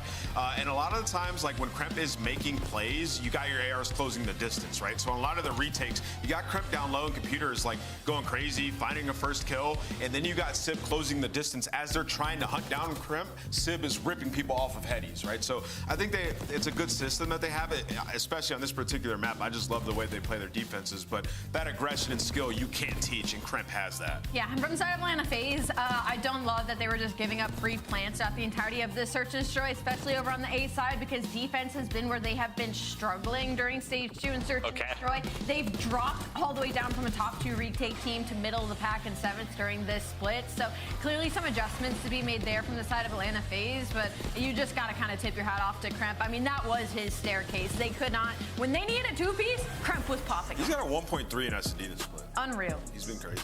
Unfortunately, he did not have similar numbers in the first hard point. It was a 250 to 135 thrashing, same exact map. So what's the difference in the game modes, Nameless? What conclusions were drawn? Yeah, let's talk about the hard points, draw some conclusions, and talk about why FaZe is just so good. And in particular, we're going to highlight a Beezy in this one of the all-time greats, right? So we're going to jump to the mini-map, talk about the situation. 17 seconds left on P1. We're getting ready to go to P2, right? So when you're a good team, you're always thinking about how am I going to make the rotation a little bit easier on myself, right? So you want to find some kills on rotation here. So up top, you have a Beezy, and what they're trying to do is just kill 1 or 2 players and then send somebody around, which will be a Beezy. We'll talk about it here in a moment. This is Crimp. His job is to make sure nobody sneaks through and flips us out or gets through P2, right? But FaZe have other plans for that. So we'll play it and we'll jump back into it after we watch the kill to answer. Beezy finds one up top on attach, right? And now the trade battle goes down and Atlanta FaZe is losing it. But what happens is because Atlanta had applied a little bit of pressure, it now gives a Beezy a window. You saw Crimp had to reposition to help the player in Hill kill the last player, right? So now Beezy's gonna gun it over here towards Lighthouse and try to get to P2. And what happens is, by the time Crimp gets back, you see your minimap number 5. By the time he goes to check, Beezy's already gone. He understands the timings, right? So once Crimp gets that visual and gets that info, you see all the players try to reposition to try to kill the player that crossed over here, right? Beezy's already through. So now it gives Atlanta FaZe the opportunity to come up, find some easier kills on rotation, and then Beezy finds this kill and then has a massive comm here, right? So on P2, when it pops, this was during a listen, and you can go back and listen to it. There's 2 spawns in the back here. You can spawn out here, or you can spawn over here, right? Yep. So this would be the close spawn. What Beezy says is in the listening is he goes, I'm gonna wait and then I'm gonna push out deep. I'm gonna spawn them deep and then I'm gonna push out deep, right? So he's waiting, he's waiting, he's waiting. He knows they all spawned out deep. Now I'm gonna push out. And what he's done here is he set his team up for super easy kills. You got your ARs mid and you got Simp in the hill with an SMG right behind you, where these guys can see every single angle, right? So even if these guys get through and find these kills, you still have Simp with you to find those trades on hills. So easy kills for Jaws and Celium. They end up dying, but what happens here is, all right, now you got to deal with the Tiny Terrors and Lighthouse. Back against the corner, we're still going to win it, right? So the combo of skill, being able to get out of a hard situation, but also set your team up for easy kills is why they have done so well in the history of God. Tiny Terrors plus a missile from Sib. I feel like whatever game Mac's in, this guy's never nice to them. Sib also gets a 3-piece right after that. Oh, very good. No, excellent breakdown there. And after 2 games, we are knotted up 1 apiece. Allie, you went with Cloud9. I did. Felt the upset incoming. Walk me through how it unfolds. They have to take the momentum from that S&D into this Control, because Control has not been their strongest suit throughout the split, but it hasn't been bad either. 5-3 across the board. If we're spawning into another protocol, we're looking at 5-2, so they don't feel awful for Cloud9. And do we get to a game 5? I said 3-1, Atlanta. Lock it in, shift and study. Let's get to game 3. Let's get there. That's a huge map 2 window for Cloud9, kind of talking about how this series layout starts to move as we get deeper and deeper in towards it. The more it starts to favor Cloud9. So does feel like there's a little bit of onus here for Atlanta to come in, win this Control, and they still have to steal a map from really out of Cloud9's bag if we're talking about map 4, map 5. Oh yeah, map 4, obviously Hacienda hardpoint, Atlanta FaZe, that's their worst hardpoint. They have an overall record of 4-4. They just haven't been able to figure that one out. Even back in the day and during the Black Ops 4 season, that was one of their auto vetoes. But you got to get through this Hacienda Control first, where Atlanta FaZe did square up yesterday versus LAG on it. And that basically told you everything you needed to know about Atlanta yesterday. They could stand strong on defenses, but their attacks, they were a little bit scattered. They didn't really have strategic pushes, or were forced to be in a lot of isolation gunfights.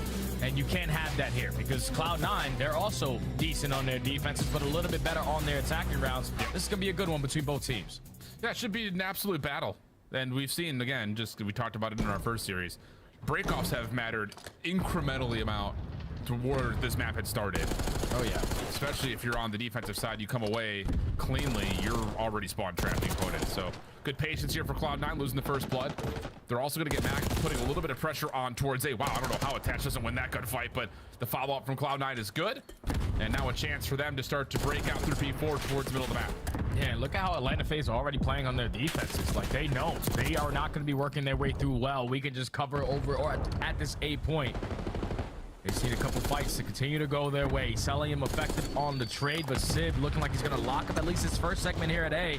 But someone from Atlanta FaZe has something to say about it. Yeah. Celium strikes at the right time. First segment doesn't get locked. Now Attach starts to look with wide eyes open, seeing if he can get on and finish his first tick at A. One kill allows him a chance to do that. Timing with the exact wrong time, but that first tick does get locked in. So attach, trying to find a way to kind of reform and set this thing up, maybe to get back over towards B. At least they've kept the spawn trap away, but this can't get out of really this kind of front hallway position.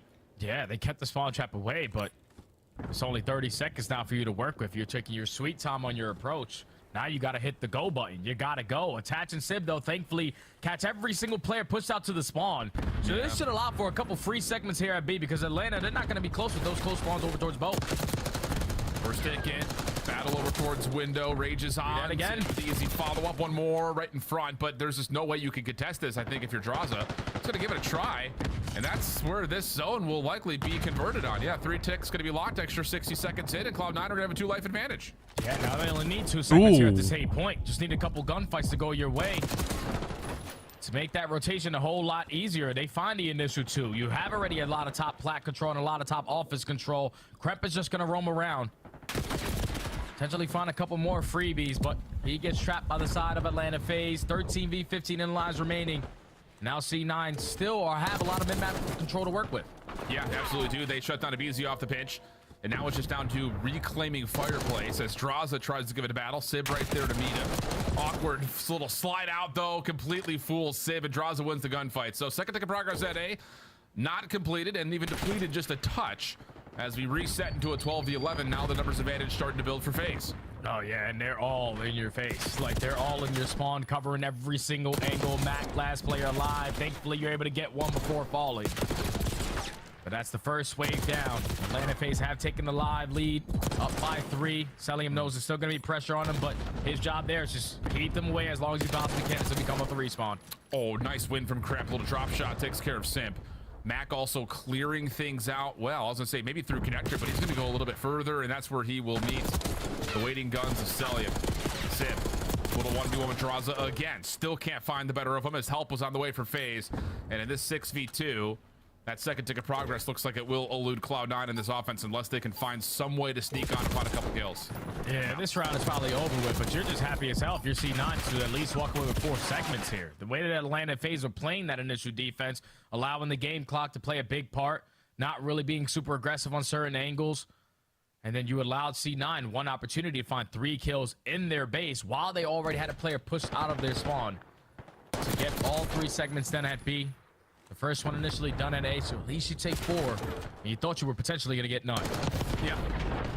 Yeah, I mean, yeah, I think that is the greater point. The salvage of the round is important for Cloud9, but it still does feel like Atlanta's putting on the pressure in all the right places to make life miserable. So, decent from both sides. I think both teams will be pretty pleased with how that all kind of unfolded. And now it's Cloud9's turn to see what they can do with the break-off. Going to have some support with trophies, of course. That could be a huge impact. Atlanta FaZe on the break off. They can send 2 players over through well side, have the trophy down, so no tax are going to be able to be useful here on the side of C9. And look at the slow approach here. I love this from Atlanta FaZe. They know, even C9 know, they're going to go B right off the rip. But instead of being the aggressors, try to set the tone early on, we play it patient, make them think that, oh yeah, you guys seeking control, you have a flank angle, and that at least allows for the first segment to be locked. Great initial start from Atlanta FaZe, but beautiful on the retake there from C9. Yeah, the response from C9 is beautiful, but you're absolutely right. That kind of felt like an A bomb site break off from Atlanta, trying to play for some pressure there. So maybe just kind of mixing the playbooks just a touch. Simp in a little bit of trouble bottom bar and will be chased out by Simp. Really, honestly, I mean, again, considering how well structured that was from Atlanta, this has been an absolutely perfect response from Cloud9. They only lose the first 4, and now they're starting to scale deeper towards the Atlanta spawns. You need a couple one-on-ones to go your way if you are Atlanta. Thankfully, Simp starts it off with the first one onto Kremp. BZ does fall over towards well side. C9, your job is just make it more difficult to even approach one of these points. 30 seconds left to go. Mac finds a double, and that instantly shuts down the play. Yeah, this is going to have to be some sort of a pressure play, you would think, from the high ground around B. Good follow-up from Abizi. That clears off one of the hallways. Cell also takes care of attach, but the key gunfight over towards office has not come through. Draza also dealt with on the B zone, and yeah, this has been immaculate from Cloud9. I mean, this looks as well structured as anyone else we've ever seen at the highest levels of Hacienda control, honestly. Oh yeah, this is clean, man. This is a clean defense, but you don't want to allow it to get away from you with the final 5 seconds here. As Atlanta able to get a double stack going at the B point. You have Draza trying to watch over from top flat. Second segment is locked. C9 Ooh, that's gonna give it up for free, unfortunate. but a team kill also isn't going to help the situation. Time should be extended. Atlanta FaZe with a late That round. is not what you want from Cloud. That's not what you want to do as a. Oh no! That's not what you want to do as a It's defense. Sip on the other side, and Cloud9 are sitting Well, there like, oh, here where do we comes go? the Can now shred here out the comes spawn. the And then we attack. get the first tick in, on extra camp. done on the A zone until eventually Draza and Cell have to kind of step forward and try to play for a couple more eliminations. Does Cell get the second tick? He does. And we'll find one more elimination before dropping 8v11. Still the numbers advantage for Cloud9. Oh, thankfully C9 were able to find those kills out of their base. Even though you allowed 2 seconds to get away from you at that 8 point, you stabilize around the map. Ooh. You already take a lot of map control away. Kremp and Attach already find the initial 2 kills. So if you're Atlanta FaZe with 6 lives remaining, you can't really afford any mistakes here. 10v5, 35 seconds. State of the game continues to build in favor of Cloud9. Abizi down low at Secret. Weak, tagged up. Sibs confirms the kill. And again, this front line of the Cloud9 defense is just going to be so difficult to get through. Sip may have one here. That could create some sort of a pathway, but you have to clear your other lanes, though. That's the other issue here. Cannot allow Cloud9 just to stay on your windows.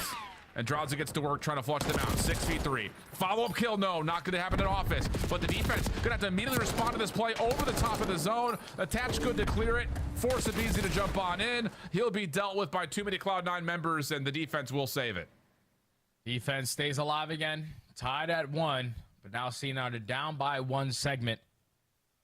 Somebody give Kremp the heads up that his camera's a little bit lean, or he might be too turnt right now. Even stare at his screen properly. But this situation right here, if you're Atlanta FaZe, you have to be able to capitalize more on it. You have a BZ who finds 3 around top office. Simp, realistically, even though he does find another kill off the respawn, if it's a 3 stack with a BZ making that play, that round is probably over with. But when you have 2 players committing for the kills, and then obviously 2 players on the point, the 2 players in the spawn drop, you're now forced to hop off to take that map control back. And it doesn't allow them to have the stack. So you gave Cloud9 an opportunity, and they seized it. Now you're down by 1 segment. Yeah, I mean, this really has been a tug of war, honestly, between both these 2 teams, because you're right. I mean, like, Atlanta's in a prime spot, you think, to finish off the A zone, but Cloud9 do what they need to do to battle back. So, yeah, it is one of those situations where both teams, again, are dealing with the punches thrown their way pretty nicely, following up with good plays of their own, as Cloud9 will find a solid break off here at B. Abizi only gets 1 in connector. Now Sib has a chance to find himself in a position to stack up onto the B zone with his teammates. Double stack going. You also have pressure over towards Tim, but Kremp chooses the wrong time to slide on out. 2 players for Atlanta FaZe were waiting for that play to develop. Wow. And now you're just banking on the last 2 guys at this B point to still find kills. If they can open up something, the player on the pinch, he would have got something done. But Atlanta FaZe, they find 3. They're taking the map back away, and now it's on Kremp to just not allow him to do so. He's finessing his life really nicely, though, trying to keep this contest alive at top window. Almost able to get the better of Sim, but that stun affects his ability to find the full tracking. Sib, other side of the halls. Gonna get a small look at the right hand of Celium, but nothing further. And we're down to 42 seconds. Still a tight game of the life count. Yeah, only 1 segment earned on the side of C9. Take a little bit of map control away, though, over towards that rock side. And this is what forces Atlanta FaZe now to focus on the OE. But now if you're C9, cut your losses. Let's make our way over towards B. We should guarantee the second segment. You already have 10 pushed out once again, but Atlanta FaZe currently have them surrounded. This is not going to be easy to hold. Yeah, second tick is all that will come through at the B zone. Still tight in lives. Nice route here from Kremp. Can he keep his life, though? Stun just trying to give him out and give him some separation. That will work. The follow-up. Damage into Celium, who is able to secure at least a position at office to keep his life alive, but he cannot stop the play from Kremp playing around the outside of patio. Oh, this is a big one. Oh, not lock onto a BZ. Too slippery. Over the A zone. Sib also overwhelmed. A first tick is locked, but that looks like about all that Cloud9 will get. Yeah, it's only 10 seconds left to go. Atlanta FaZe know where the pressure's going to come on in. You do have 1 player who hops on that A point, but with a BZ finding that double, no way in hell he's able to secure this segment. 3 go down. Not going to be able to touch the point. And Atlanta FaZe, again, stand strong on defense. This time a little bit better, because they only give up 3 segments. Now you have 2 to make up for in your next attack. Wow. This has been a really good Hacienda control from both sides. I mean, we've seen a lot of blowouts on this map, but this is an absolute battle. But advantage to Atlanta, especially after the conviction that they were able to throw into Cloud9 here in this third round. And now it'll be the question of, can Cloud9 hold the line after they started off so solidly on their first defense? Atlanta able to sneak away the B zone and almost secure A as well. So just small little things that Cloud9 find a couple extra kills. Maybe that defense looks that much more solid. Yeah, the break off needs to be better. Obviously, it was the slow, steady approach there for Atlanta FaZe that caught them off guard a little bit. This time, they're going to send 3 players over towards well. Best believe the trophy system is going to go down, so no tax are going to be useful. And Cloud9 said, screw challenging over the fences. We're going to take Secret again. Yeah. This is going to pause Sullium for a moment. He's got to be responsible for that top window position. Abizi tagged up at 10, but still alive. Colors outside the lines. And that's enough for him to get back onto the point now with a 2-man stack. Oh, make it a 1-man stack. Draws a falls quickly. Cell still supporting though at range. And you've got Simp floating around up top. And if Abizi can stay alive, this will surely be the Z zone. But Mac is making that a lot more difficult than it may seem. Dude, he's dancing though. Like the fact that he's still alive in this scenario is insane to me. And he's still finding kills on 6 in a row. Don't allow him to get this segment if you are C9. Last second contest and Abizi finds a kill, but does not secure the final segment. So Cloud9 able to strike at the right time, but once you can take care of Abizi, now you also got to worry about Simp. Exactly. It's just such a baton pass between the two of them. And that will be the B zone, as Mac can really only try to contest for office control. 23 plays 18 as well. 5 life advantage for Atlanta. Slide through for Mac not working, but Cramp there to at least secure the trade. Almost catches one more, but Cell shuts that down. And now all of a sudden, you got to look at Draza. He's still on the 8-point. Abizi able to help out for an elimination. He'll stack with him. Yeah, now the double stack is good enough. You know, at least 3 players are coming off the respawn. Selling, your job is to just watch our cross from top hallways. Unfortunately, he loses this initial gunfight. The teammates, though, good enough to find 3 in the feed. Your second segment is locked. You're going to turn this into a one-on-one, but Civ says, no, I got to wait. I got to wait. Yeah, he's got help, too. Sullium playing over the top of the open hallway. And then Abizi jumps into the point with them. Cloud9 just cannot get back in time to read where Atlanta are and how they want to challenge the zone. I mean, that was an absolute blinder of a control. Legitimately, both teams going punch for punch with one another, but in those clutch key moments, Atlanta just turning up when they need to most on their first offense to secure B. And then, of course, Abizi right here on their second offensive attempt, just floating and staying alive through 10 and backing around to help not just capture B, but also help the final stack on A. Man, that dynamic duo of the Tiny Terrorists just made the plays. Like, it's as simple as that. Atlanta FaZe, they said, okay, you guys can find that first kill. You guys can take secret control. But in order to contest this here at the B point, you actually got to jump out the window to challenge those gunfights, because we're not going to give them up for free. And then when you got players like Abizi, aggressive, takes control of 10, finds kill after kill, goes on 6 in a row, doesn't even allow that third segment to be locked, but his play was so impactful on the map this was nuts, right? Simp to reposition himself, to find himself flanked through top flat, close out that B point with a double, and then every single time, now we're going 1 by 1 off their respawns. You get soloed out from top office, Crep there for the trade, and you challenge on the Celium, you lose that gunfight. The player goes over towards Rock, you lose that gunfight. And that's all the information that Atlanta FaZe need. There's 3 players coming off the respawn. We can get the double stack going. We know where the pressure's going to come on in. And eventually the gunfights go their way to close out the map. Finally, you get an offensive dub. Now you're up 2-1 in the series. Yeah, and there's also, again, something to keep in mind. We hadn't brought this up in real time, but you kind of see it there in the highlight package. One of the things that Atlanta was one of the innovators of when it comes to Hacienda control is running with at least 3 SMGs on offense, and draws a number of moments in this highlight reel on the offensive side of the map where he's running another Jackal, closing things down through top patio or over towards secret stairs, whatever it happens to be. And even there, you see Stellium with an SMG as well. It's just get the extra tempo, get the extra speed, force these gunfights up close and personal. And on the other side, I mean, I think that everyone's probably going to look at it and see it from the scoreboard. Attach just was not able to get set up or do much. He was 11 and 22. Yeah, it's just tough, man. Like you said, when you have 3 to 4 SMGs on the map at once, because Atlanta FaZe, no, we were late on a couple cuts, but with the SMG, it gives us a better chance of winning those gunfights that we're basically not preferred to win. So just setting the pace, didn't allow Attach to really stabilize on the map, or hold down a power position because how aggressive Atlanta FaZe were. Now you're down 2-1 in the series. You're going into a Hacienda Harpoon, which has been a bread and butter for Cloud9. They have figured out this map, and in Atlanta FaZe, this is one that they are currently working on to make sure they're prepared at Major 2. And I think, you know, when you look at that from Atlanta's standpoint, you know, we know that this team is often primed to, in these late stage qualifier matches, throw in a map that is really good for your opponent and really work yourself out on it. But I mean, for Cloud9, we kind of talked about it and saw it in some graphical representation.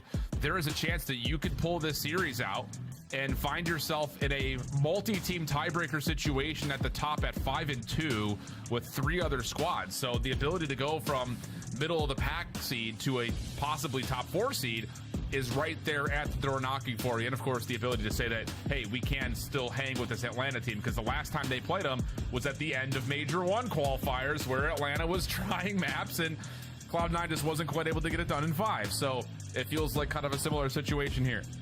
And that was like a different version of this Cloud9 roster. Correct. That was this Cloud9 where Sid wasn't him. Attach was playing for kills but couldn't really find them. The SMGs always were the shining light, crept in S&D and then Mac, and every single one of the respawns. But this version of Cloud9, when you have the sling, you can square up against anyone. It's just you need to be able to bring that sling. We didn't see it in map number 1 out of the SMGs and Crep and Mac. On a map like Hacienda, where they find themselves usually making a lot of great plays, a majority of them come off that rotation. Being a team set up early, you need to do that, because Atlanta FaZe outclassed you in every single aspect in map number 1 besides one hill. You need to be the team early on a map like Hacienda to put yourself in the driver's seat.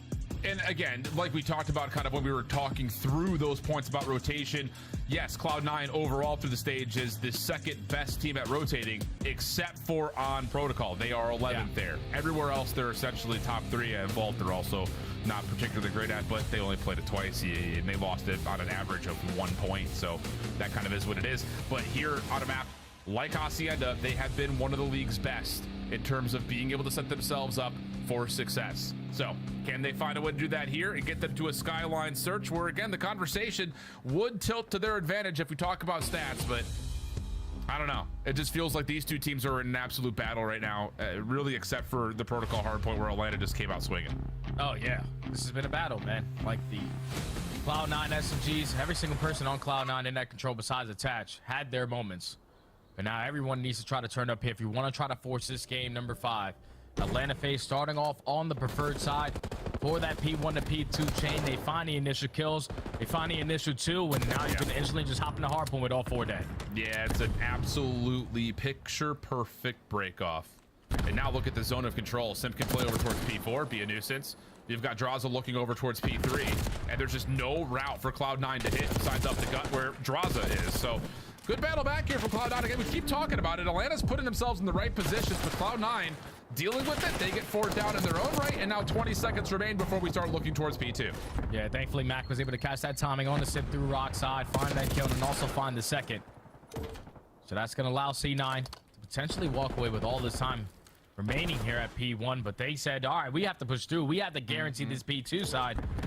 Simply right now, they are outnumbered. You need a couple gunfights to go your way. Mac finds the first. Sip gonna be the aggressor. He finds a double. This is a massive sequence here for C9. Yeah, really good stuff from Sid. He just gets a couple of the tags over the top of this railing and then just pops up and ends up colliding onto 2 FaZe members. So yes, you're gonna get the opening time. No, you will not get the spawns though. Good help from Attach over the top. Mac pops up out of nowhere, and that's enough to find trades that will eventually allow Cloud9 to reinforce, and Mac finds himself on 5 in a row. Yeah, and this has been a struggle so far on the entire season for Atlanta. Their break attempts on a map like Hacienda are basically dead last in the league. Their hold percentage is also 9th, so everything besides rotation is a struggle for them. You can already tell in their second break attempt, they go 4 dead again. So now C9 have themselves a nice little lead. No, that's a mistake. The rotation anew. You at least have one player from Atlanta FaZe spawning at that old HP, but you need to win these gunfights, especially if you're Sib in this overextension position. Yeah, he can't do too much. He's already been tagged, and they're, of course, FaZe are going to know where he's positioned, so you can see them kind of moving their setup to make sure the furthest Cloud9 member forward can't slip behind. And, well, may not make a difference. Sip snaps and just completely destroys a BZ. That's going to move the spawns around, and now have Cloud9 looking for a break attempt, but losing members. It's just the ARs left alive. Gotta slide on in, though. Gotta try to slide on in. Don't allow all this time to get away from you, Mac. At least able to alleviate a little bit of that pressure. Crep from top plat keeps him alive. Turning into a 2v2. Mac's been able to regen. Mac making another great play. This is the guy that we saw in the beginning of the season for this C9 roster. A 9-4 start. Yeah, that's how you do it there for the SMG. Yeah, the much better turnaround from what we saw in map number 1. Literally night and day difference, but FaZe, considering the fact that Cloud9 are cooking, are really putting themselves in a ballpark to continue to not really be down that much. They're gonna get the scrap time of about 10 to 15 seconds. You've already got players winning gunfights over towards new, and you're looking at about a 20-point game, but Atlanta a chance to try to get this thing back by way of initial time here at 4. But Abizi stalls a little bit more time and also finds a kill. Keeps the trade effect going, and now the rest of the teammates are here to help you. Back with a phenomenal start, is able to earn himself the Hellstorm. You're gonna try to approach your way from the front side of Lambo. You do have one player as well who spawns over towards both, so let's wait for a touch on this pinch. No, he gets spread out. Easy, too good. Yeah, so now it's just down to how much can Kremp produce from the front. Mac trying to follow, a little wiggle, a little wag, able to find one. The follow from Beezy is good, and he's got to read that Cloud9's quickly making their way through checkers. Yeah, just Atlanta 2 primed and ready. And how about the support from the nades over the top now? Beezy's on 4. I don't know if they fully know that Kremp is as close as he is, but I don't even know if Atlanta care about that. They're already playing for top high ground control around B1. Oh, you're already thinking about that rotation over towards new, but if you see 9, you can still fight to the very end of this P4. You found the initial gunfight. You just need to find trades, and Simp almost puts on a highlight reel play. Thankfully, you're able to find a trade because he simply runs out of ammo. At the end of the first rotation of hardpoint, you're down by 10. You've been out rotated to at least 2 to 3 money hills. You'll take that if you're C9. Oh, without question. It's kind of, again, like we were talking about in the control, and even in moments of the search and destroy, it's like you're looking at teams that, again, Cloud9 feel like they're running away with this game, but Atlanta keep themselves within 20 points, and now you're all of a sudden turning scrap to initial here at P1, and you're up by 20 points. It's just the swings in this game are so tight. The lead swaps have also been pretty hand-in-hand back and forth as we get into the final 20, and now the rotational battle starts to come through. Oh, and Simp wins a big one-on-one gunfight there versus Attach to secure this side of the map for his team. 15 seconds still to fight for around that mid P1 area, but Atlanta FaZe said you can have that. We have all the map control to set us up properly for that next HP. Even when you find that kill, he's going to spawn right next to us. So Atlanta FaZe is just bunkering up for this first push.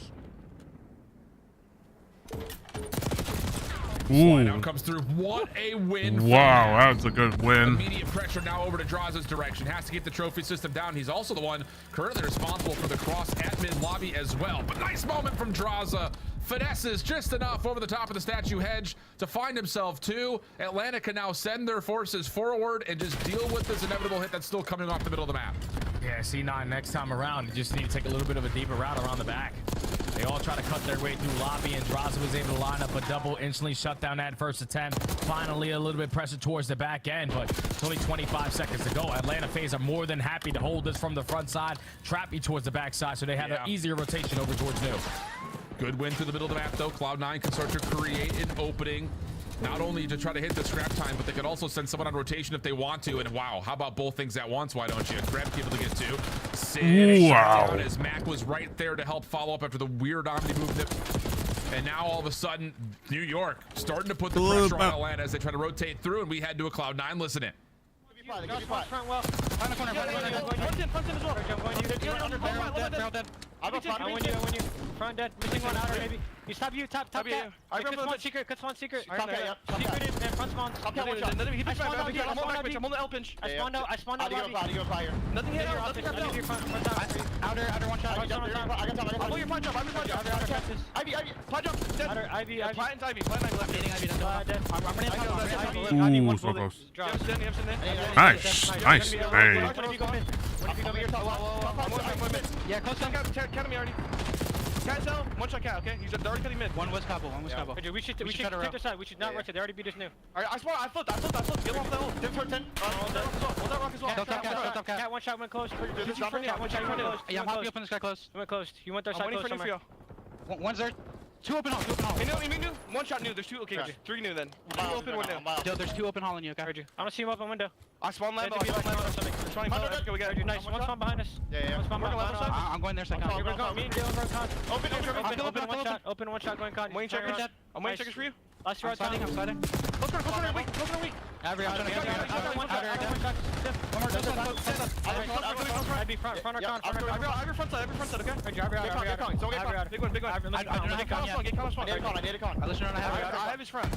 Outer MC.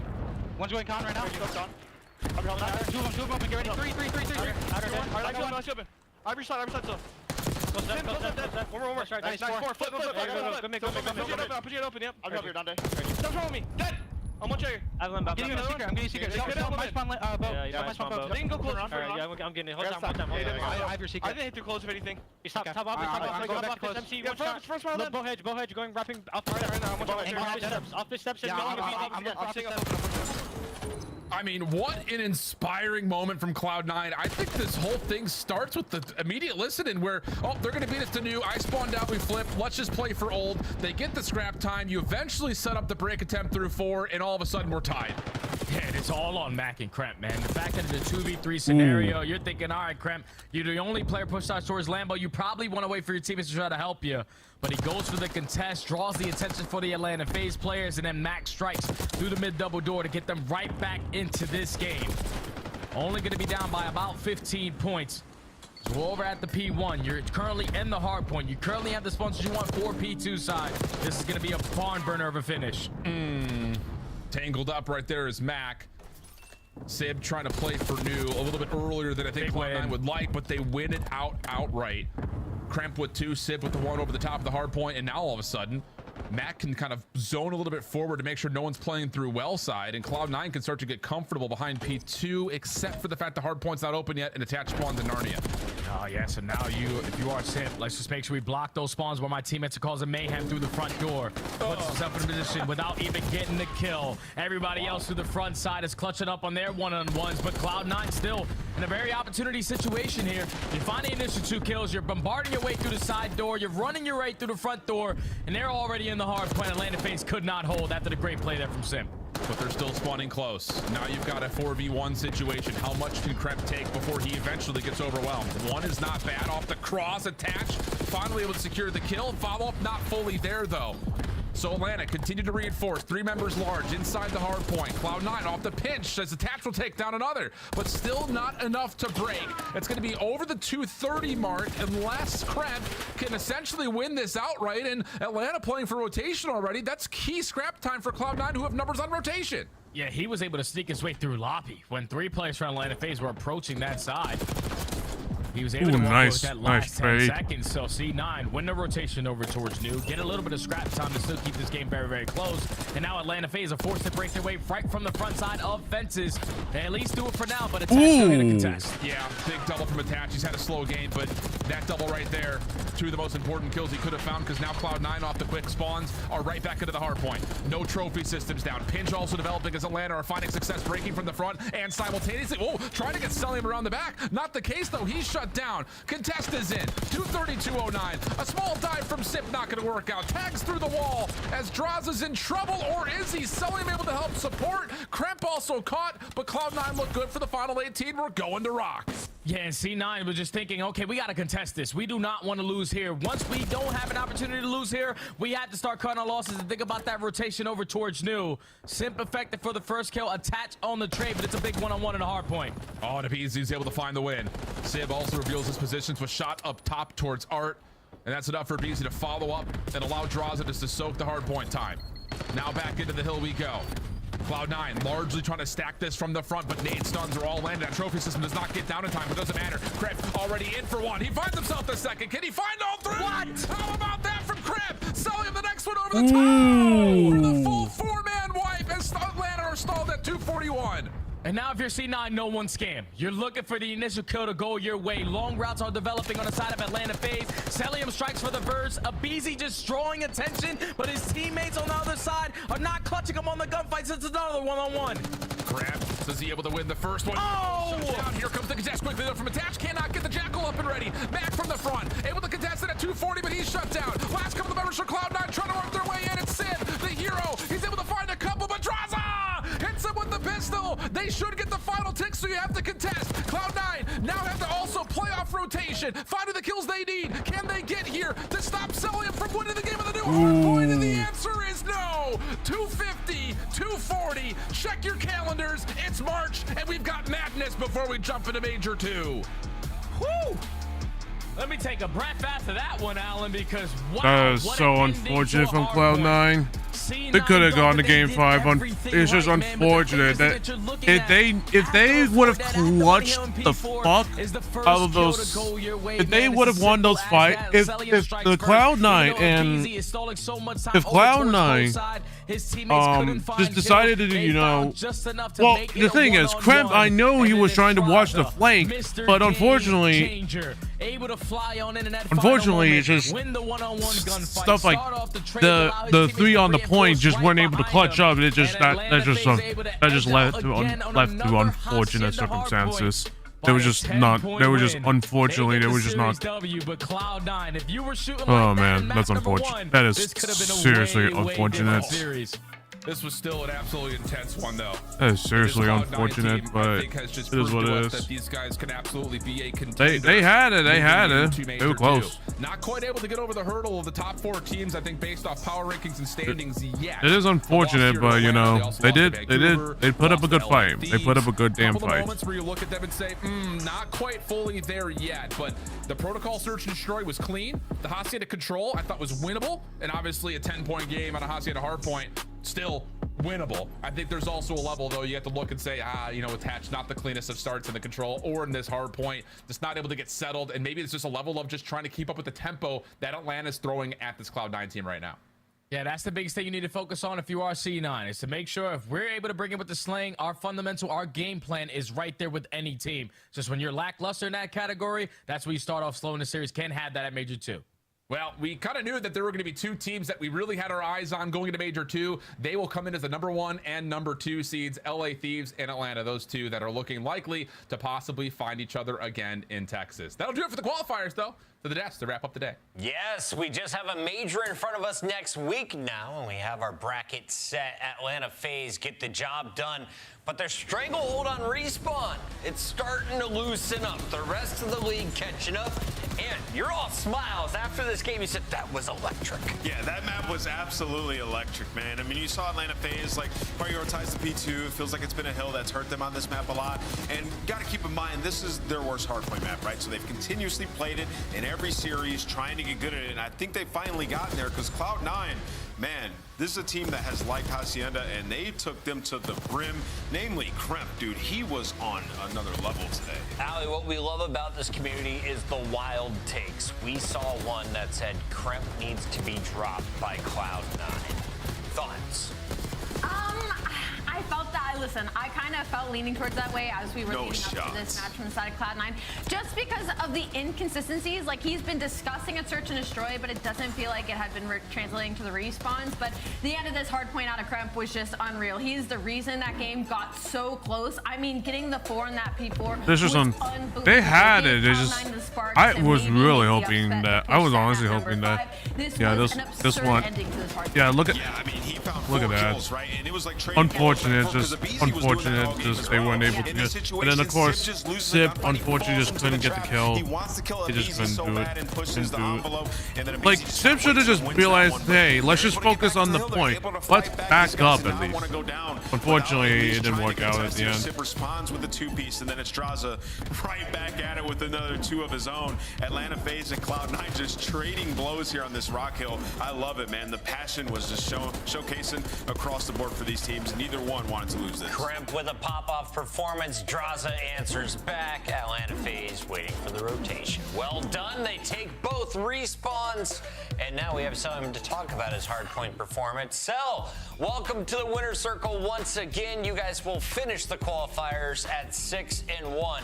Other than that Vancouver matchup, you guys looked pretty clean. How do you feel the team is playing going into Major 2? I mean, I'm feeling confident. I mean, our team is always grows and gets better in my opinion. So, I mean, if we just fix up on our teamwork and stuff like that, I think we're chilling. MC, the slaying has been unreal in this series from the side of Atlanta FaZe. Out of all of your teammates, who would you not want to have to match up versus in a 1v1? I would probably say Chris. I think playing him in the one-on-one gunfight just aids. But I mean, honestly, all my teammates are gross. So like any of them on their day is like the best. So. MC, I remember in the last stage, you know, coming out of the rut you guys had, we kept asking you in the interviews, like, what are you guys doing? You just kept saying hard work, hard work, hard work. Have you guys got any new practices in, like things you're doing to improve going into this Major 2? Yeah, I mean, our team's still doing the same stuff we did Major 1, plus added more, you know, it's just, obviously we're doing the hard work part, but we're trying to focus on like our teamwork and fundamentals and stuff like that, so that's what we're trying to work on right now. What does that entail? Is that just going into VOD, having discussions, or is there anything special that you think you do as opposed to the rest of the league? Yeah, I mean, just going to VOD, you know, doing the basics, like just doing extra stuff that other teams don't do, you know, just doing the extra shit. Okay. Selim, who are we excited to slam in Texas? Hey. I mean, I'm excited to play LA Thieves again, because obviously I think they're the best team right now, so I want the rematch from Major 1, so excited for that one if we get to play him. All right, tell Abizi he's naughty. He might get fined after tonight. I got you. Cheers, buddy. That's Selim. Yeah, that is Atlanta FaZe with another W, and they now finish in the number 2 spot. Let's take a look at everything that happened on the day. Optic Texas, host of Major 2. They win game 1. Pred goes on to lead the lobby in KD. He drops 40+ kills in the game 4 to send them to that W. Is Optic back, Allie? They might be. I mean, it might have literally just taken. Yes or no? Is Optic back, We can't say that. Fine, No. yes, Optic is back. You guys were going to go to Major 2. They're going to be unreal. Should've said They're gonna no. be steamrolling teams. No matter what answer I give you, you seem to hate it. I'll probably argue, yeah. You're right. Keep going, sorry. So Optic's around. Yeah, Optic's around. I wanted to say that I think it's the best that it happened in their last matchup. I think right before the Major, if it was going to be any of the wins, it shouldn't have been one in the middle of this qualifier. The fact it was the very last one, and they did it in such a way through these respawns, I think left everybody, and through Pred, left everybody with a good taste in their mouth heading into Major 2. So excited to see what the Green Wall does, excited to see what they do with the crowd behind them, and hopefully they are on a trend upwards. Reminder, these are the world champs. They'll be starting in the elimination bracket on Friday, but you can see the ring ceremony featuring the Australian on Thursday. Pred back, doubling his previous KD. Sunny You'll love to see it, Ant. Yeah, absolutely. I think that Pred taking over was good for them. Obviously, like, he brings the swagger and confidence to this team that helped them get a ring, right? So he's going to be able to come into this tournament extremely confident, and hopefully they can make a historic run in front of that fan base. Ant and I saw this win coming, and I saw the Vancouver win coming. You still have faith in Minnesota Rocker, Ant, but how long should that faith last? They got to find some individual consistency. I think when you have Estriel playing how he is, the fact that you're not capitalizing on it is just unfortunate, man. Like, this is the best he's played since we've seen him across his short 2-year career. But for Nero, he's usually the guy that's popping off and taking over games. And it begs the question, like, is there room for both of them in that town, right? Nero kind of plays that aggressive role. Who's the pop-off player? And with Estriel doing it, does Nero have to adjust This one, I definitely figured that Vancouver was going to take it. I think they have some things they need to figure out in VOD. I think you keep this roster without question, but you have to watch VOD and you have to try to improve Well, I mean, who you're going to play around. I will say, chat, I thought I got the perfect predictions, but Cloud9 did get a win, so it wasn't perfect. But either way, I'm glad that Cloud9 did at least take an S&D. And prove me wrong. They're in winner's bracket. But they've just been kind of stagnant through Major 2 qualifiers. I feel like they might have hit their ceiling a little bit when it comes to Minnesota in this game. So I hope they prove me wrong come Major time, but I don't want to be too harsh. Listen, the team's not getting paid an extreme bag. They shouldn't be demanded to perform like they're getting paid an extreme bag. Let's take a look at our KD. That's a lot. That's a lot of KD right Everybody there. selling from Atlanta FaZe right behind him, and Estriel. Like how Hydra's the Minnesota only one squad person is that has a number 3 man 1.2 above. in the league. That's Stage crazy. 2 That's officially crazy. done. What does that mean? We're now going into the Major 2 bracket with these 8 Ooh. teams facing off. Yeah, I mean, looking at this bracket, I think Royal Ravens and Surge is an awesome matchup, That's right? Because it's kind of like 3 versus 4, you could say, a lot of people would say. And then the bottom side of the bracket, FaZe versus Ultra Potential semifinal. We know the history of that matchup in the CDL. Atlanta FaZe dodges Vancouver Surge, at least until the winners bracket final. You'll love to see that if you're a FaZe Thursday, fan. Here's how it which all is breaks down. next Thursday, weekend. day 1, down in Allen, I will Texas. have to see if I don't could have be your able to make tickets, it on those days, because I think you can still I get might them, be but able you should to have had actually, them. but it's gonna really depend. Before we go, let's go. Shout out to a very special man. He's been crunching the numbers and he was counting his candles. He's up to 42. This is all the stuff he prepared on his birthday for us. I mean, 42. Easy Again, Mac. Look at all these. This is all Easy Mac everywhere, all day, every day. Make it right there. I asked for anything, he's got to like that. Let's put a donation link on your Twitter. Easy Mac, thank you for all you do for the Call of Duty League. We can't wait to see your beautiful faces in just 1 week. We'll see you on Thursday down in Allen, Texas.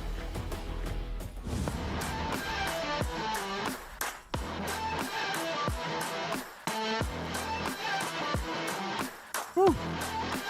Well, what a watch party, y'all. And of course, we gotta show the damn.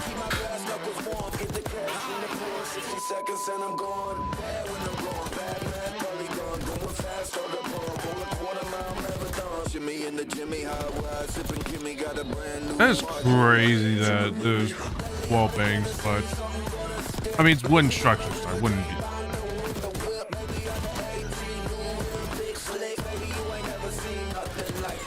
I just all over these. I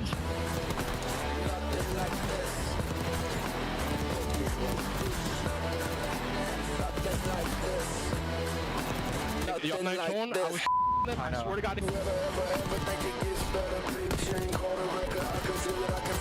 I honestly thought the LFEs would break the 14. I thought they would break the 13 map streak, but of course, Minnesota has something up their sleeves on that control round, so it is whatever.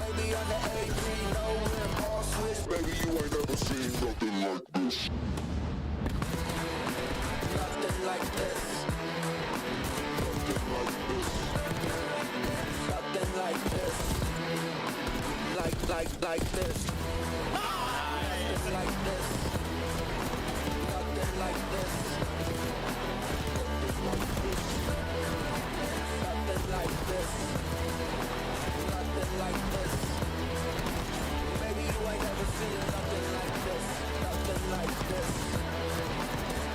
Let's go, boys! Wow.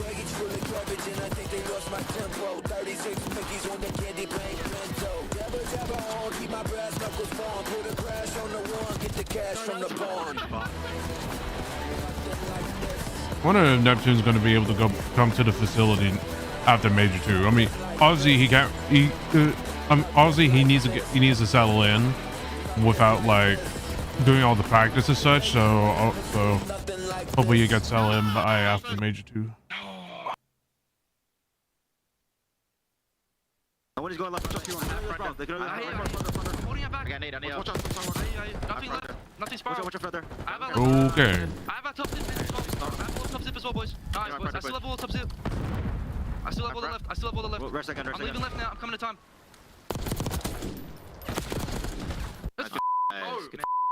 Holy f***. What are we slamming, bro? Oh my god, bro. Holy f***, scamming. Well, that's it for the watch party, everyone. I will be back again, chat, later tonight. I will be back again later tonight, chat. And let's see what the schedule's about. Carolina versus Vancouver, Toronto versus Cloud9, LA Fees versus Boston, and ATAL versus Minnesota. These are gonna be some banger matches, I'll say, on Thursday. But I'll have to see if I can be able to. I should be able to make it on Thursday. I will be able to make it on Thursday and Friday since obviously there's nothing going on. But today, you know, things may happen, but well, we'll have to see about that. But yeah, that's gonna be it for now, everyone. That's gonna be it for now, everyone.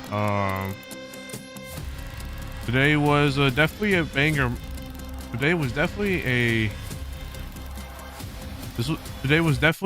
a stream, a lovely watch party, everyone. Had a good time watching today's matches, and yeah, I hope you all enjoyed it as well. For those of you here, thank you all so much for coming and watching. If you all haven't yet, be sure to, if you like the stream, make sure you like and subscribe. and like the stream and subscribe and ring that noti bell. But so for the new, I can't really speak. But yeah, just hit that like button and subscribe and ring that noti bell for future content I'll be producing. I will be coming back. I'll be streaming again tonight, probably around 9-10 o'clock. I'm not too sure yet. Probably gonna be playing some Call of Duty. Finish that event and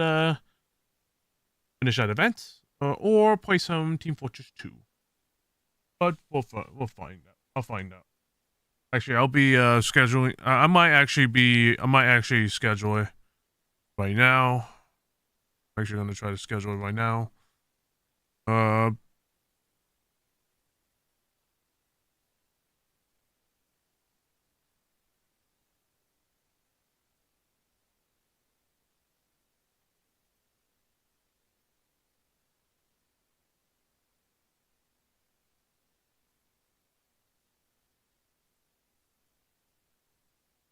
Okay. So it'll probably be about. I'm gonna make it safe. I'm gonna stream around 9. I'm gonna schedule it the stream around 10. So yeah, that'll be a fun hour one. Let me make sure. That's not it. I'll just show up until after a few minutes or so.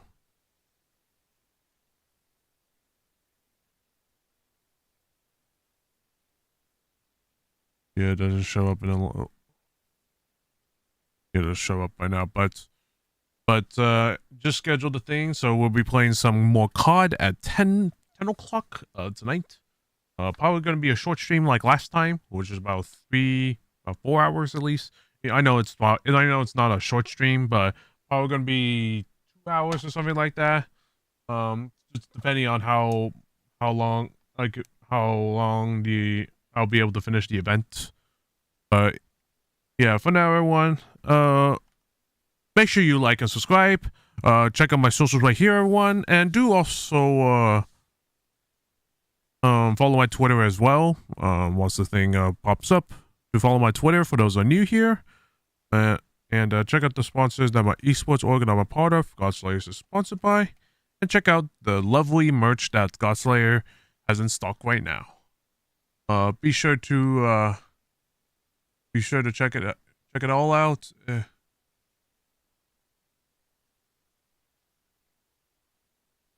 Be sure to check out the merch and check out the sponsor that my esports org I'm a part of. Godslayers, sponsored by. Anyways, for now, everyone, you all have a good rest of your evening, everyone. You all have a good rest of your afternoon until 10 o'clock in the evening. For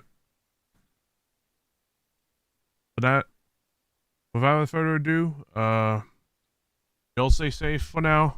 Stay frosty. Y'all have a good one. Y'all have a good one for now, everyone.